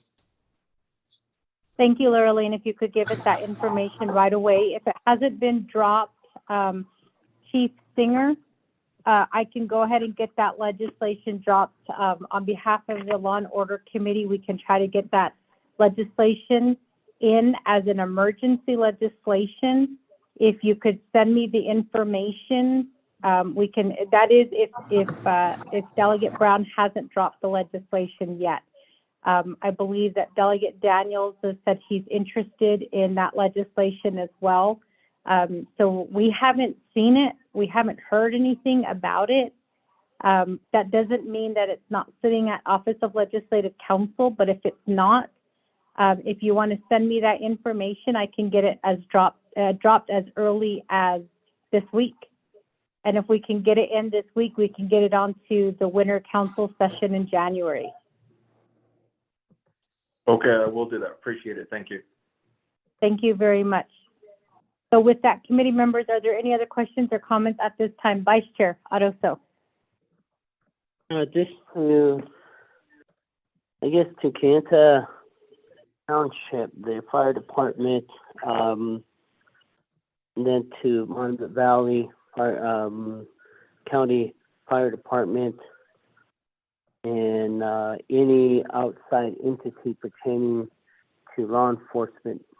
I guess the collaboration directly with the committee is something what we are requesting, so that we can try to address these things, because like the meeting in Monument Valley, we didn't know that these agreements were going through and other individuals were working on it, and we were trying to figure out in Monument Valley what people were talking about, but came to the fact that the committee was not aware of these movements that were going on. So, for instance, Kayenta Township, that request, get those documents to Madam Chair, so that we can go ahead and try to address this issue directly from the committee, so we can make sure that we can follow through. Because right now, I don't know if Honorable Nate Brown has dropped that legislation. I don't know. I can't speak for him, but that's just one of my requests, that you directly work with the oversight committee pertaining to that matter. Because other than that, if that document that you gave to whomever, it will stay on that person's desk for so long. And one of these days, Township may say, how come you guys haven't addressed this? We got this document to the nation.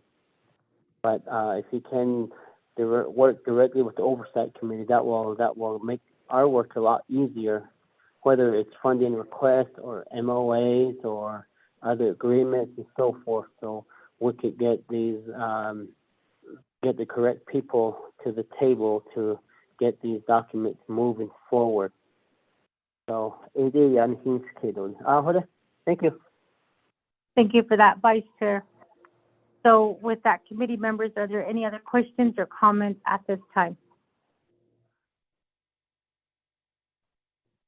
This is Delegate James. Go ahead, Delegate James, the floor is yours. Vice Chair,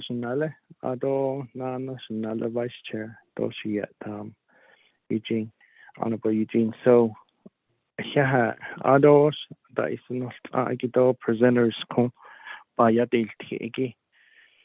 and I heard all of the comments that were made by my colleagues in regards to the process and the lack of service. And so I just wanted to do a real quick recap of LOC. We've been trying to get to this point since we've became an LOC committee. And it was a struggle from the beginning. and it was a big struggle with some of our other colleagues that are on council. Every time we brought up the issues that have been brought up this morning to now regarding no visual police officers out there. And so we used to bring up those issues, but several of our colleagues on council always downgraded LOC, and any council members that made any comments, negative comments that they looked at, but in reality, it was comments that we were being approached with by many of our Navajo people throughout the Navajo communities of the Navajo Nation. And so today, and then with several meetings that we've had, those were some of the areas that we tried to mention, but we as LOC, we were put down, and it's like, you guys are just picking on so and so, you guys are just doing this, and it was just a burden there. But I'm glad that we've gone over that hump, and I'm glad that we've made the effort as LOC, and I believe as LOC we've done some great improvement, even though some of our colleagues have put us down for the remarks that we used to make. Now they've come to us and they seek, and there's like, we need to do this. And that's what we've been saying all along as LOC. And we gotten to the point where we were being cussed at, texted at, with harsh words as LOCs. That's how far it got. But I'm glad that we turned that around as LOC, and we're striving and moving forward in that positive direction that we should have done, that we actually started back in 2019. But with our fellow colleagues not being in full supportive, made it somewhat difficult. But I think we've gone over that hump as of today and moving forward. And so I'm glad that we are discussing and talking about a lot of the cross commissioning. And that was one area that we've always brought up. We've always had a concern on a lot of these information we put on record. And we've even met on it several times. But we were told and we were informed that, we don't really need the cross commissioning from Public Safety Administration level, from our Public Safety Police Administration Office. We were told, we don't really need that. Why do we need to have the cross commission? And so I'm glad with the several past meetings that we've had, and today we're moving in that direction.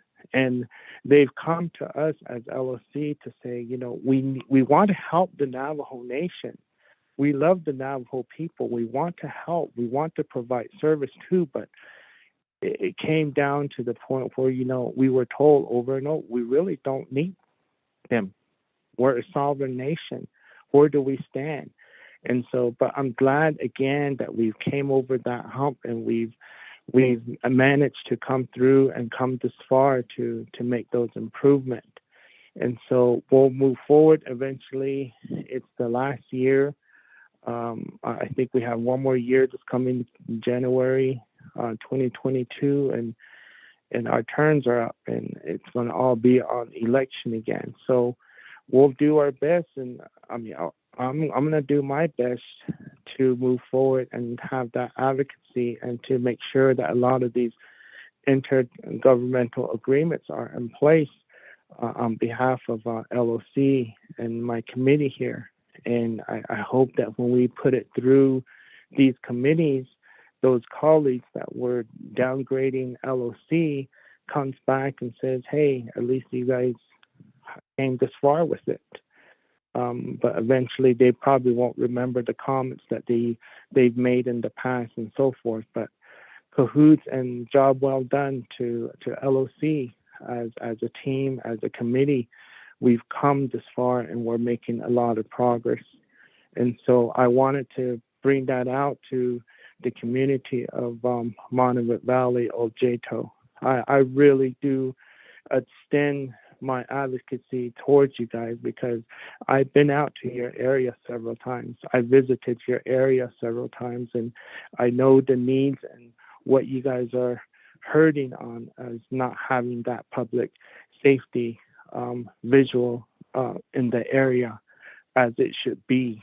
And thank you for keeping LOC in your prayers, and also continuing to have faith in the Navajo Nation Law and Order Committee.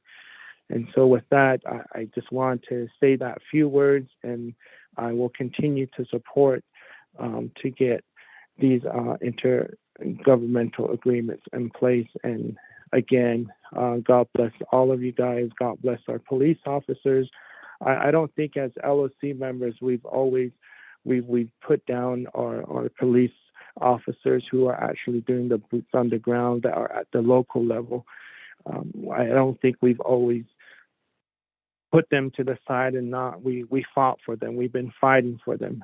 As much negativities that we go through for making certain comments and trying to support our police officers at our local level, our EMTs, our firefighters, but we strive to move forward to make those improvements for our immediate public safety facilities and services that are being currently provided in all of our communities throughout the Navajo Nation. So with that, I just want to pretty much say that, we hear you as LOC, we hear you, we hear your concerns, and thank you very much for addressing those concerns and issues to us. And in the past, a lot of these LOC meetings used to be in Wendourop, and I think as LOC, we came to an agreement that, we really need to go out to the communities to put a lot of these concerns and issues on record, to put them out there, to put them out on media, to make sure that our people understand that we are doing our best to get the information.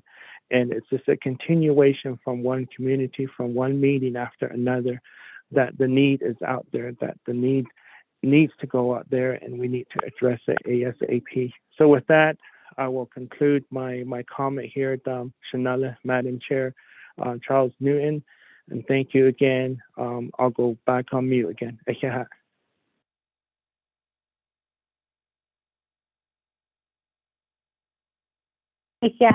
Shanella, Honorable Bench James, thank you for those words, and then also for always standing beside us as a committee as we went through everything that we went through these last few years. But I think we do have a plan in place right now. Committee members, delegates who are on the line, are there any other questions or comments? Not hearing anything. We do have a motion made by Vice Chair Otto So, a second by Honorable Eugene So. So now we're going to go ahead and proceed forward to the vote. And this is the vote to accept items 5A, 5B, and 5C, which is a report from Delegate Daniels, from Shanto, Nahatisan, Oljetwo, Tabakin, chapters and chapter officials from surrounding chapters relating to public safety, road, fire department, and other issues. Report from Monument Valley Fire Department, San Juan County Fire Department, and Navajo Nation Fire Department. Larry Chi was not on the line, but we actually didn't even hear from the Navajo Nation Fire Department. But we did have Kansas Township on the line regarding the services to the Navajo Nation.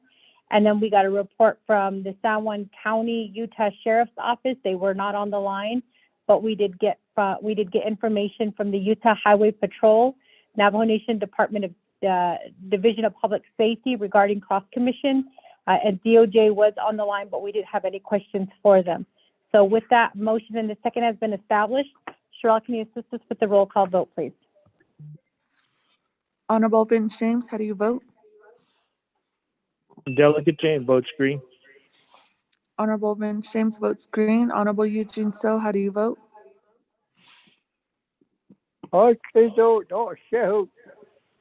Honorable Eugene So votes green. Honorable Otto So, how do you vote? Honorable Ottiso votes green. Honorable Edmund Yazzie, how do you vote? Honorable Edmund Yazzie, how do you vote?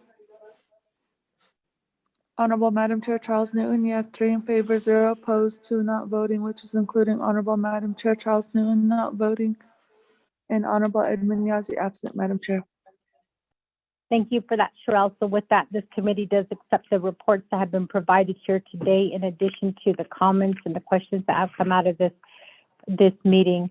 So we do proceed forward to item number 6, old business. There is none. Item number 7, new business. There is none. Item 8, we are at the close of the meeting. Before we call for a motion to adjourn, are there any announcements? Just a reminder, colleagues, that we do have a Navikiatsket work session regarding the ARPA money that's scheduled on Thursday and Friday of this week, starting at 9 o'clock in the morning. We also have the next Law and Order Committee meeting that's scheduled on the 20th. And the 22nd, the Title 17 meeting is going to be canceled. Lorraine, can you send that out? A lot of people are taking vacation that day, so I don't want to have to call them in during that time. So if we can cancel that Title 17 meeting on the 22nd. So with that, committee members, we are scheduled now to adjourn. We need to find a date to meet with Chief Noon and also Lieutenant Key, who are going to share some ideas on some changes that need to happen. They did state that they need help from the committee, and we're willing and ready to help. So let's keep looking at our dates. Hopefully something opens. So with that, yes, Shaja, Honorable Eugene So. Question. I got number 1. Regards to the amount of the census we came in with the census count, ask how many policemen would we need and how much money would we need for that amount of census, 400,000. But that's they can give me that in writing, or to us. The other one, I just overheard from the bird today that there's going to be a special session Monday. It's Navajo Nation Council, the emergency legislation for CARES Act for elderly 16 and over. Thank you. That's one of them on the, I don't know what others are on that too.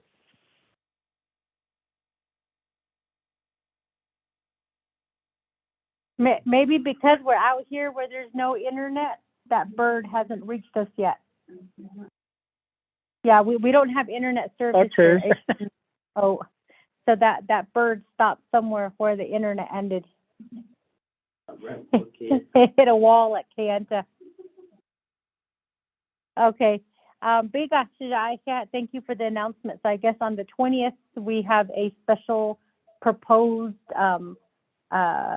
council meeting, and Delegate Eugene So sponsored legislation. I think there's a little over $5 million left of hardship money that didn't go out to the people. So Delegate Eugene So sponsored legislation so that the elderly will get it. So they're going to split it among the elderly. But I don't know, Delegate Eugene So, is it 55, 60, or 65 that you guys consider elderly? 60, I don't know. 60. So anybody over the age of 60 So they will might get, be getting 300 on this, somewhere around 300. they'll split that $5 million. I think it was a $5 million, Shaja? Right around that area, but they were still counting it in here and there. So I'm going to pick up the legislation. So drop it Wednesday, because they're still deducting it, or they're coming in. There's so many unclaimed checks are touching all of you. Okay, thank you. Okay, so the 60 is the CARES money, the hardship, not the ARPA. The CARES hardship, whatever is left over, that's going to go out to the elders. So that's the special council meeting, because we have to get that money spent, and the checks have to go out by December 30th. So they'll be pushing it. Okay, so with that, yes. Yes, he said December 20th, a Monday. Yeah, we have a meeting, but we might have to cancel that if they're going to do a special council. So speaker's probably going to let me know once that gets out. Okay, so with that, committee members, I need a motion and a second to adjourn. Motion made by Honorable Otto So. Can I get a second? Okay, Cincinnati, thank you. Second by Honorable Eugene So. So with that, if we can go ahead and Cheryl assist us with the roll call vote, please, for adjournment. Honorable Vince James, how do you vote? Delegate James votes green. Honorable Vince James votes green. Honorable Eugene So, how do you vote? Okay, stop your Honorable Eugene So votes green. Honorable Otto So, how do you vote? Green. Honorable Otto So votes green. Honorable Edmund Yazzie, how do you vote? Honorable Edmund Yazzie, how do you vote? Honorable Madam Chair Charles Newton, you have 3 in favor, 0 opposed, 2 not voting, which is including Honorable Madam Chair Charles Newton not voting and Honorable Edmund Yazzie absent, Madam Chair. Thank you for that, Cheryl. So with that, it is now 3:28. We are officially adjourned for the Law and Order Committee meeting. We will be posting information on the December 20th meeting on whether we'll be having that committee meeting or not. So with that, you all be safe out there. Have a good day. I get this.